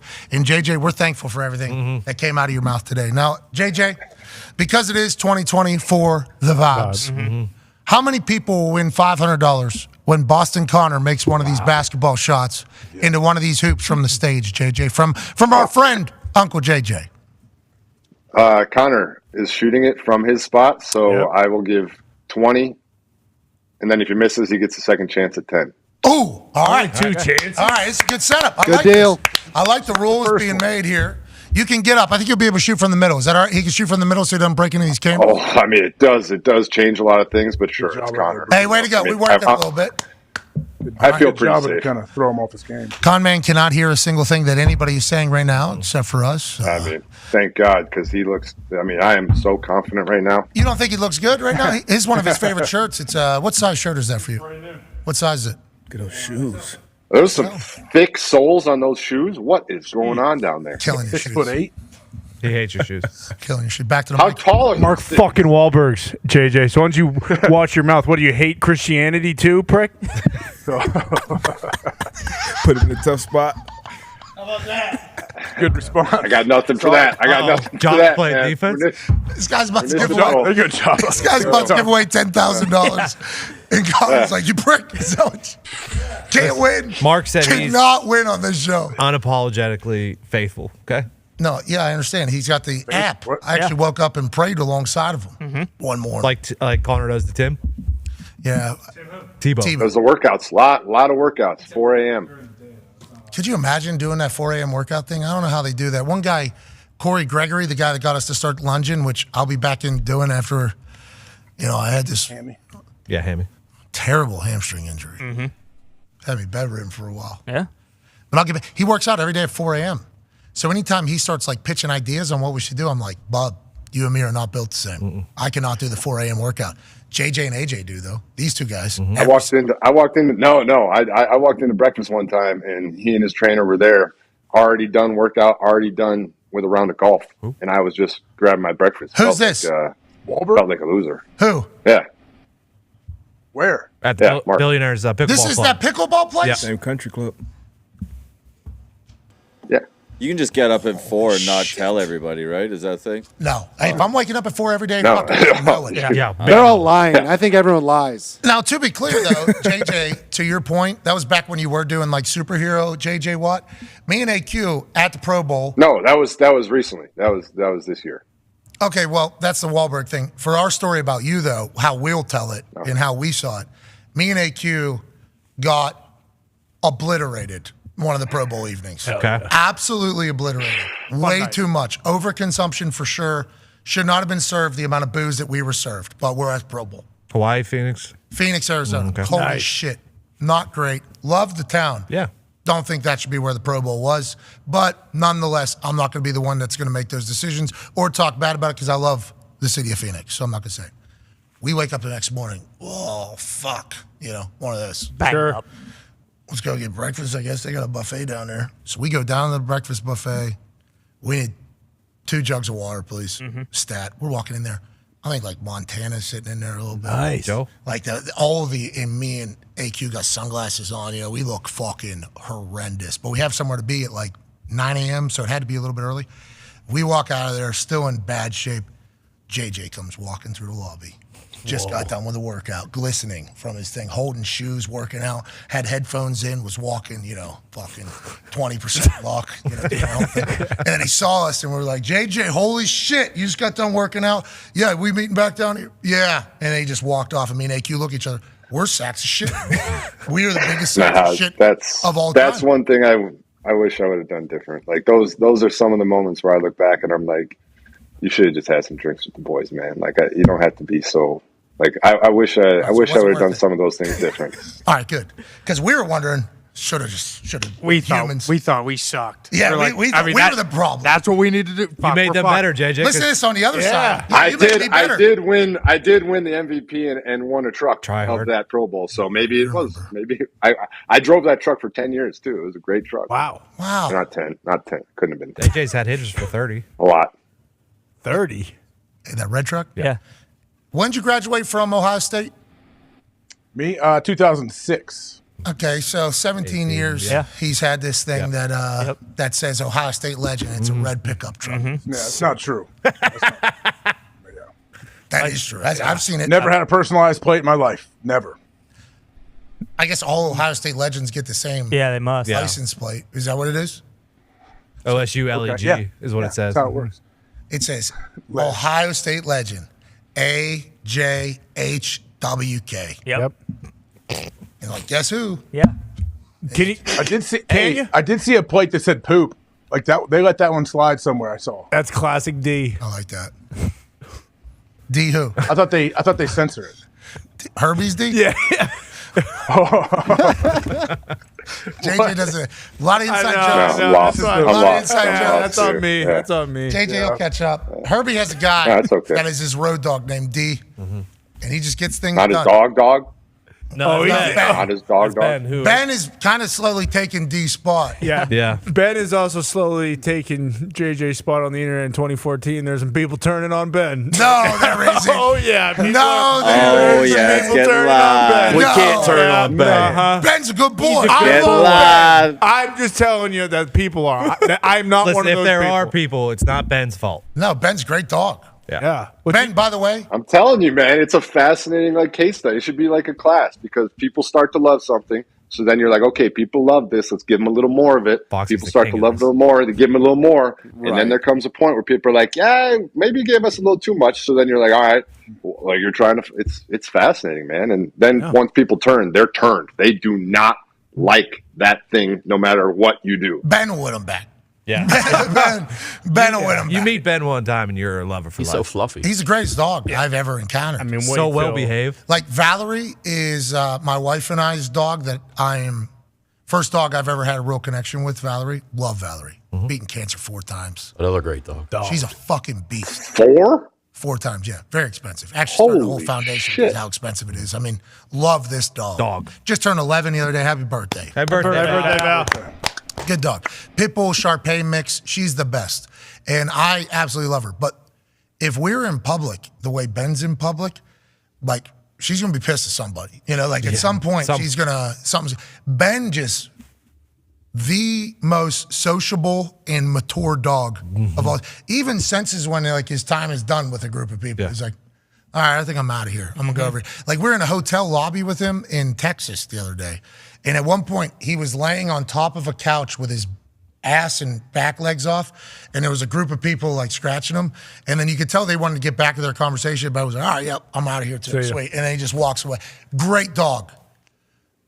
And if people can hate Ben, I guess they can hate everybody. Exactly. Oh, yeah. And that's what we need to know. Because this guy right here hates Ben. He does. No. Yes, you do. You piece of shit. Yes, you I do not. I don't even know Ben. People we know hate Ben. Think about that. Oh, man. He also hates Joe DiNardo, though, too. So. Here we go. Joe messed up his tea time. Why, AQ? Why? Thank you, Jay. What about, why? About Joe? Either Ben. one. Ben and Ben Joe. first. Start with Ben. Joe did mess up my. Thank you, my Joe. tea time. Rest in peace, Joe. Miss you, Nardo. Joe. Man. Love Don't Joe. you even think about doing that. Don't touch him. He's back. You trying to smack him in the face? Yeah, what's that? JJ, this guy created the Doppler. Closer to me. That guy created the Doppler. Joe Nardo from Pittsburgh. Greatest weatherman and meteorologist of all time. Yep. Provided coats for cold children in the winter. War in hero. Pittsburgh. Always. Had an Yinzer accent. Is that Joe in the right picture? That doesn't look like the same guy. Yeah, well, that's when he was coaching. Why does AQ hate Joe? Because AQ's a pig. That is why. AQ actually, what is your problem? What's your problem? What's he doing? What is your, What's you going okay? on over there, AQ? We're in the middle of a show, dude. He's on a runner's high. In the middle of a show. Get it together. Who is he coaching? The world. Yeah. We need more. Al Weatherman. He coached Al That's Roker. when he was coaching. Tom Who was he Brady. coaching? Ever heard of him? Anyways, JJ, Joe DiNardo is from the same exact hometown as AQ Shipley, too. So, like, everybody in Pittsburgh knows Joe DiNardo. So that's why he's mad. Because he's on the water tower and AQ's not. Bingo. Oh! Bingo. That is it. Thank you for pointing that out, JJ. That's exactly it. That's exactly. All right, now let's talk about Ben. He's not on any water towers. Yeah, He's what's trying the to problem? drink out of a water bowl. And all you got to do Ben's is... doing great. Ben's doing great. Well, that's not what you said before the show. At No, all. we can tell you don't like Ben. Just put it out there. Now that you're scared of Herbie coming he's back getting more airtime. He's literally become. Do you have Taylor a dog? Swift. Do you have a dog? What? I know. I don't. Taylor Okay. Swift? Taylor Swift selling out stadiums. I don't know if Big Ben Herbstreet's selling out. He might be. Probably could be. Might be. He should if people He should knew. ref the Puppy Bowl this year. He might. That's a good idea. Yes. Thank you. That's a good idea. He had the Chief Happiness Officer badge on at Yep. the Rose Bowl. He did. I thought he was going to dump on that grass you guys were eating. Oh, He yeah. should have.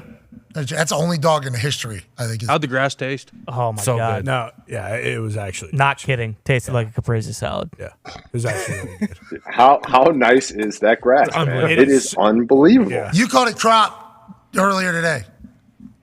I'm just saying what it looked like, and the guys were slipping. But doesn't mean it doesn't look great. The guys- When I was there, and there was no slipping. Everything was great.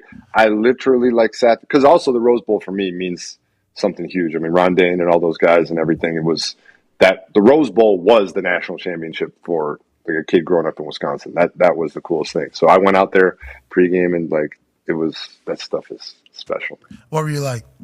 Man, 20% love. 30% solid. No, back then I was just going through an old playlist the other day. The song I listened to before that game was "No Hands." How about Waka Flocka? He had that run, and then he retired, and then he said, "I was ass at rapping. I just was making a lot of money." It's like, Waka, excuse me, I had a great time with you. Gross. No, Bangers. see? Bangers. Bangers. A lot of them. Then he just retired out of nowhere. Went to a show he had one time. It was the best show I'd ever been at. He was DJ. He was getting paid to DJ. So he just played bangers with his bangers included. And then when his bangers came on, he'd get a microphone and then he'd perform. Then he'd go back to DJ, play other people's bangers. And then it was brilliant. That's sweet. It was brilliant. Oh yeah, Smart. yeah, awesome. Yeah, Waka Flocka, Yeah. I think big brain. I think he's a big brain man. So is Boston. You need to stop with the Benz shit. Yeah. Just to put a whole bow on that. Good dog.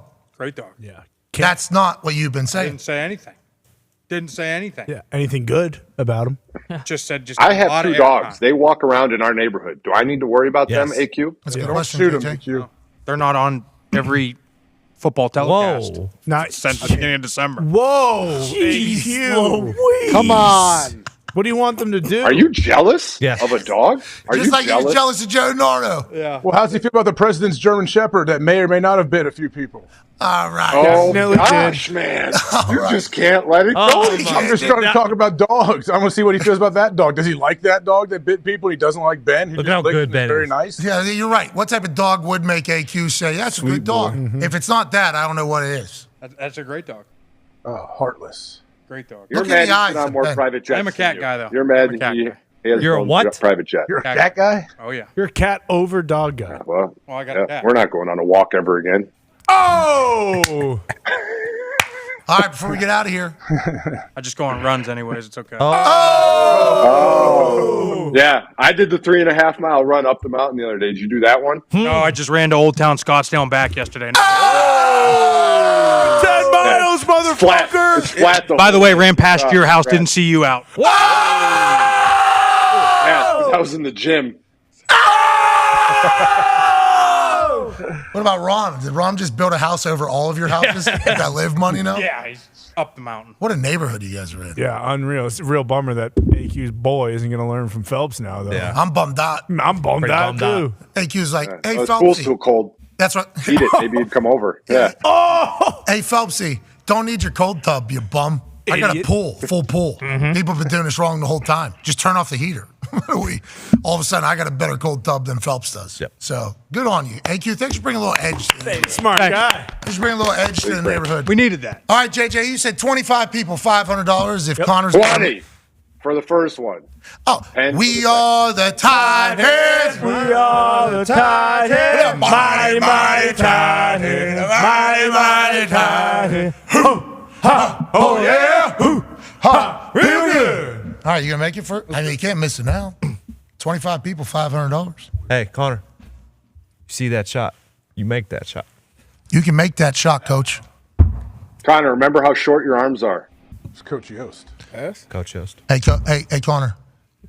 When I was 12 years old, what's Denzel say? We have Coach Yost on this. My mom and my dad died.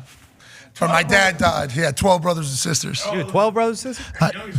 Absolutely not. 8. Yeah, 12 sound better. That movie's a legendary movie. All time. It was like Ryan Gosling, liability. I think it's still in my top 3 probably movies. Should be. I think so. And I remember going to see it at the movie theater, and where they cut the thing was right at Remember the Tit. Never forget that. The stub? Yeah. Yep. Peeled the stub. It just said, remember the tit. And I said, I will. Gosling was a liability, though. Yeah, he was. Yes! Not going to do the whole thing. Do it, Tony. Why not? Then we're paying tribute to Remember the Tit. Well, I was going to do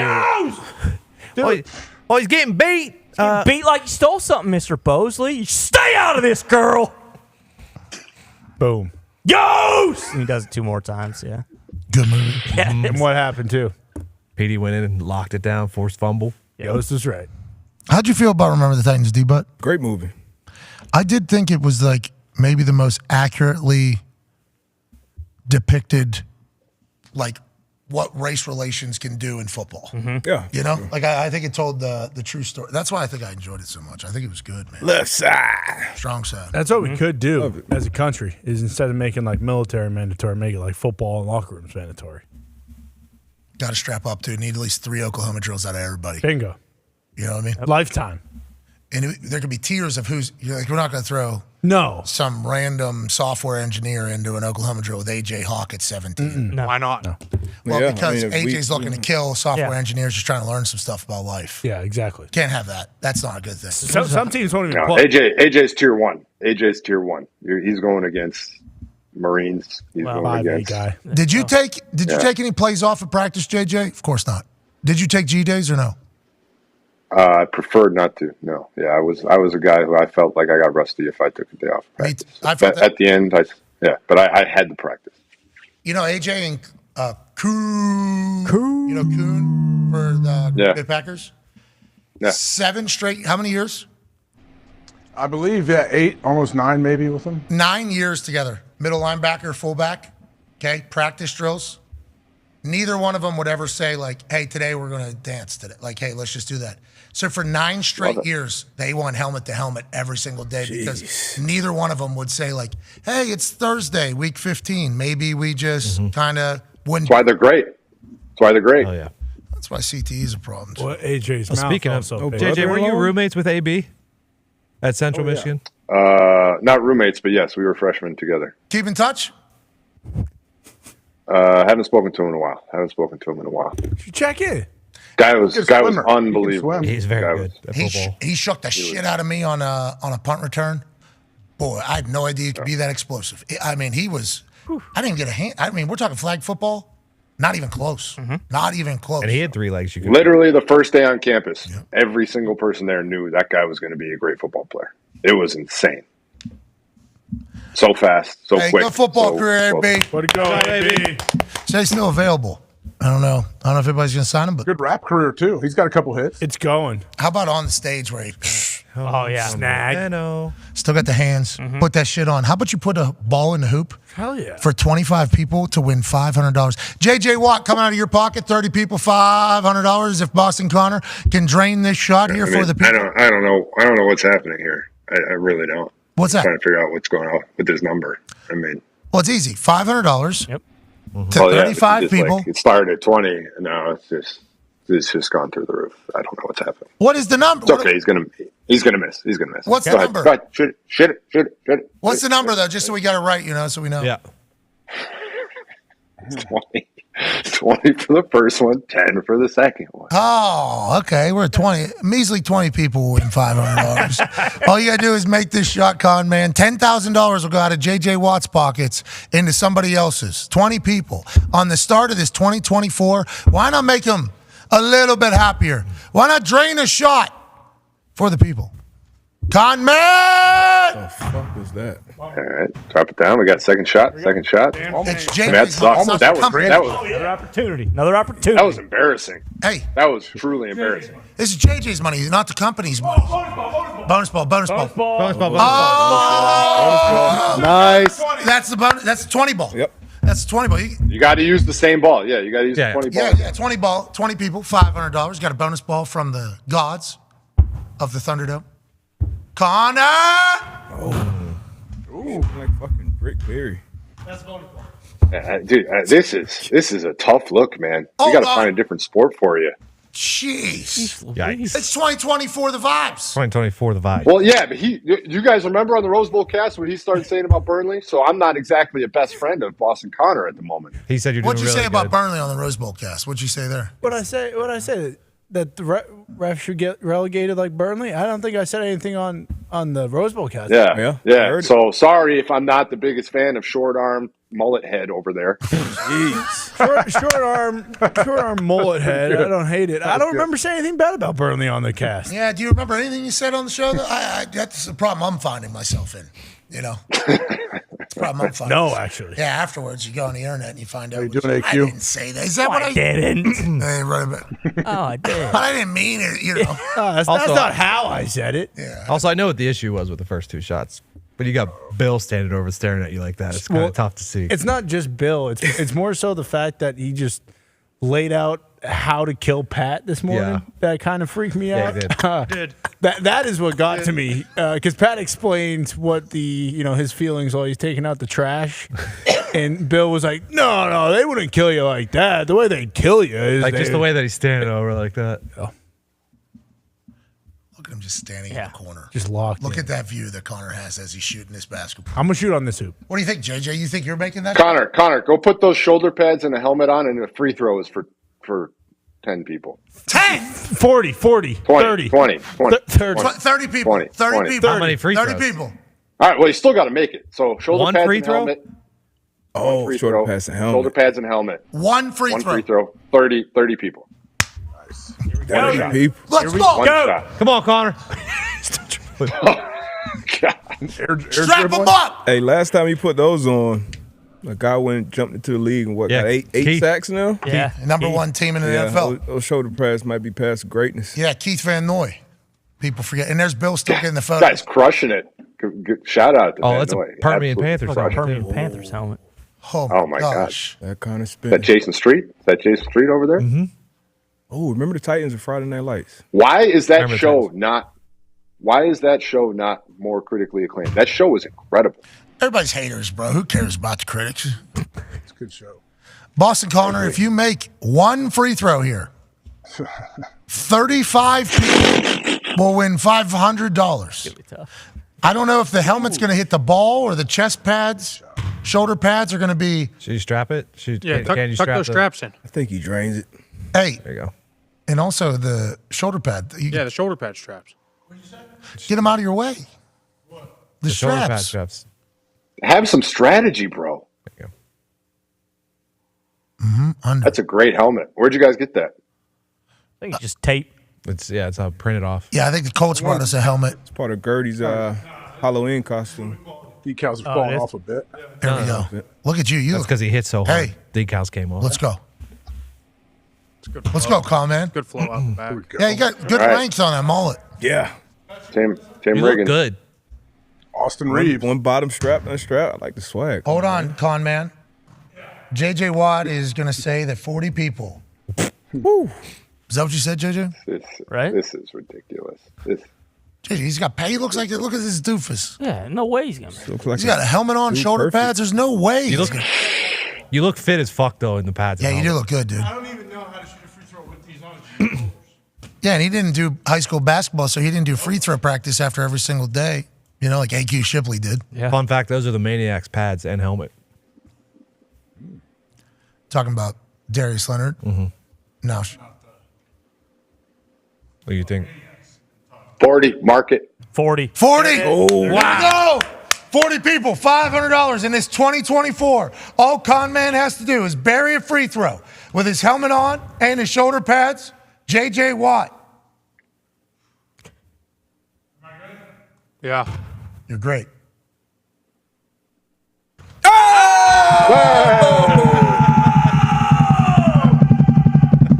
Let's go. Look good though. He looked good doing it. Lost the hey. Tackle the football. Tackle the big football. Tackle the big football. I can't hear you. I can't. Let's go. Con, He said, man. "Tackle the big 40 football. people. Tackle the big football." 40 people, $500 because Con Man comes through. Way to go, Connor. Hell Hey, yeah. JJ. Woo! That's 100% good guy. Yeah. 20% luck. 15% whoa. You know what I mean? A lot of percent luck. A lot of percent luck there. Oh, gee, he said all luck there. Who cares? The outcome is the outcome. We're in a results-oriented business. In the results of what you just did. 40 people, $500 from J.J. Watt. All you got to do is repost this, say something nice to somebody, and put the easiest way to pay you digitally. We can't thank you enough. J.J., great work today, pal. Great work. JJ. Almost 2 hours. You lost 20 grand. This is amazing. Yeah. It's awesome. Love it. Love every week, guys. It's so good. Thanks. See you later. Hey, thank you, ladies and gentlemen, J.J. Watt. Thank you, JJ. All right, let's get to a break. On the other side, we got everything DB, good D, bad D. We got In the Trenches. Hell yeah. And then we're going to wrap up this glorious Wednesday. Mike Vrabel's talking. What? Dan Campbell's talking. What? There's a lot of stuff happening. We'll wrap it all up on the other side. Be a friend, tell a friend something nice. It might change their life. Take 5.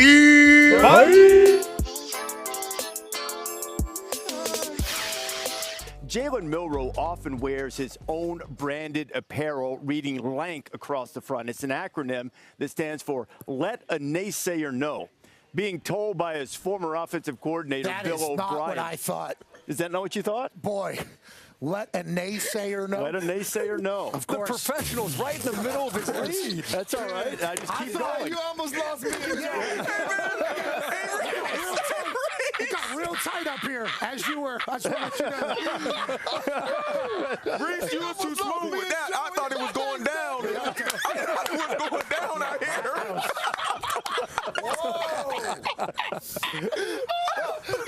I looked over at Liz. Oh, sorry about it. Let a naysayer know.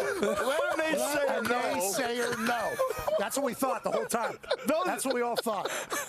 Tonight is a night where everything's going to be remembered. Every play, every sweat, every fight. Hop in the car, watch it go vroom, vroom.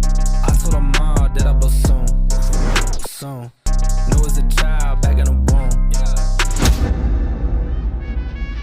Look let's have a national championship Monday, huh? My name's Pat McAfee. I've started this show 2 different occasions already. This will be the 3rd.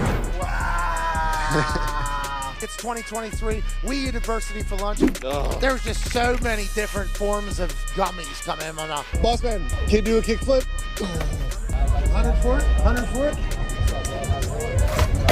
Oh! Come on, bro. That was awesome. Hey, this little teddy bear is cool. This little round thing is sweet. All right, I feel pretty good for this ESPN party. Let's go have a blast in there. Boom. Need you to do a red carpet. I've never done a red carpet before. I got to poop, sorry. I don't know if now's the time. We're invited to the ESPN party, and now we are all sitting on a red carpet. We had no idea this was coming, obviously. We thought we were just getting some free drinks. A lot of people on the internet say I look tired. What's that all about? I'm a massive fan of Posner. He was getting motivational speeches in between songs. He was playing other people's songs. He was telling people to stay down. We're going to make a moment. Only on the count of 3, we're going to go crazy. Oh, I know. Sad song. Sad song. Oh, oh yeah. A couple of these. Bring it up. Bring it up. Who's up? What do you want? What'd you do? Gotta make it back again, baby. It's gotta last until 9 o'clock. Happy birthday. Sack of shit. I'm so fired up to be here. Yeah. I got a necktie and everything.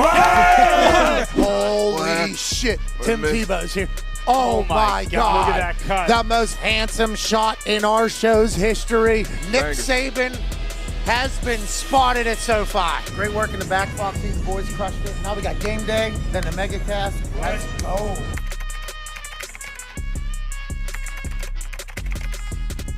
Hey, let's have a night.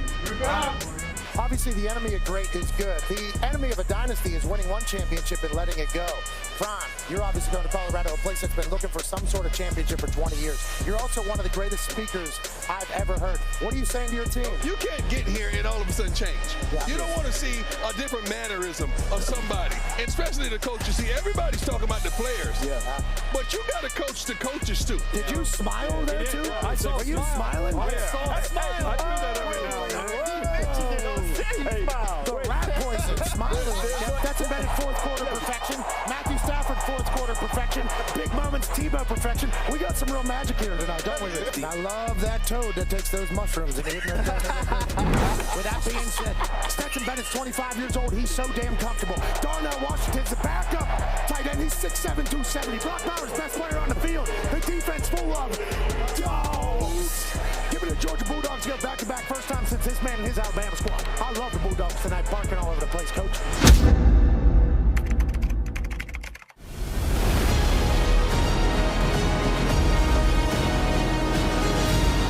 All right, here we go, huh? A little bit of rush from old game day down the field. We went all the way to the roots to come back. We are so sorry.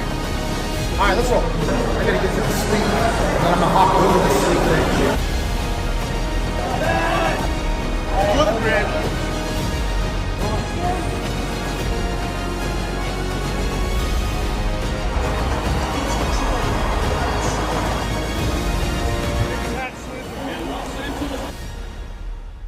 You are looking at SoFi Stadium, where we'll be crowning a national champion for our college football season tonight. And the Dogs are on the board early. Wide open. That's the shot that they wanted, baby. Oh, Stetson Bennett with his second touchdown in the first half. Pick. Oh, no. Georgia's first down. One-handed touchdown. Brock Bowers, touchdown.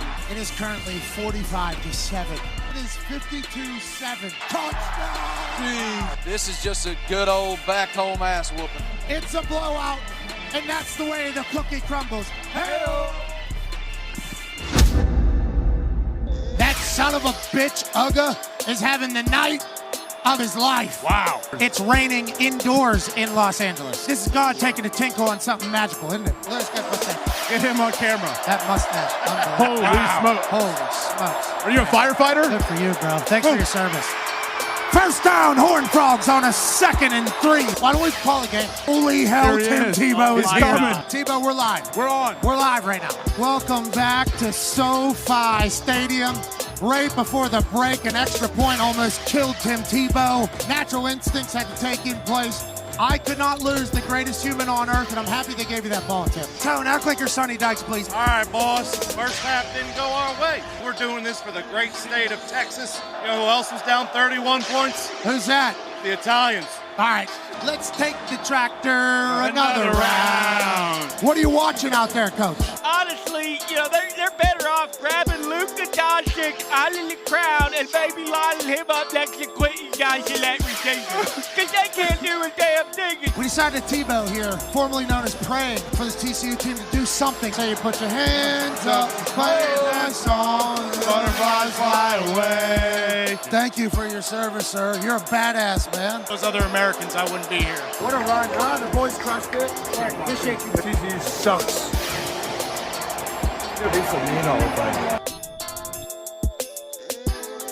What? That's all she wrote for college football season. What a year. Let's fucking get home.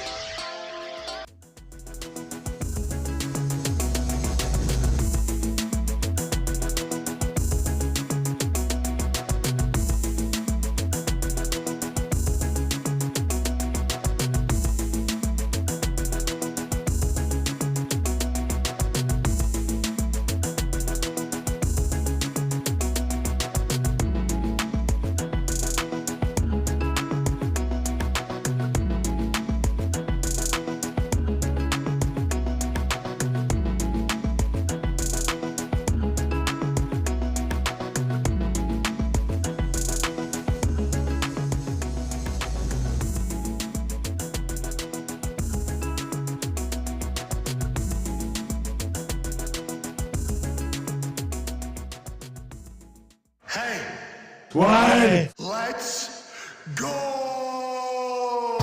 This show stinks, and the fact that you listen, we are very, very thankful for.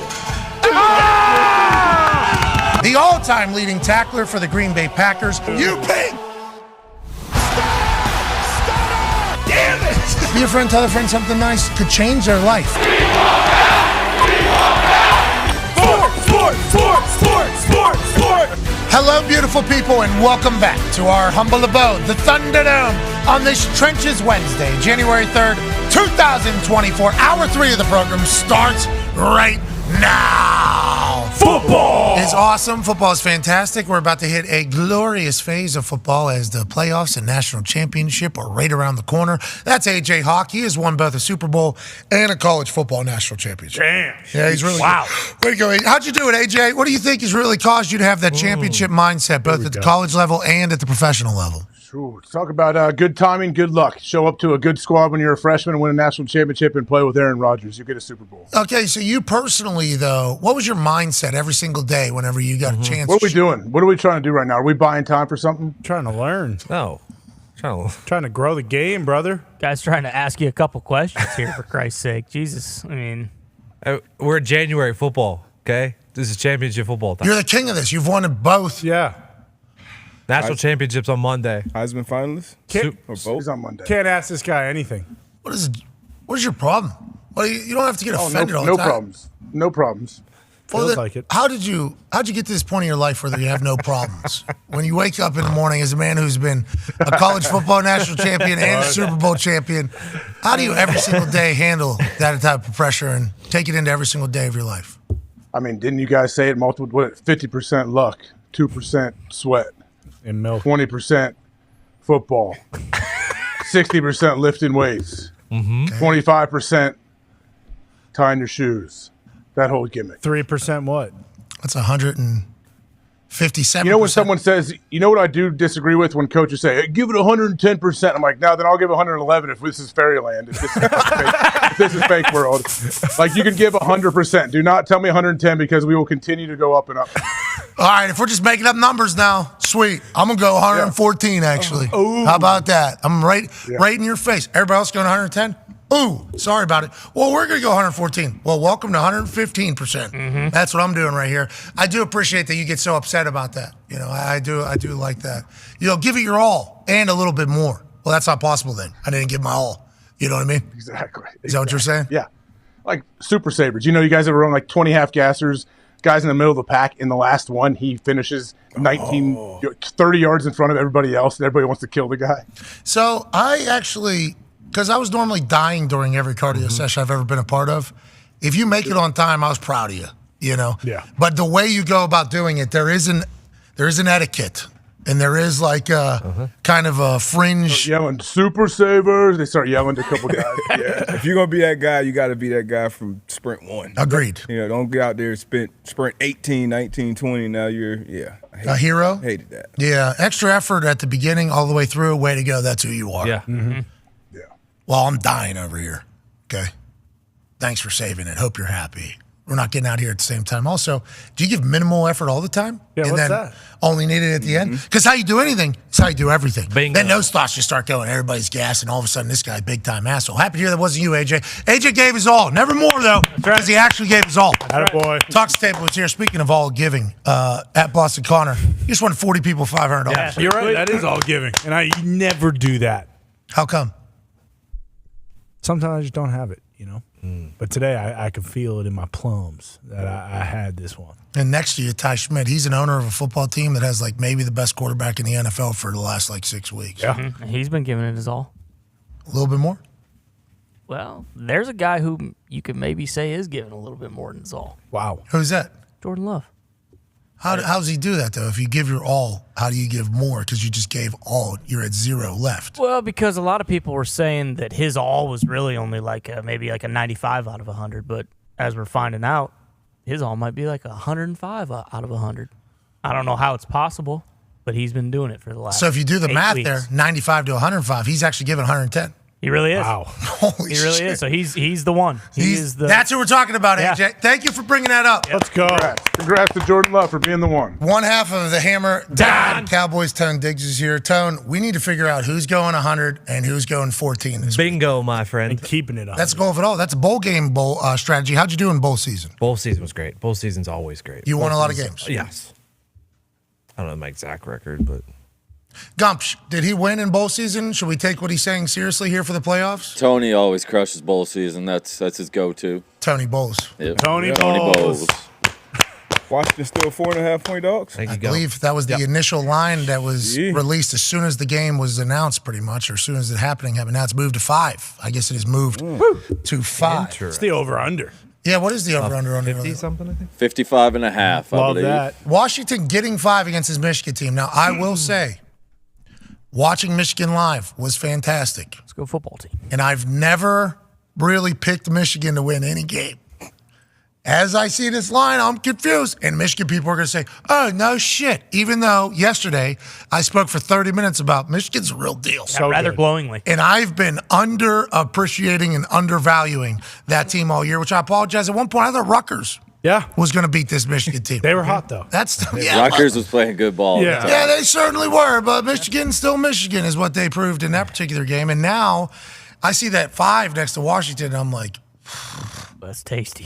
That is A lot of points. How come I'm doing it? Why am I this asshole, AJ? Why do I keep doubting this Michigan team? I don't understand it, especially after what I just saw them do. First overtime, we're better than you. Just take it down, score, we'll get a stop, it's over. That's a dominant performance by a team in a massive game against the greatest of all time. And Nick Saban, it's scheme great, players great, maturity great, toughness great, everything about them is great. They're 5-point favorites. I'm like, Washington's getting fucked here. Why do I feel like this, AJ?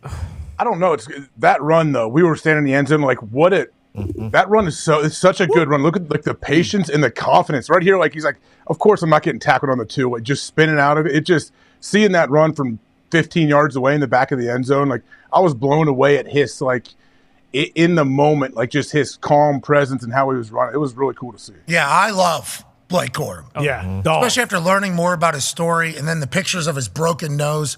And then you see him size-wise. It is the way he carries himself and the way he plays is not like an undersized running back. He plays like a big guy. Goal line, everything. Yeah. And you see what Austin Eckler's been able to do. And it's hard to just make a comparison because they're both kind of shorter than what you would normally expect at that particular position. It's Austin Eckler has a lot of success, a lot of similar qualities. This dude's very explosive. He leads their team. Their offensive line's fantastic. J.J. McCarthy's a dog. Always has been. Washington, though, this team's really good. They are. Yeah. They're very, very good.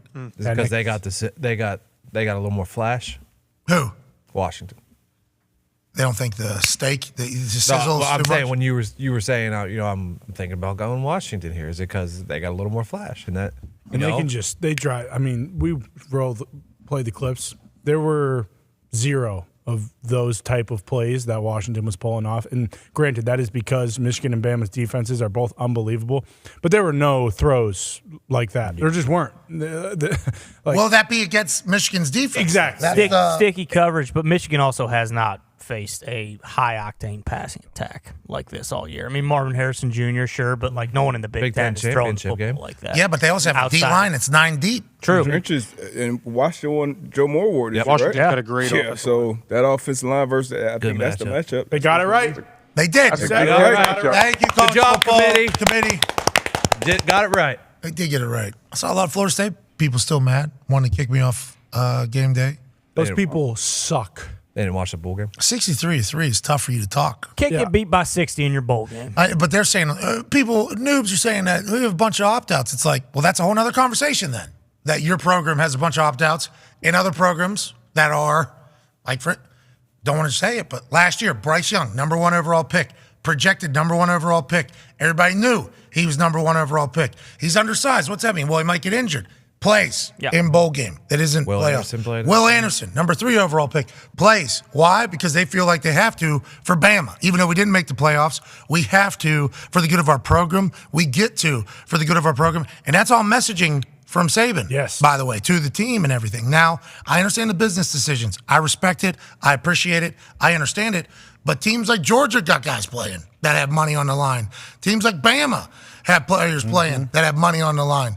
You had 20-some people opt out. Maybe it's because you're at the beginning of the developing of the program under Norvell, and maybe it's not fair to judge that whole thing.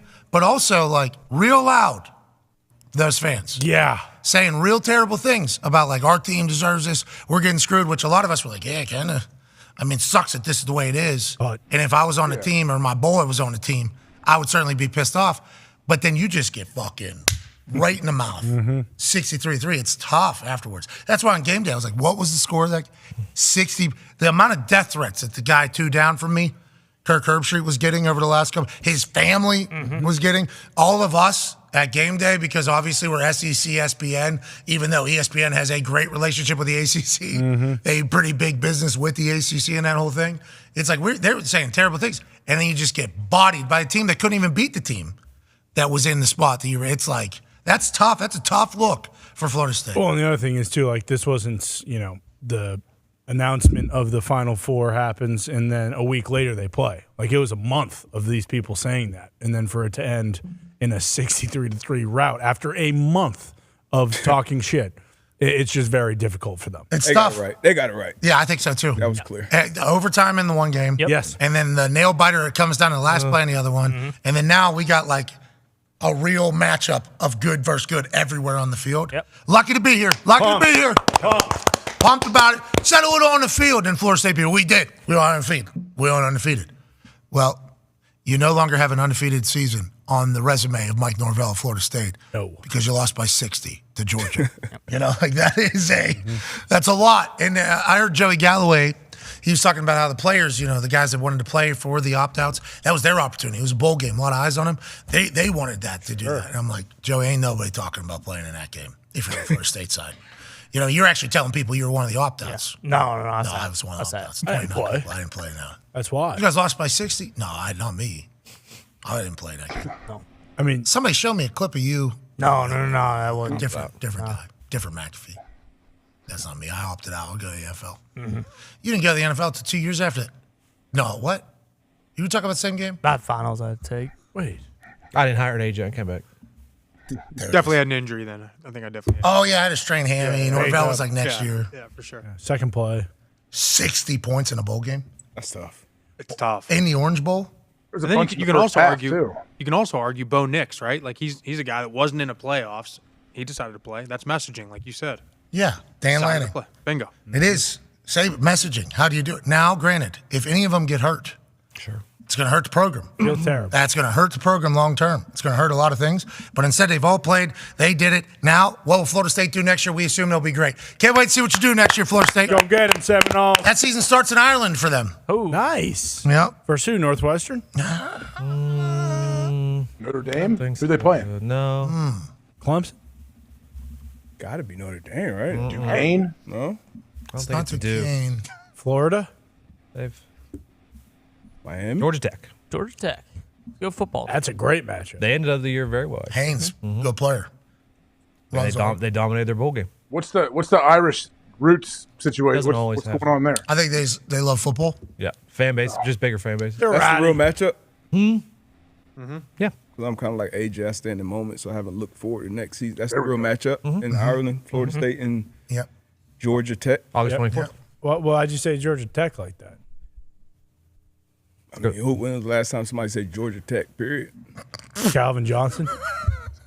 Exactly. Already in the hall. Roman Reigns.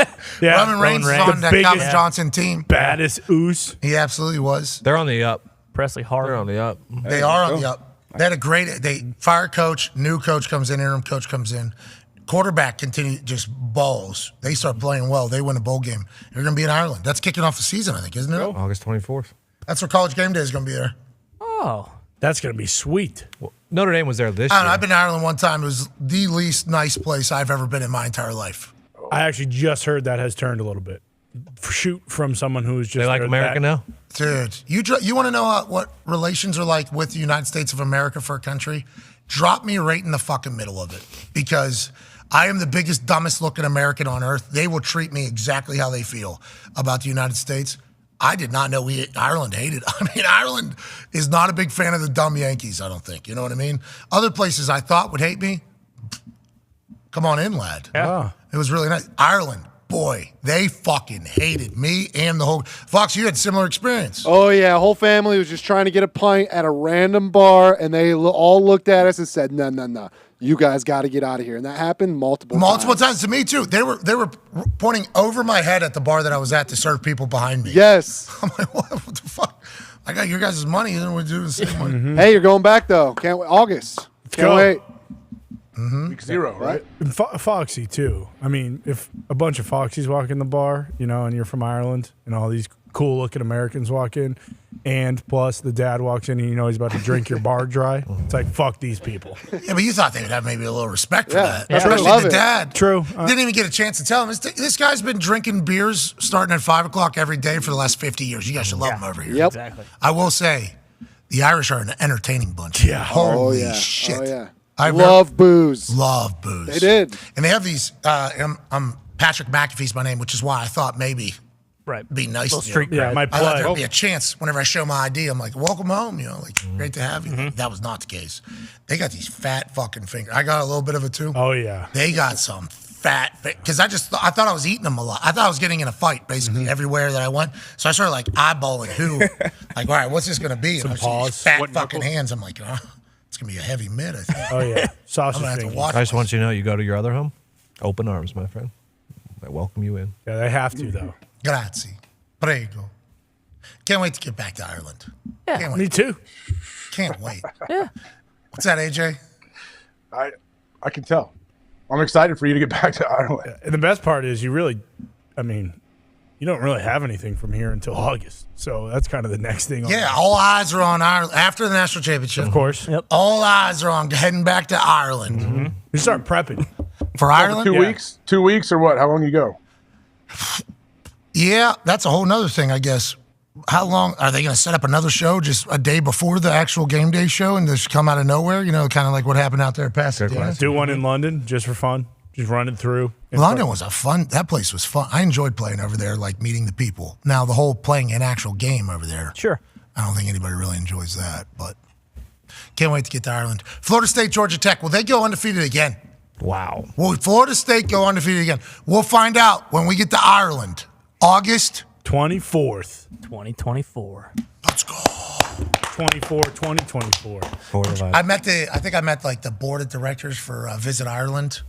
He's going to love what I just said there. Yeah. You know what I mean? Well, that's on him. Hey, turn around. Enemy. We're just observing and reporting. I went to the Guinness factory.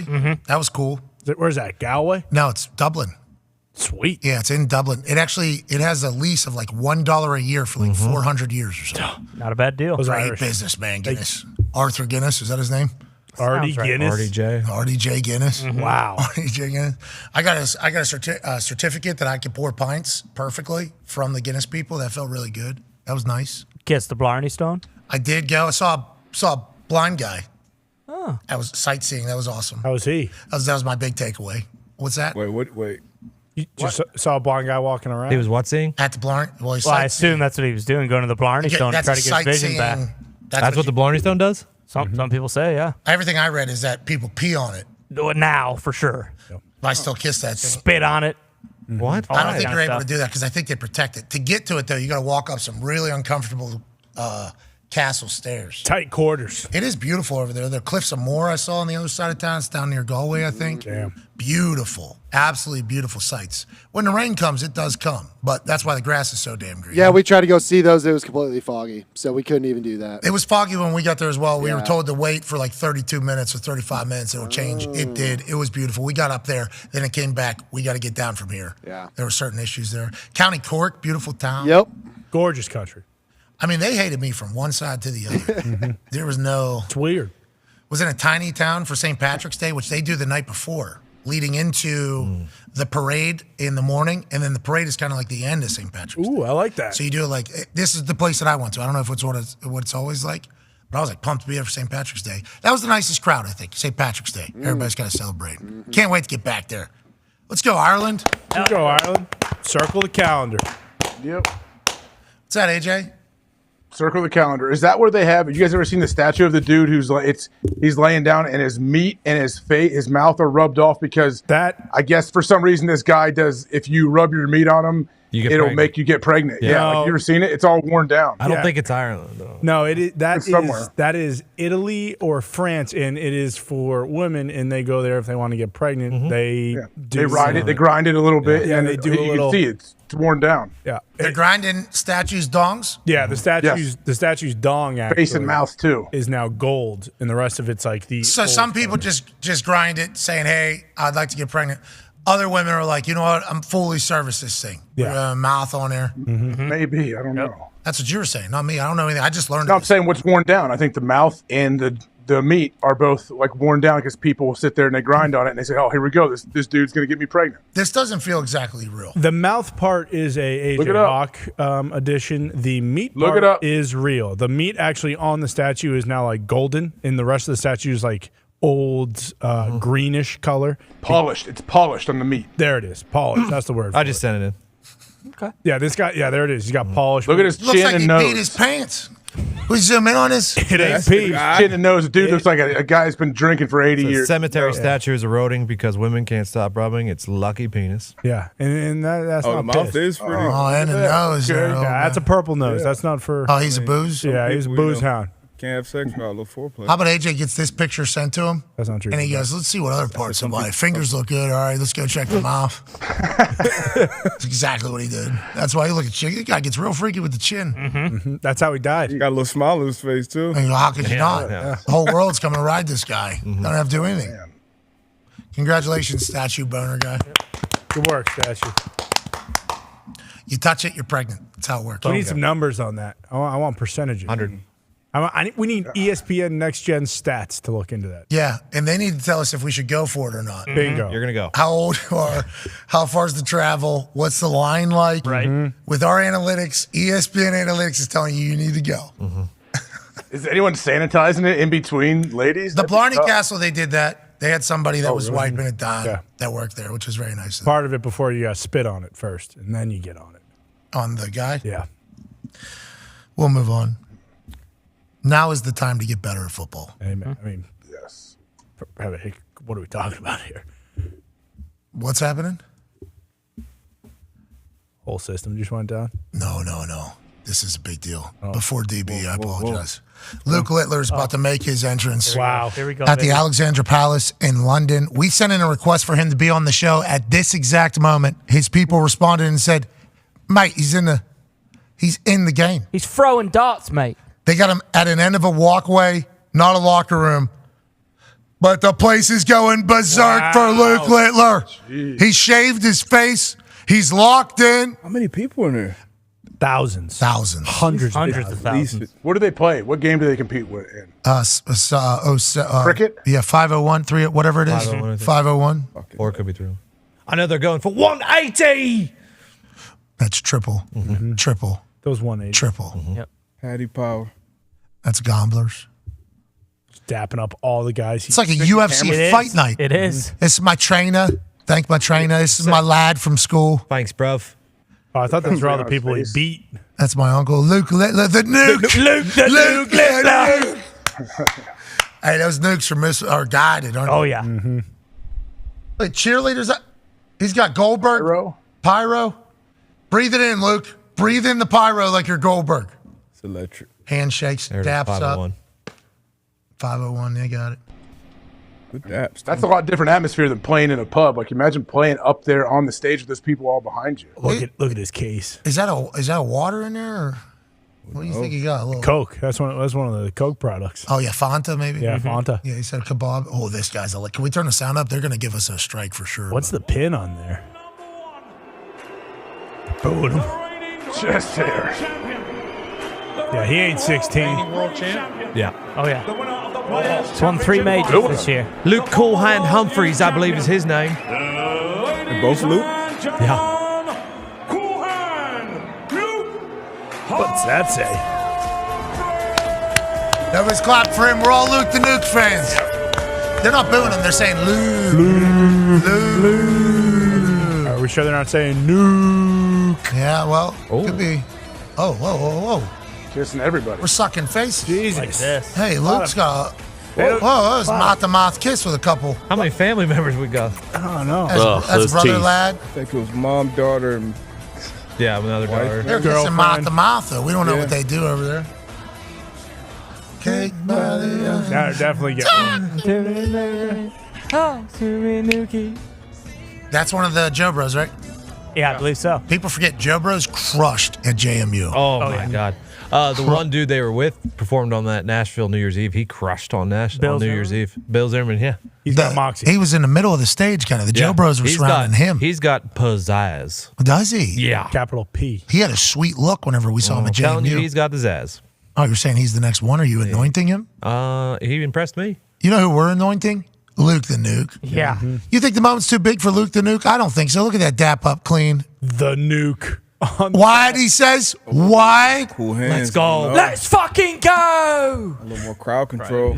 Been there before. Cool. He's a reigning champ. Yeah, I think I'm going cool hands. What? You son of a bitch. Fuck you. D-Butt. Fuck you. AJ, we're on team. He's got a silver bullet just bottle. a couple losers. That's What all are it the is. odds? What are the Oh, odds? Luke, that Nuke's warming up. Look at he's locked in. This is look at that ref. I ain't never 15 seen. years old. What's that ref thinking in his head right there about 16-year-old Luke? Jesus fucking Christ, that's a nuke right there. I cannot believe my eyes. I mean, the nuke's right in front of me. Well, look away.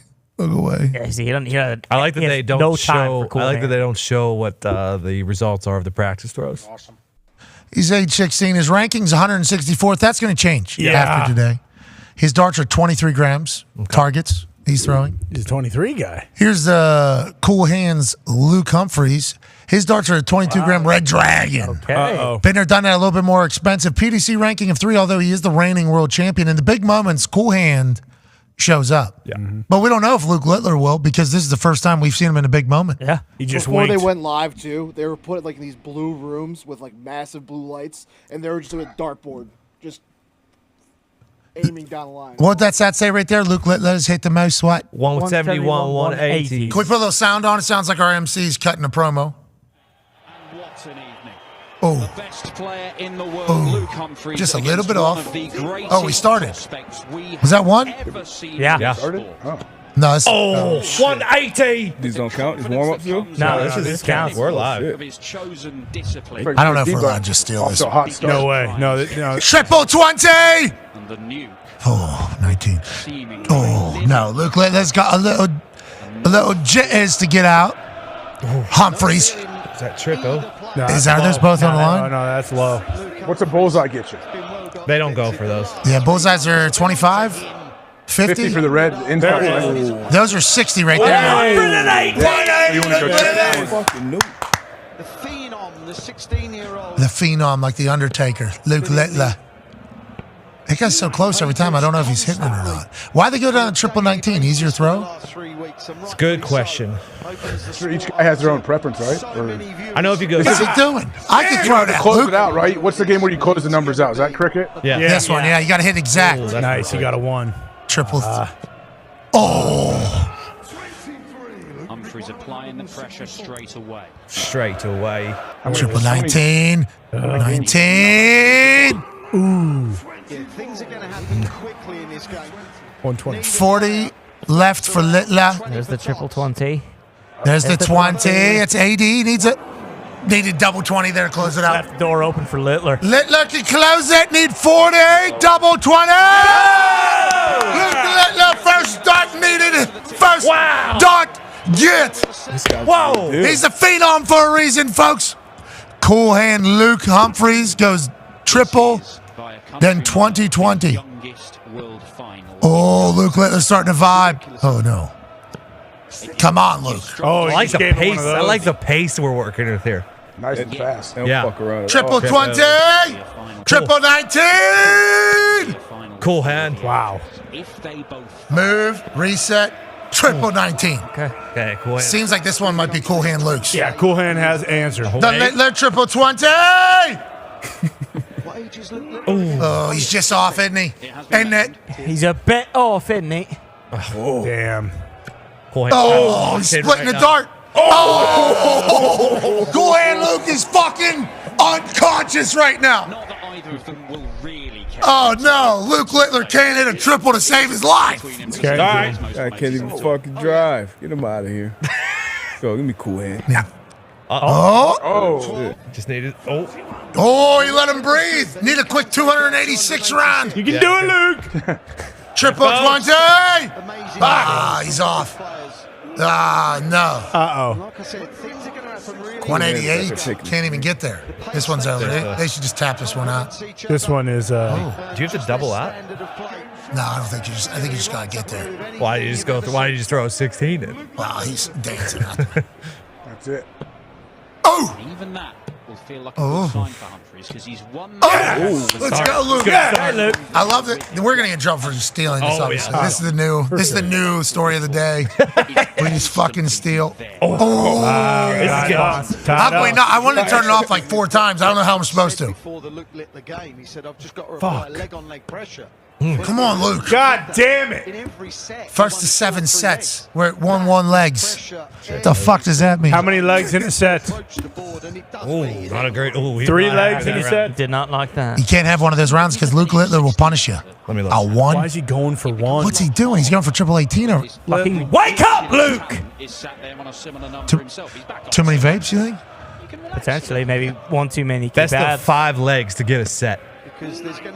Best of 5, so you got to get to 3 legs to get 1 set. It says generally a set because it's best of 5 legs. 5. What is Littler doing? First player to win 3 sets. You can see the nerves are getting the hold of both of them. A little bit. Cool hands. There's a lot of darts. They let him play. Ah, shit. Cool Hands might have this one. He's a 120. That's not good. No, it's not. Oh, no. Yes! This guy was just in school 2 days ago. Littler can't hit the fucking broadside of a barn right now. He's got a history test. Oh, no. So Littler turns his foot. Oh, no. When he does that, man. Yes. Door open. Come on, Littler. Come on. 120! 1. Oh. 20? Yep. Need 100? went for ball because the first start just What the fuck? Oh, what the Littler? He could have went bull this. What is he What just doing? happened? He fucking pooped his trousers there. Oh, you do got to double out. Sounds like. Yeah, they put the thing next to the names. D20 when it gets to the end. Oh, look at that. Look at that ball flight. It is good ball flight from Luke. Cool Hand Luke. He's fucking just dialing. Oh. Cool Hands is not. Take a timeout, Littler. Can we slow the momentum? do. Oh, Those no. averages. You got to trip him or something. Do something to break up his rhythm. Yeah, throw the darts on the ground. Yep. Like it's pickup basketball. Or just let out like a hoop. Humphries is 28. Ladies and gentlemen, joining us now is our British correspondent, Nigel Seeley. What? Nigel, what the fuck are we watching here? He's falling apart. Is this what Cool Hand Luke does to people? I didn't even know you were calling me. I'm sitting there with a glass of wine watching the darts. What's going on? Nigel, we're worried about our guy. Our guy Luke Littler. I didn't even do my hair. Love him. That's what we're talking about, the British people. Yep. Absolutely love him. On fire. This guy's on his couch, literally. What's going on with Luke Littler right now? Listen, mate, he's got to make it. It's 8:30 here. He's got to be in bed in an half hour. Do we know Cool Hand? Up for school in the morning. Hey, Cool Hand Luke Humphreys is the reigning champion. He's the fucking guy, huh? He's the guy. That's what we need to understand. Well, let me tell you something. Luke Humphreys is the world #1 at darts. Wait a minute. Luke Littler's back. Luke Littler's back. He's back, but he's the world #1. He's up against the best player in the world on an 18-match winning streak. Yikes. A guy who's won most of the tournaments this year. Littler's obviously a kid who's come through at 16. Unbelievable story. I'd love to see it happen, but I can't see it. 18-match winning streak. Will be too good. First set goes to Humphreys. And what's he doing? He's going to the bathroom now? He just won the first leg? What is it? Well, you're slightly behind me here because we're on a break here. It's one set to love. One set to love to Humphreys. Humphreys needs to win 7. So now he's 1 up. They have a little break, come back. He's got to go and get some sweets, get some candy, old Littler. But Humphreys will have a glass of it. But let me tell you something. I was chatting to a guy today about this Littler, yeah? He's 16. Yeah. He's playing for, I don't know, $650,000. He can't buy a car. He can't have a drink in the bar. He's got no pressure. All he wants to do is have money for his PlayStation. Yeah, and vapes, he said. He said he wanted to vape as well. I don't know if you heard that interview. We heard him say, and a kebab. Kebabs. He likes kebabs. He's got no pressure. He's got no girlfriend. He's got no wife. He's got no ex-wife or ex-ex-wife. He's got no pressure at all. He's laughing all the way to the bank. Yeah, you're right. We don't know what Cool Hand Luke Humphreys doing. I assume people have fallen in love quickly. That chest there. Yeah. He has some scars on that heart, we assume, that maybe weighs a little heavy. All the way to the stage. Yeah, he was smooching, wasn't he? He's sucking faces at everybody. All right, Nigel. So Cool Hand Luke should win this 18 dart match winning streak. Well, it's the first of 7, Pat. It's the first of 7. I think Luke Humphreys wins 7-5. The one thing I can guarantee, Luke will win it. The force will be strong. All right. Thank you. Great to see you. Happy New Year. We miss you, buddy. Yeah. Nigel, see you later, guys. That's great. Yeah. All right, we got a British correspondent. Yeah. What's he report on? Just any sport that's happening over the seas. Mm-hmm. He's over there right now. Oh, yeah. Locked in. Last time we talked to him, he was hanging out with Ted Lasso's boss Yep. at the tennis thing. Wimbledon. Yeah. You know what I'm talking about, AJ? Who was Ted? The lady? Yes. Yeah, he takes biscuits to him more area. She's a good singer. Hannah Waddington. She's like a Broadway singer. Yeah, she is. She had a special talented. on Apple She's TV. a weapon. She's great. Yeah. Lives She's right really across the street from Nigel. Right. Really? Yeah, flat. Is it flat? Right across the street. Mm-hmm. I'm in on the darts. Yeah. Electric. Darts are fun. No. Darts are fun. I mean, watching them. You're not that in. No, I'm not in. Oh. Okay, maybe you pick up darts instead of F1. There we go. Please. Oh, yeah. Please, D-Bud, please. Connor just got a brand new F1's dartboard. still It's happening? really nice. No, they're on a break. Winter break. I'll be back Let's just in do March. that forever. I'll be back in March. The Gonna be a long the one. conversation pre-show Darts was, are awesome. hey, Darius, if we're going to fall in love with something, maybe it's time to take F1 out. Mm-hmm. Live, maybe, you know what I mean? Yeah, please. Because it's hard to find, it's tough to watch, and that kind of fill the void of F1. Butler birdies. And it'll make us better. See, too. ESPN has the rights to F1. So it's Not anymore. I think they gave him up. No. They still Yeah. got No, they eight, gave him the 9 more years. Nickelodeon. What did you just say? Like a 10-year deal, I believe, at least. Why? Not sure. It's not accurate, but look, we had it down here. We'll be back. And yes, I'm saying we. So when Live Golf, when they cut that deal with ESPN at some point, inevitably, Through 2025. I'll be here. 2020, okay. Thank God. I was Oh, going my to God, say. 10 years. I was like, I'm not going to make it to the end of that. Yeah, if we got to wait till 2030. But we got 8 more races in Miami. So that's why I assume. Okay. But $85 million a year they're paying to F1. They're paying them? fucking right. Who pays the $1 billion to make the city able to have the race? The owners of the NFL teams. Man, what a deal. Good for F1. Good business. I only say that because Miami. That's what happened in Miami, right? Yeah, Ross said he made more off the Grand Prix than he did all year. From Well, that's because David Beckham was down there sending $3 million to Trey? Exactly. Tree. Tree. And now that Methy is there? Oh, Is he going to be juggling on top of one of these F1 cars throughout an entire life? I'll watch if he does that. Yeah, that'll be entertaining. Yeah. That'd be like real sport. Or they should just let him crash.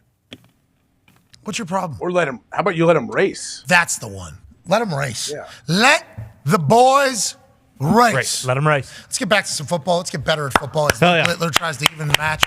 No against, chance. What's that? Sorry about it, Littler. All right. I think he's coming back. Cool hand Luke Humphreys. He just won 7-5 is going to be a really nice match. That would be perfect for the finals. Yeah. Yeah. I mean, no, let's not watch it. Let's just start it back up. Zito said we don't need to dive back into that. We'll never get out. Yeah. Littler was going to take a shit anyway. He had like 40 kebabs before the match started. Which you can't blame him for. No. Cannot blame him for. Doing All right, let's dive into everything DB, good D, bad D. Ladies and gentlemen, Darius J. Butler. Let's go. First one of the new year. Yeah, Let's make it good. And we're going to go with some bad D, I do believe, first, which we don't necessarily love, but we will certainly enjoy the good D at the very end of this entire thing. yeah. Darius, who are we talking about first, pal? Bad D means good O, so it's probably my Indianapolis coach. Wow. Here we go, 3rd and 1. Bunch of big guys in there, right? One wide receiver, Alec Pierce, our shot guy. As you can see, if you pause it, no middle of the field safety. All right, so probably man-to-man coverage across the board. This corner, Jack Jones, he's on the tight end. If he blocks, he's kind of this backside corner, really a strong side corner's only chance of help being that there is no deep help coverage. Play action fake, pretty much max protection. They got And then sucked up. Yeah, and then you got Alec Pierce, big fast guy just running across the field. Gardner makes a great throw under pressure. Bop!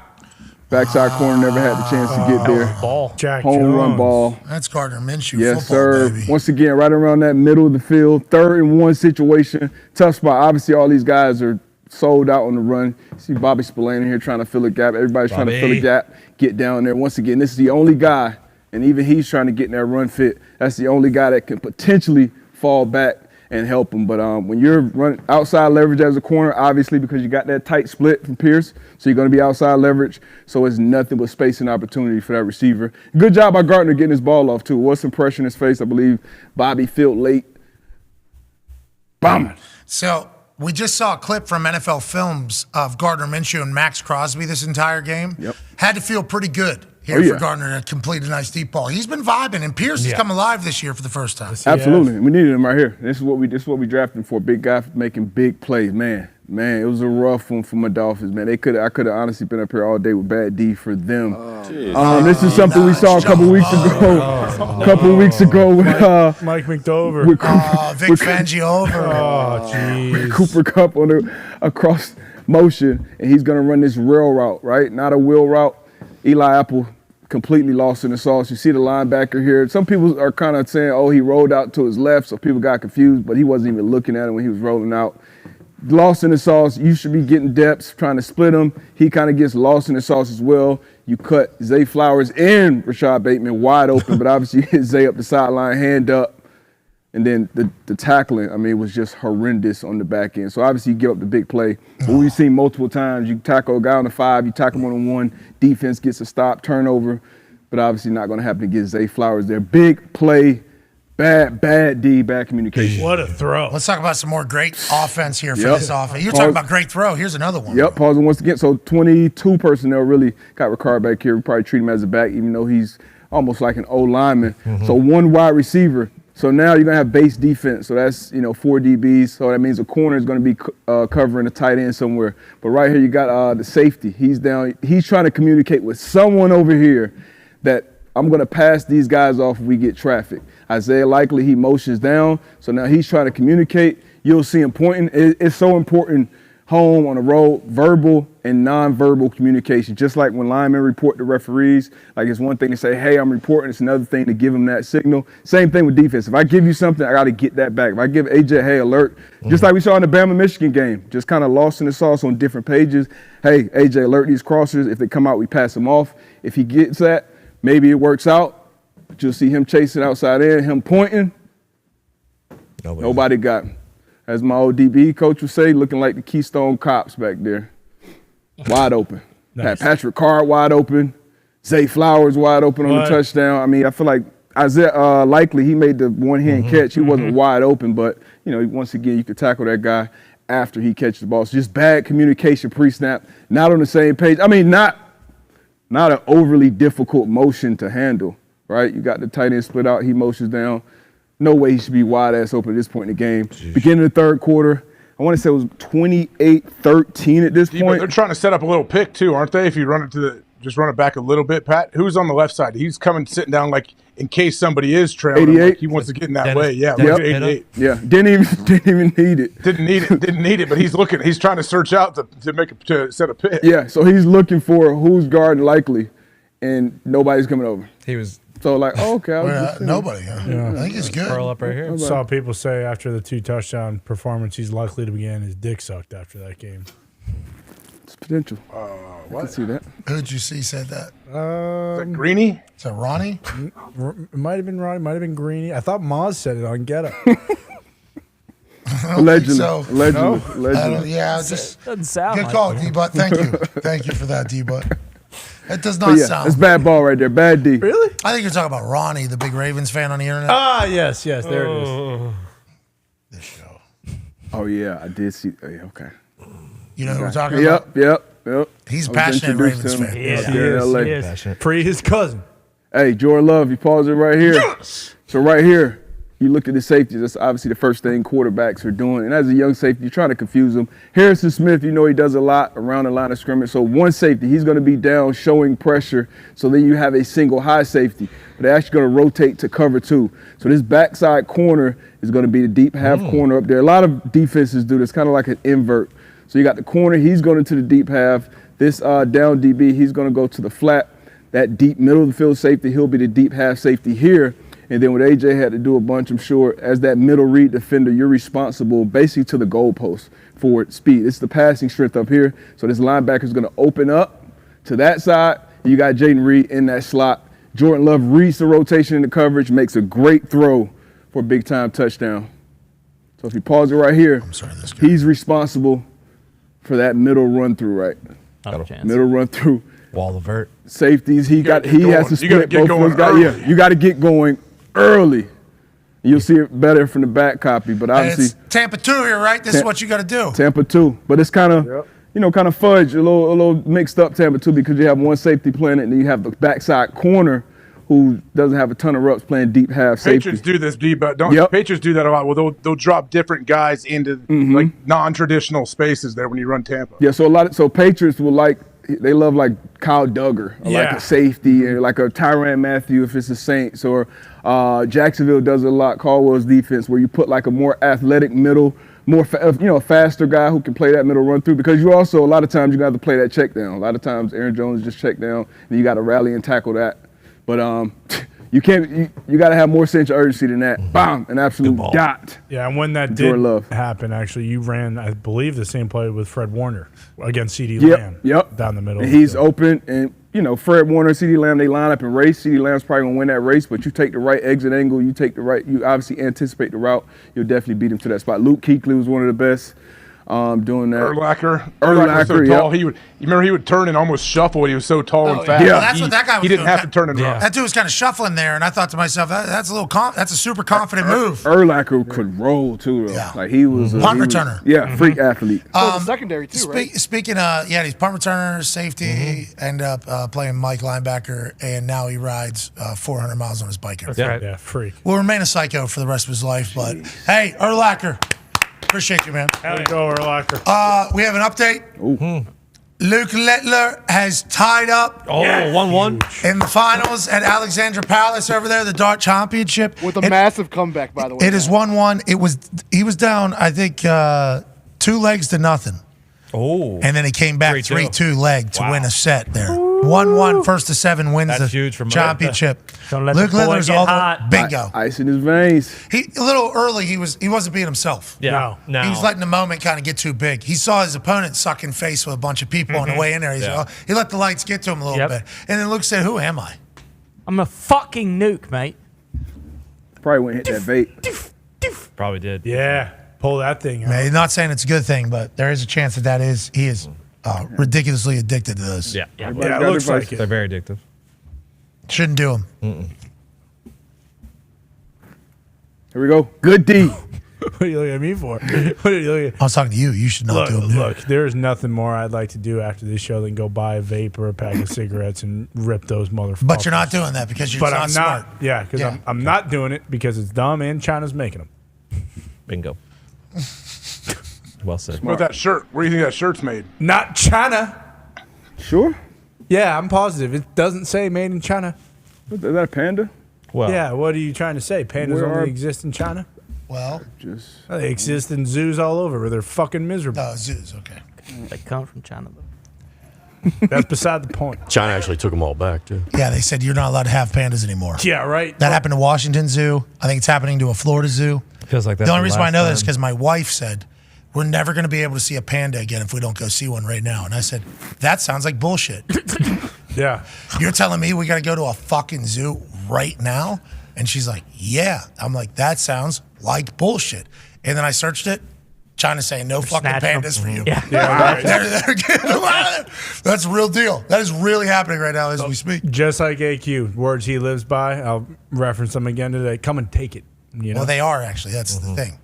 Wait, we're abiding by China and we're sending our pandas back? They're coming to get these pandas. I don't think there's a full-on conversation about them. They're coming into the States. They don't own them. And taking How our do they own 'em? pandas? I think it's their number one export. That's bullshit. I don't know if I don't anybody. think that's true, Tone, but Well, I don't think anybody bought the pandas. You only technically lease those pandas. That's right. And the landlord what about said, their offspring? Then they made them. What about the offspring? Who has that? you're probably not allowed to jerk them off and create this. No, you're not allowed. Don't worry, we're taking back all the bald eagles. So Good luck, China. Get your last look at the bald eagles over there. Yeah, that's right. They're ours. And you know what? They're so cool. We take back the iPhone. How about that? Well, That's kind of murky waters there. What do you mean? How so? Take it back. Why? How's it murky? Take it back. I think if we They're were to assembled take it in back, California, I think. if it was to go back to where I think it would, you see, We'd be heading to China. that's the That's what I'm saying. Take Apple back from China. okay. Well, I'm sure we'll figure that out. Yeah. What? We got to make them an American. Oh, more jobs for Americans? Oh, bummer. Okay. I'm on your side here. Yeah. Probably start with Agreement medicine between first. China and U.S. zoos stipulate Beijing owns the pandas and any of their offspring, and they require payment for the conservation of giant pandas in China. The National Zoo has paid $500,000 a year. Zoo Atlanta says it has contributed more than $16 million since the start of its program in 1999. Okay, so we're good. No, the deals are up. Pandas are gone. yeah, they don't. I didn't see the contract expired on that. It is. Just Google it. It's a Do yearly. that one. Do that. Say, is there any more pandas in America? Is it like free agency? I think, yeah, all their contracts were up. They were tough negotiators, too, with these fucking pandas. Come on. You should have seen the conversation about the offsprings. These fuckers didn't even exist yet, and the number they wanted was absurd. So we're not allowed to let them boink, is what we had to say? Yeah, and that was the case. This is like horse racing. If they start boinking, it became like $1 million a pop. They're like keeping them away from each other. All right, males in this one, females in this one. This is the most communist thing I've ever heard. In my Well, that is actually Been around a long time. Well, how we let them in here? the pandas. The commies into taking them back. Well, True. I'm with you. learned a lot about Thank you. democracy yesterday too. Oh yeah, because that kind of got brushed over in the whole thing. What is it? Free society. What was the one we wanted but we didn't have anymore? Everybody talks about democracy. That leads to communism and dictatorship. Fascism. Yeah, fascism. Since the beginning of time, he said. What was the other one? Free society. Nobody's talking about that. No. I just remember Alphabet Police. I'm on Alphabet Gangsters. Damn it. I'm on zoochat.com. Yep. Okay. The only thing we could really bring back is the bison. Apparently some Chinese zoos have some bison. Those are ours. Let's Hell get 'em. yeah. Hell yeah. How much they paying us for the bison? We are ready to continue our cooperation with the United States on panda conservation and do our best to meet the wishes of the Californians so as to deepen the friendly this ties is between our two California. peoples. Boom. She said Wednesday during a dinner speech with business leaders. There has to be a headline somewhere that is explaining the situation with the pandas getting taken out of Washington, D.C., I think, and then in Florida somewhere. Yeah, Atlanta to San Diego a couple years. They got them all now. No. And this was when Xi came to California to Couple meet weeks ago. with Joe. The panda hopped in his plane back. I think they had a separate plane, but Holy fuck, he like did take Ben him back. Herbstreit, these pandas are flying on private aviation. Yeah. That's awesome. So hold on. We Zamboni'd all those homeless people out of San Francisco, and then they still took the panda? Well, we didn't do that. Not me. I thought the mayor of the city. It's not us. The governor. The mayor of the city. There's no reason to we us that. I think we just get baby pandas, and then once they get big and giant, then they go back to China. Oh, so we're like the stable for these horse. Yeah, the zoos. These race horses. Oh, nice. We're like the chimpanzee ladies. So when all the pandas see Americans, They they're gonna be like, remember. just like home. Bruce, I got a question for you. How do we get baby pandas if all the parents are in China? You make a good point, Tony. Bruce, let's not find the microphone when we have no idea what the fuck we're talking about. I think it was a constitutional republic. Okay, I like it. There it is. Maybe they ship the babies over though. The babies they're born over there and they ship them here. Maybe Bruce. Why don't they just clone them? All right. Good luck, Probably DB. are. Good luck, DB. Clone them immediately. You know, that's bad that we're losing pandas. It is. I'm bummed out. And we are all bummed Well, they out. don't do much, so Tony. I think Columbus Zoo, Jungle Jack has a couple of them still over here. they are actually more vicious than people think. Yeah. Yeah, they are. They're That's terrible. why they do You a ever lot seen of- Tropic Thunder? No. A lot of people say it's the last great comedy ever made. They do. I have heard They that. do, huh? I have why. heard that. What'd you say, DB? I wonder why. I mean, I've never seen it, but I have heard about some of the things done in that movie. Yeah, they push the envelope a decent amount in it. There's a panda in there. There's a pan in there. There's a Guy, certain a guy disguised as a dude playing another dude. Yeah. I've heard about that. I think, Yeah. but I have Yeah. not heard about pandas anywhere ever. saw a lot of photos of that guy disguised as another guy playing another guy with the naysayer video. I saw a lot of that with his photo with a quote of that. It was it was awesome. The internet's been batting 1,000. Yeah, hot to start the year. Hot. So 2024 has come in with, right there. They're sitting on it, and it's hanging curve seemingly. Oh, yeah. For the internet every time. Yep, dead red. It was an honor to be a part of Josiah Johnson's Twitter account there for a bit. I sent him that message. I said, it's an honor for you to share something I'm a part of. What a fucking brilliant social media human that is. Yeah, one of the best. If not, The internet never stops with talent either. No. Pump them out. I find a new one every week. I feel like right for my algorithm. A new talent? Oh yeah. Yeah, real deal. Shout out to the internet. Shout out, internet. Shout out. Keep going. Sustained success on there is difficult because easy come, easy go. Yeah. But boy, when you're at the top of the internet, keep going. We all love the hell out of you out there.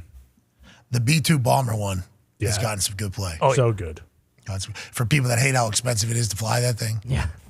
2 people saying, men are really the most basic fuckers on earth. You fly a bomber over top. Literally, there was another Reese was talking. Yeah. By the way, there's another one of Reese talking to me going, what the? I actually. The hell's that? It's just South Bomber! Yeah, and Dez's brother's in the Air Force. Wait, they were trying to talk shit on Mash and Tater? No. They didn't know about Captain Mash and Tater yet. Fucking Whip and Tater, damn it. You son of a bitch. Why'd you fucking make me not say his name right there? Cash? You said Mash, Mash. We dude. should have known he'd never use the name Mash. Mash is the worst part of a potato. On the flip side, Tater is on the right side Here's of tot, why- which is the right way you should be eating potatoes. Here's why I was confused, because you have to whip mashed potatoes, so that's where I got the mash and tater. That was on me. Sorry. Whip was the dog. That was good accountability, Tom. Thank you. Yeah. Well, That's accountability cornerstone. is the I'm actually cornerstone pretty of a good at that. championship team. Exactly right. I'll take blame for whatever. We should get that on a wall. We have a lot of them. Maybe right over there above that door. Yeah. Should have a quote wall. Maybe a quote wall would be sweet. What quote are you adding, AJ? I got a couple I'll send over. Right, let's workshop. Man, off the top of my head, I don't work like that. Okay. Quotes come and when they hit you organically, that's when you get inspired. Quotes from the show or quotes from like other people? Just in life, like, yeah. Haven't you ever heard the quote, Pat? I got one for you. If everything that we acted as if we're life and death were really life and death, there would be a lot more dead people around. I like that quote. Boom. Put it on the wall. I used that my senior year in college. Each player had to give a presentation in training camp, and they had to have a quote, and that was the quote I used to tell the coaches, "Hey, calm down if we miss a tackle in practice." It's a good one. Be a lot more dead people out here. That's a really good quote. That is. Well, The internet should take that quote in. Hey, thanks for changing my fucking life. Wow. We should put that up. Yeah. I read that. Believe me, it hit me. Oh, there's a reason I remember it. I don't remember much. I remembered that. Well, you don't remember rules of cards games that you're in the middle of playing like an asshole. Well, that's because Debo knows I'm present. Well, you remember. Love that. D-Butt was on the same side of all of us. He didn't know the game we were playing, but he knew you were playing it wrong. Yeah, So exactly. I appreciate that. You are entertaining out there. Speaking of entertaining, let's get back to some good D. Hell yeah. Luke Littler is not playing well right now, I've heard. Just lost the set. What's it, 2-1? 2-1 cool hand Luke over the nuke. Okay. We got Ronnie Hickman down here right at the sticks now. If you pause it, I mean, one spot you probably wouldn't throw this ball if you're Trevor Siemian would probably be anywhere between that area. Any guesses on where he throws this off the play? Probably right center So of it. first and 10, just great job dropping right to the spot, doing your job. Coaches say it all the time, just do your job, be where you're supposed to be. Not exactly sure what this coverage is. Kind of looks similar with the corners playing like a deep half. You'll see him drop into the flat and maybe like a lock backside, but no middle of the field safety. Ronnie Hickman just drops right down at the sticks, first and 10. He's literally just waiting for it, does his job, picks it off. Not only picks it off, takes it back to the crib once again. I don't know what the hell Siemian was thinking here. Siemian's a good Pick boy. that thing off. He's a good boy. Turn it to a ball player, take it to the sideline, and get to the crib. Great job. This Jim Sort defense, obviously, all year long. They're playing some good ball and can make a run this year. I think we'll see Simeon week 18, I believe. Yes, I hope so. I mean, I saw him one night at a party. Trevor, what Great are you, time. What are you doing, buddy? Zach. Play action. I mean, You saw the Didn't even throw know made. he's standing there, AJ. Yeah, we. He blended in with the hash. I don't know. Maybe Miles. Oh, maybe yeah, he was 'cause his scared of arms. Miles, thinking about Miles. Yeah. Look at his arms. Yeah, he's probably. Yep, that's They do probably. kinda look That's probably what it hash-like. is right here. Oh shit! Oh, Oh look shit! at Oh that. shit! Oh shit! Oh shit! I mean, look, there's a hash mark. There's a hash mark there. There's a hash Impossible mark to there, see him. Hash mark there. And the goalpost is in the way, too. Yeah, I didn't even think about that. Jeez. To be fair, though, if the end zone started at the back pylon, Simeon's making this tackle right there. Yeah, you're right. Jeez. Good hustle. Nobody even talks about that. Was a little pressure though from Miles. Hey, Rasul Douglas once again. Yeah. Don't talk too much, Con man. Bailey Zappi, sending overload pressure. He's ready for it. Knows the ball has to come out hot. Little miscommunication here. Maybe this was Rasul Douglas' second interception this game. Had one in the first quarter. It's him second quarter. 12:50. Third. Where'd he go to 11. school? Where'd he go to school? Ooh, where did he go to college? I'm not sure. I think he went to. I think you have to take him home to the country roads. That's West right. Virginia. I didn't know that. Mountain Mama. His picks come in bunches. They do. They do. 4 already this year. so since does coming Zappies. over. Yeah, unfortunately. So great job having vision on there, knowing the ball has to come out, and then getting up once again, taking it to the house, instant points. This Buffalo Bills defense, they've kind of turned the corner at some point this year. Had a healthy scratch from Vaughn. That's Fucking look at me. not necessarily working out how they wanted to. But Zabby this looks sweet. pass rush has been good. Once Healthy again, scratch from Vaughn? yeah, last week. Yeah. So, but once this pass rush though collectively has been pretty good this season. Obviously, getting the safeties involved. You got a free hitter here, so Bailey's trying to maybe throw hot, but great vision from the corner. Obviously, seeing it without the receiver seeing it, picking it off and then getting up. Very getting good to the crib. catch. Oh yeah. His first one was a great catch as well. I think he cut off Devontae Parker to Rasul pick this one off. did get hurt though. Really? Yeah, Zip on the ball broke his hand on that interception. Come on, Zip. Fucking spitting that thing. Once again, that is not real. Just for those that don't know. Here we go. First and 10, second quarter. J.J. McCarthy, though. Yeah. Dude, Hey. yeah. He threw that ball 120 miles an hour. Moving. That's like Brett Favre back in the day. He used to talk about him just popping people's fingers. Oh, yeah. Broke every single one of Donald Driver's fingers multiple times.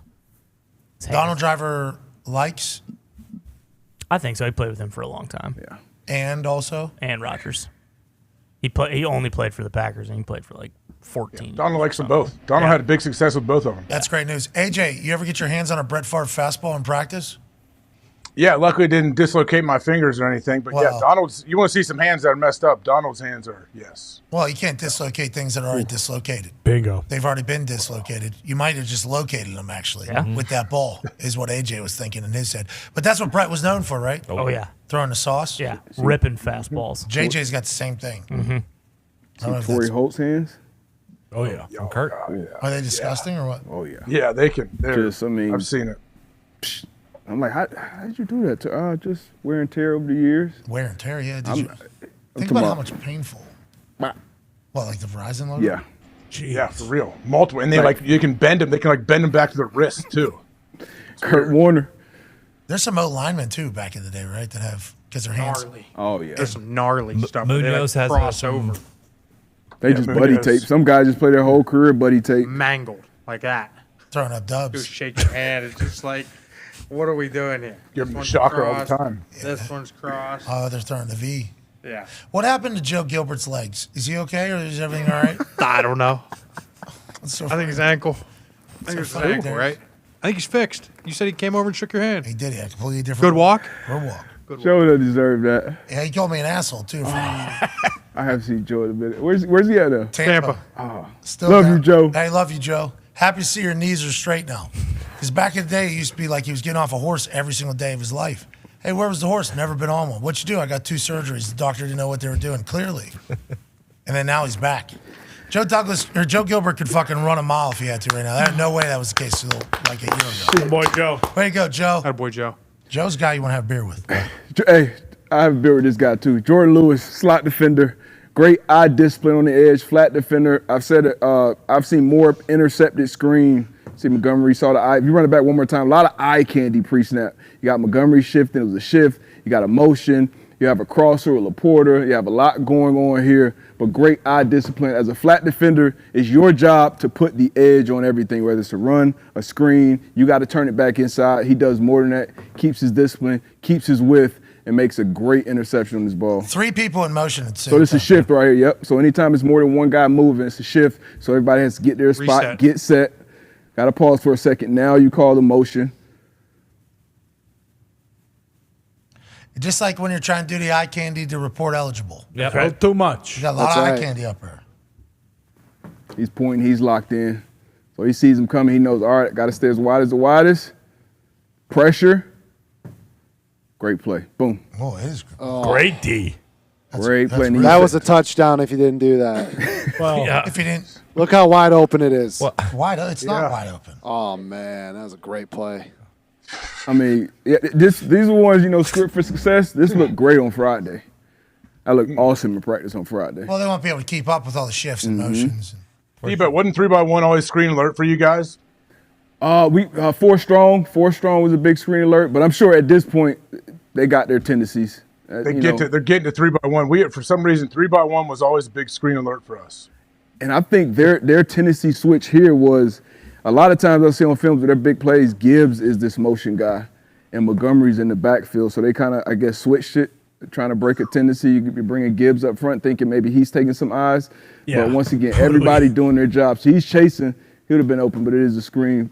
St. Brown looks open. Maybe Kurtz gets under, but, I mean, that's an unbelievable play. And like I said, this year I've seen more intercepted screen balls than I've seen ever. You can circle Keep Micah. playing it. Keep playing it. AJ, Keep playing it. AJ's 3x1. Oh, look at all those blockers.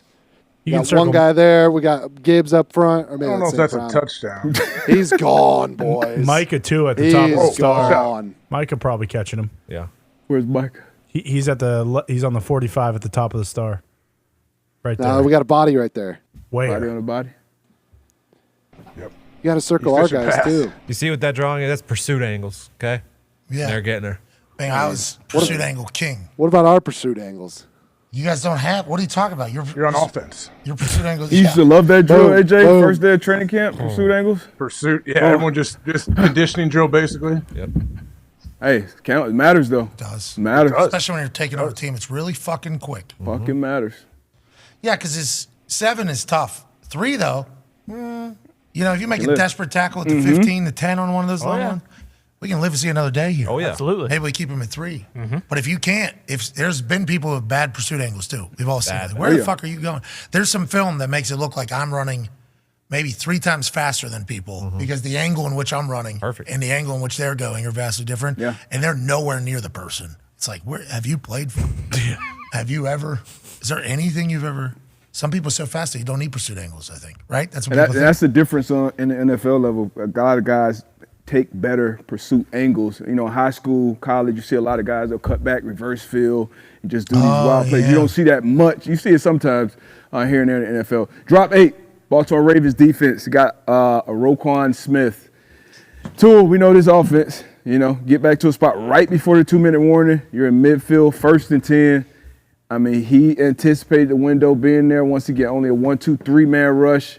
They obviously anticipated the window. one-hand interception. I believe this was right before the one-hand touchdown from Isaiah Likely. Yep. Just a great play, great drop. And then Patrick Ricard later in the game, one-hand, two-point conversion. Wide open once again. So hopefully we go lick our wounds and win this big game against Buffalo. The jugs machines are working in Baltimore. Yes, they are. Feels like they're working. Roquan Smith's not supposed to be able to do this. If you started from the beginning, he's just great zone eyes from the beginning and just worked his way all the way across. You saw Patrick Queen. He had a great interception last week, I believe, and this is their other dynamic off-the-ball backer.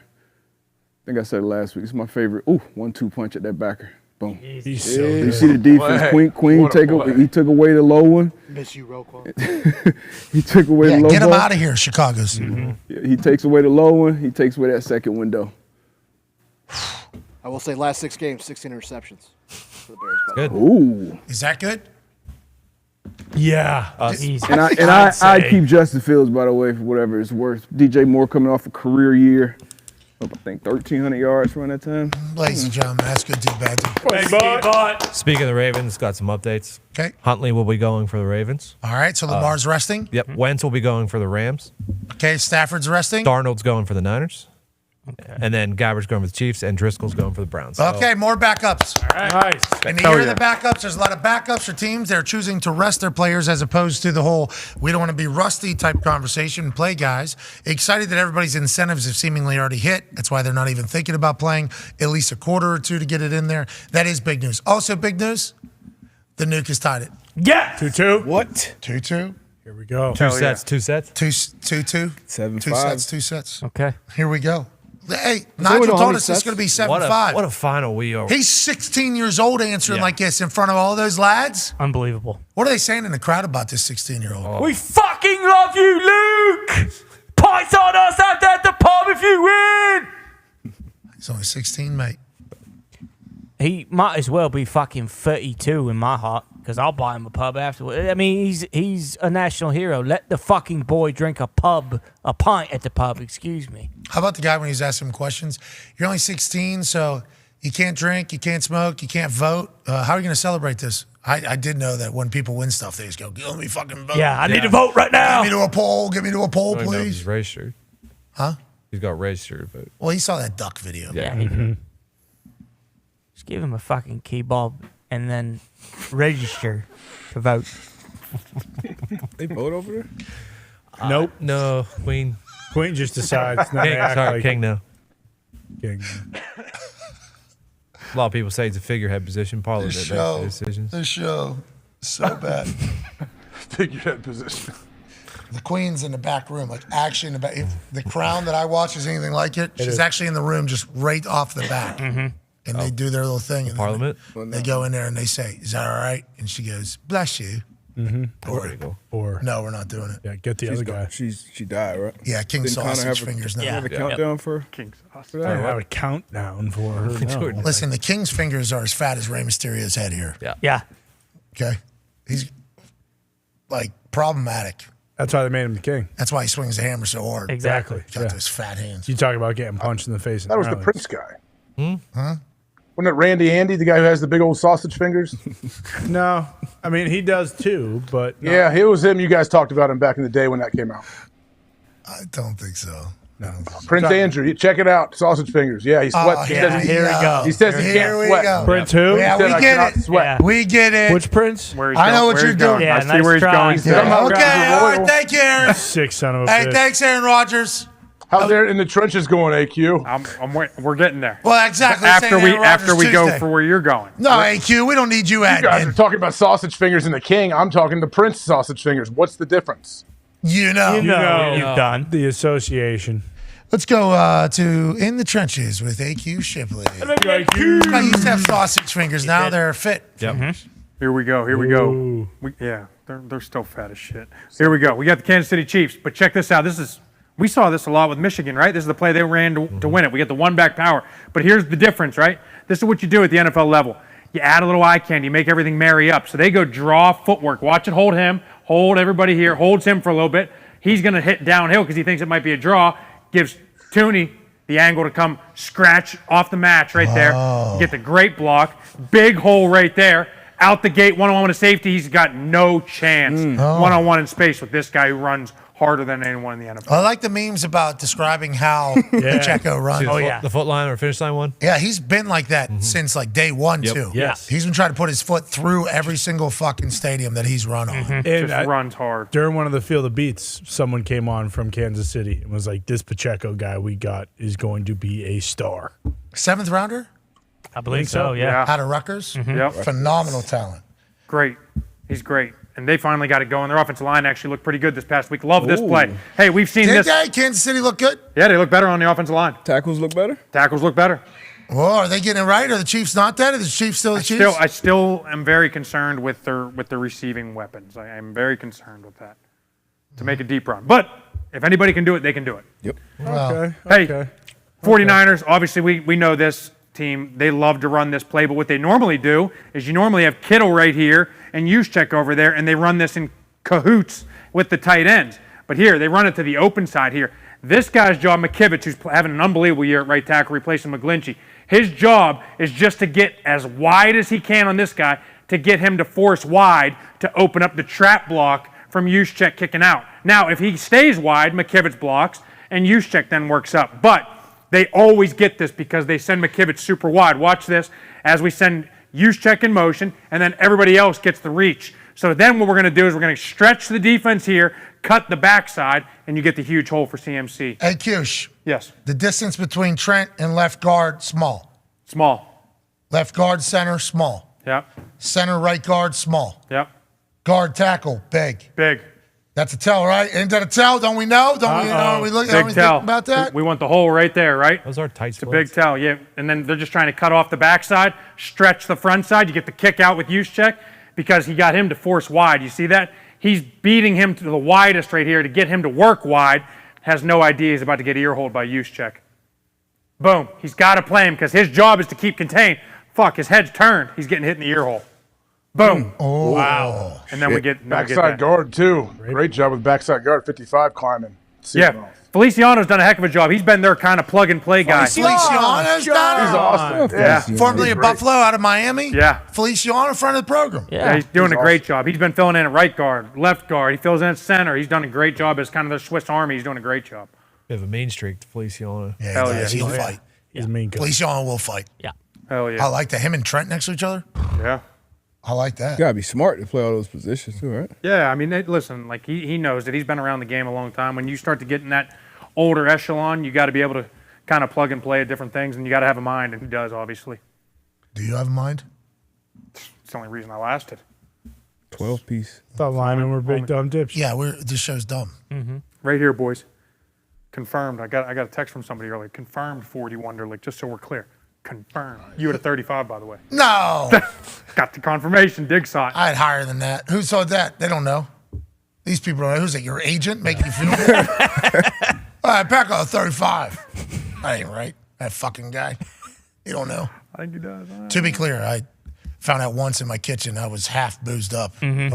Hey, got a 35. The information was delivered to my roommate, Reed Williams, who is academic All-American. Yeah. I think he got 34 then, if that's the case. And he was having a meeting with an agent. I was drunk in the kitchen. We were two very different operating human beings. Found out you did better. Walked out with a pitcher of beer in my hand from the kitchen while this guy was breaking it down. He goes, you got a 35 or whatever. I was like, what'd you get? He said 34. I was like, all right, you're here. And I walked the other way. And that got held over Reed's head for the rest of his life. That sucks for him. Mm-hmm. Does. Reed was really smart. Too smart, I think, for the Wonderlic. Because if you start overthinking at AQ, then you start going for a different answer. Bingo. Redheads like ice cream. Charlie has red hair. Charlie likes ice cream. Is this true all the time, some of the time, or none of the time? That's the question. Yeah, all the time. All the time. They just told me Charlie, redheads like ice cream. Charlie's red. All the time. But if you're too smart, you're like, there's probably an outlier. Yeah. At some point. And you just wasted a minute and a half of time. Yeah, and you start thinking There's got about to be it. some point when he doesn't want ice cream. Yeah, just because he has red hair doesn't mean his taste buds are always the same. What if he's going through it a little bit? He's depressed. Yeah, there has to be somewhere. Some of the time is the answer. It's like, no, they just told you all the time. And then if you can't read, which is certainly some people's things, that's when you're down there like 6, 7, 8, 9, 10. Because you're just guessing. You can't fucking read the question anyway, so you're off and running. For those long questions you mentioned too, Reed probably reading. Yeah, he's probably reading them though because he's too smart. Yeah. Problems. That is real. Yeah. Bingo. So you got to be like a nice level of not too smart, Not too dumb. Right there. Right there in the middle. I think that's what Wonder Lake does. They've been phasing that one out, though. Remember? Yeah, they've gone to more of like the S2 cognitive test. It's kind of wild shit. Have you guys seen Let's that? not. I mean, It's wild. What's that? That whole little test, they like put you in like. it's not. Okay, they said C.J. Stroud got the worst one of all time. Let's just. And he's I'm the not best saying it quarterback of all works. time. I'm just He's saying the best that rookie quarterback of all the time. situation they put you in is more football based. Am I correct? Oh, yeah? Does it say this guy's going to be the greatest of all time, or does it say he's going to be the worst of all time? Tell us, AQ. Tell us, Koosh. I have no idea what it tells you. I just know the actual thing is more applicable. Keep eating your brain. See that word? Hell yeah. To the game of football, as opposed to Sally likes redheads and ice cream. It's Charlie likes ice. Charlie. There's no way Whatever you're it 40. Do you hear that? Yep. Yeah, no chance. That's what I'm saying. Did you guys see that new commercial that's saying like you want to find out if you're going to heaven or hell? Yeah, I did actually. Have you seen this? I'm not. They're sending people to a website, and that is This is that show, that episode with the blue thing. So it's people. The blue thing in the convenience store. Your Destiny or whatever? What was Oh, the show? yeah. Don't go to the website. Big raffle prize or some Yeah, shit big like door that. prize. Yeah. Big Good door call. prize. This is what that was, isn't it? Kinda. Is that what this website is? I refuse to. What is go it? to HeGetsUs.com? No, that's what That I was thought the it one on the was. Super It's like Bowl, heaven. right? It's like heavenorhell.com. Legit. Yeah, I thought It it was was like that one. roll the dice, like yes or no, depending upon the number. Go there right now, Tone, and see what it says. I'm not going to the website. But It I'm is gonna- from Global Media Go, Outlets. What's it called? Am I going to fucking hell? I'm pretty sure it is like heavenornot.co. What do you do? They Type read in, your type in your cookies? type in your 10 worst I've ne- moments of I've- life. I've Enter never your done social it. security number. Yeah. We got a list. I mean, this commercial has played on list ESPN we were talking about. every morning since we got back. I have not seen it. Yeah, it is. What's it say for you? I'm not looking. I already know. I can't find the commercial. Jesus Christ. I cannot reveal that information. I understand heaven from what I've been told. Sounds like a great time. That's what I tell you. But hell has a lot of talent. You know what I mean? Hell has a lot of, you know what I mean? Yeah. Not a good time. They got a lot of. I've heard it's a terrible time, but like, if they go by the rules that I've been told, I don't know if a lot of people are making up north that have any talent. You know what I mean? To heaven. Documentary I saw is they make you relive your worst memory over and over and over. That's what hell is? That's what they said. No, it's just eternal damnation. Well, we End of we, time. we watch different documentaries. That sounds like the same, eternal damnation. Oh, Yeah. Plus, better reason to stay in the moment. Huh? Those bad memories out there never even happened. Well, hell will remind you. That's what I've been told. Yeah, yeah. And Diggs, Lil Nicky isn't a documentary. It's not what it was. It was Lucifer. We got in trenches or not? Here we go. Let's go. So Baltimore what is Ravens. What is the heaven hell thing? We got. Couldn't find it. It is heavenornot.co. I know that's what it is. Well, don't you just do it? Because I refuse. Do it. I already Do you know. want to know? I'll do it right now. Why would I do it? You're going to heaven, Nick. I know that. Why would you? Me too. Nick, Hell yeah, Nick. Did you go to the website? Hell no. You don't remember all the bad shit you did. So I don't think you should do it be at work because what if it's It's heavenornot.net. Oh, okay. Net. That's old school. This is old Yeah, school. it is. They don't have the it latest is. technology on whether or not I'm Bunch going. of stuff about salvation, just words. Oh, it's hegetsus.com. Yeah. What if At you the get bottom, there's two questions. And Okay. it says, yes, I prayed. No, I still have questions. there? And then say no to that. Because obviously we have questions. We're on a website. It just takes you basically to fill out a thing, and then they'll send you a best form of contact. Sounds like a crock of shit. Some Yeah. church is making a lot of money. They got these commercials God is every not day. happy about that. Olstein. Yeah, I was email gonna list. say. Olstein just stepping up his game. You think that's Austin? Just adapting. Peter Popoff. Somebody needs to get rid of money, maybe? That's why they're doing this? Could be. Oh. Not in the name of the Lord, obviously. Why would they be getting rid of money at this time? Anytime? Right now. Nobody gets rid of money. I've seen a lot of movies, people trying to get rid of money. Mm-hmm. You see those Cocaine Cowboys? Oh, yeah. They bought everything they possibly could. Oh, We need cigarette boats. We need this. Sure, we in need that we fashion, need that. Yeah. Give me a couple houses. You know what I mean? You gotta wash the money. Yeah. Go to an out-of-state casino Or a strip club. How about old buddy was actually Laundry like mat. washing it, right? Yeah, the laundry. Yeah. Actually washing. That was a funny. What was that episode there in the Ozarks? Yeah. Yeah. That was a money washing thing. Making right? bills look Yep. old. Yeah, cook them a little bit. Yeah, would do it using his own washer dryer. Good show. Great show. Good show. So good. I didn't finish it. I watched 3 episodes. It's good. It's good. Seemed like there was a lot. It's like Gus Edwards at fullback. It's a great show. Oh yeah, exactly. Especially the way it ended. What was that movie you guys watch had a bad ending? Never leave the world. Leave the world behind. Did you watch that movie, D-Buck? Yes, fucking terrible. Terrible movie. Movie was okay. You know what? I had too many. Listening to you guys, I had too many. My expectations were a little high. Well, not for me. And they were too low. So I went in already. Then the Obamas produced it. So I'm like, I went in kind of overthinking it. If I would have just saw it without a clue, just click on Netflix, I would probably give it a 7 out of 10. But the ending was horrible. Horrible. What's your fucking rating, AQ? This guy doesn't agree. 2. Not 7. About a 4.5. Okay. Well, the reason you said you wanted to watch it, Mm-hmm. you said in that he's thinking to himself, I don't want to watch this because of that. Yeah. So he that went was in. that was the reason I want. But The I mean, max score for him was 6 out of 10. Yeah. understand. That was the max score for him going in. Sounds about right. Sounds about right. I didn't give it an opportunity. No. It Never had a had no Never had a chance. chance. It had no movie chance. had no chance. I have heard the ending is the worst in maybe movie history. It stinks. It's terrible. There are It's pretty parts. bad. There are parts of the movie that are interesting, Very. but the ending is just so bad. Are you going to tell Barrio, President Obama? Yeah. If I ever made him, That should not be one of the first things you say, I don't think, is it? I think that'll be the lead. Yeah, we shouldn't do. Don't make movies anymore. Any president, 7 out of 10. If any president, don't take my race for anything. If any president is involved in producing a movie, especially with the shit that was going on, I'm gonna fucking watch it. Yeah, I agree. Really? You want Yes. any of them? Any It's of 2 hours and 20 They know minutes. all the secrets, yeah. What yeah, about- I want to fucking So like, let's just random president. What if Bill Clinton made a movie? Yes. absolutely. Is that random, huh? You know how many Feels bo- like we're really dancing around a lot of You know how many- stuff. you know how How many- can I not? You know how many- Who am I if I don't say that? You know how many boobs would be in that movie? For Dan Campbell Yeah, comes probably in. a bunch. Just say it. What's your guys' problem? Just say it. Let's go ahead and trenches. Here we go. We've been in trenches for about 24 hours. Yeah. Here we go. Yeah. Let's go. At Baltimore least. Ravens. We should be talking about these guys a lot more. I don't know why we are not, but here. They had a couple injuries on the offensive line. The whole right side's out right now. Zeitler missed the whole game. They got Falele in at right tackle. Moses was in and out of the game banged up. We got both running backs in the thing. We're gonna stem to a Cub defense here, and they're gonna slant to the way we're running the zone. Makes Hey, it very real quick. easy. 3 point, 3 point, 2 point, 2 point. Yep. What's going on? It doesn't really matter, honestly. He can stay 2 point. Tackles can stay 2 point. They can stay 2 point. It doesn't matter. It really doesn't. Okay. That is a big fucker. Huge. He's a But big goose. they're going to slant this way as we run the zone this way. Makes easy reach blocks. Ricard, and look at that block. Look at that block by the running back. Who's the wide receiver that comes in for him? Gets a great crack.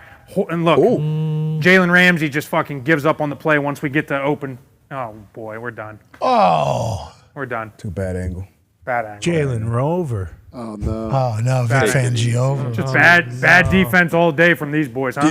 Terrible. I mean, they're running away from Boom. Van Ginkel, so Hopefully they bounce back. They'll bounce Smart back. move. they get it. Smart move. But he just run. I mean, 50-yard run late in the fourth as they're up by 30 already.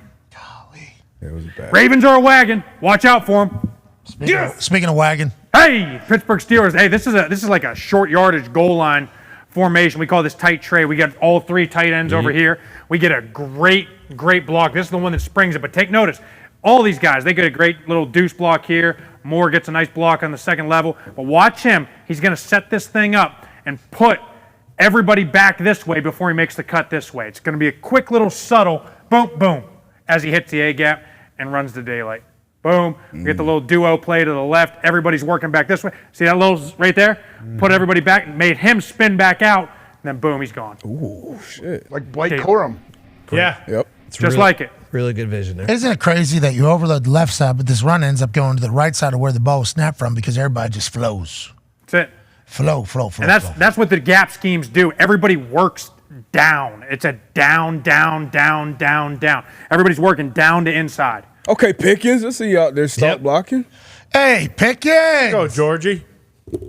Lotus. Yep. That's the block that send it, though. I think they That also is the made block. it a point to run at Devin Bush every chance they got.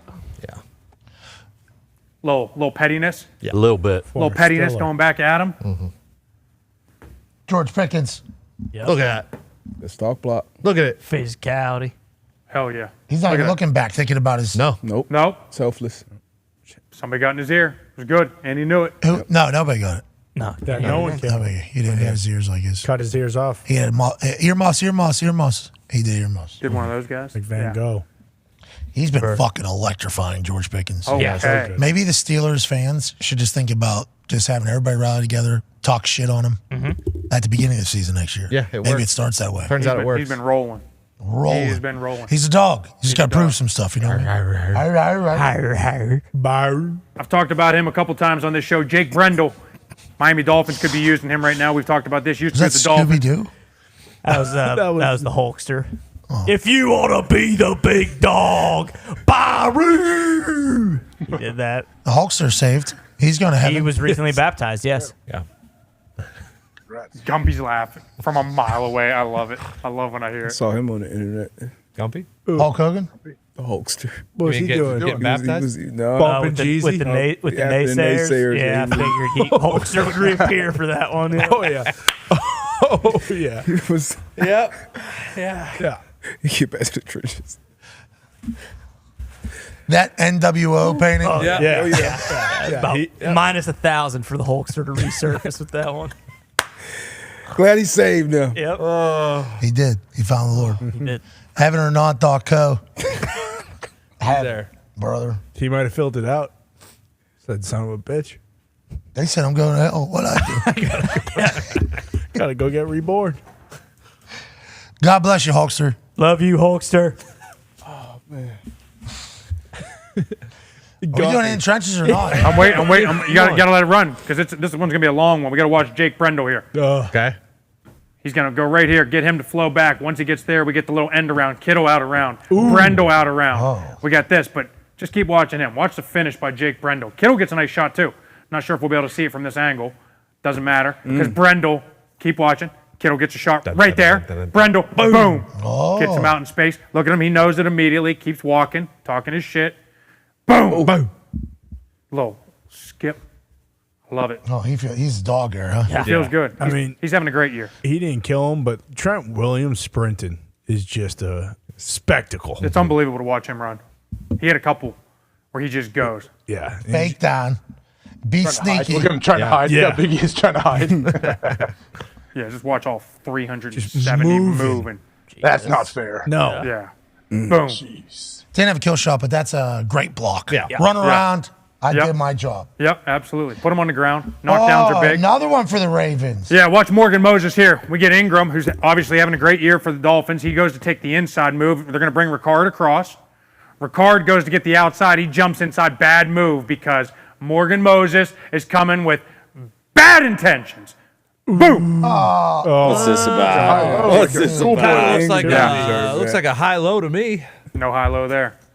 No high low there. That's just Ricard missing the block, falling down. It's okay. Those things happen. Doesn't fucking matter when you run a zone play because your inside guy's coming up and taking the other guy out. Did you see the Michigan linebacker get a flag for the follow through that Morgan Moses does here? I did. What's that about? That's a bunch of bullshit. They're making the game soft. I don't like it. And he finishes on top. Pretty good shit. You guys Pretty trying to hurt other players. Yeah. Just trying to finish. We play to the whistle. Nah, through the whistle. Play to the whistle. We get my man pulling across here and watch this. First rounder. Oh, boy. This guy's made a That's difference on big. their offensive line. Broderick Jones from the University of Ohio State. Georgia. Nice try. Keep it moving. Here we go. All right. Here we go. Oh, Julian Love. Oh, no. And then he finishes him. And then he finishes him. Sheesh. Puts his helmet in his ass. Boom! Little 8M. Boom! Jeez. This was a physical game. This was a very physical game. Jalen Warren got thrown at one point. Naj tossed a corner at one point. I think it was It was Witherspoon. Woolen. it was Tariq Woolen. Yeah. It was Woolen. Okay, yeah. And then we get another one here. Julian Love also had 14 tackles. Yep. That's a lot. Good player. Hell of a Good game. football player. Too many. And then we finish up with my favorite offensive lineman in the NFL. I love watching this dude. He misses some blocks because he shoots his shot on every single play, but that'll happen. This is a super tough block. Head up to outside of the right tackle. He's got to reach him. So watch him get on his horse and get the reach block first. And then we're going to keep it moving, and then he always finishes. Boom, gets his head to the outside. That's impressive as shit right there. Block should be over, which it is. Let's just keep running. Keep running. Keep running. Keep running. Now we get two hands on. And then we keep running, and we throw. Ooh, Quinn. I love the way he plays. Quinn Miners, Denver Broncos, always finishing people on the ground. A part of the rebuild of that Denver Bronco offensive line that Sean Payton wanted to do since he got the job. he's the guy that plays the game the right way. They got some issues across the board, don't get me wrong, but he plays physical on every single play, and I'll take that guy every day. He reminds me of Sitton a little bit. AQ, Josh Sitton was really good at that stuff, like out and cutting people off like that. Agree. Hey. Agree. Great work there, AQ. Good work, I don't dude. think you should sit down. Yeah, I think Yeah, you I got was just something gonna- to do I here. just figured that out. JJ Watt had 40 winners. Yeah. Ton. Got his ass. It was a 20. Good shit, What an man. That was a great shot. You sandbagged him. Yeah.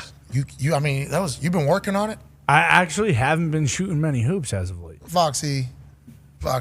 Yeah. Connor was prepared for that. He was ready. I'm prepared for every moment, except for this day in history. But that's the thing about the free throw. Yeah, but today you hit this day in Nailed it. history, didn't you? Yeah. Great one. Yeah, boom. Today's just a good day. Didn't get your hair cut either. Let that thing grow a little bit. Yeah. You know, with the winter, I've been walking outside. Face has been a little cold. It's chilly. Yeah, I figured, maybe I just add the beard in a little bit. And then you're not getting your hair cut from the guy that normally cuts our hair, JC, right now because you're kind of holding a grudge. Yeah, you're against mad him. at him. No, I'm thinking about. You're kind of mad at him right now. No, I'm not mad at all. You're kind of mad. No, I'm definitely disappointed. You're bummed out. I'm a little bummed Definitely out. bummed Yeah, out. Bummed out, disappointed, not mad. National championship on Monday. No haircut.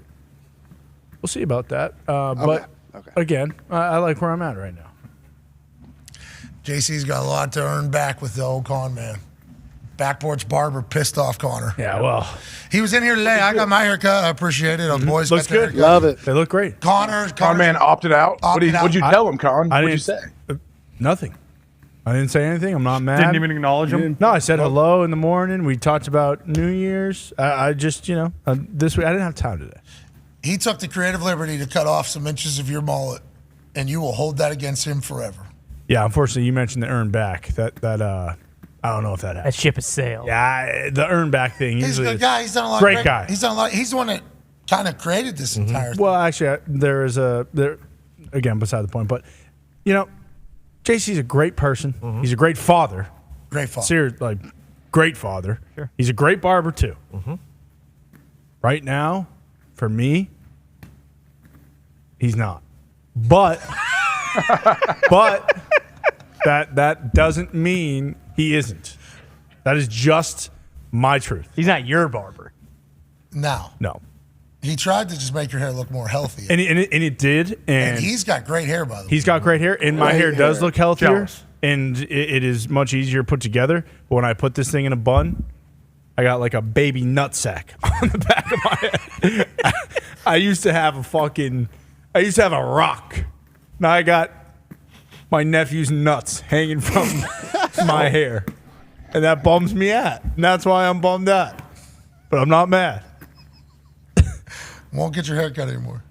Not for a little bit. I need to grow that bun back out. Need to get that fucking thing, back where it was. Like a softball. I would like to say thank you to JC for cutting my hair. I'd like to say thank Me you to too. JC too. Me too. Thank you, JC. Made the stats look JC. fantastic. Thank you, JC. Love you, JC. All right, you know who people want to love? Who's that? AQ. Not easy. No. Tough. Tough, dude. Tough. New AQ, though, probably easier to love. Yeah. I don't know. You're a good That guy. was pretty fun when I was eating and drinking everything. What? I think about that a lot. Body count. Worth it, AQ? Yeah. Is your health worth it? Absolutely, AJ.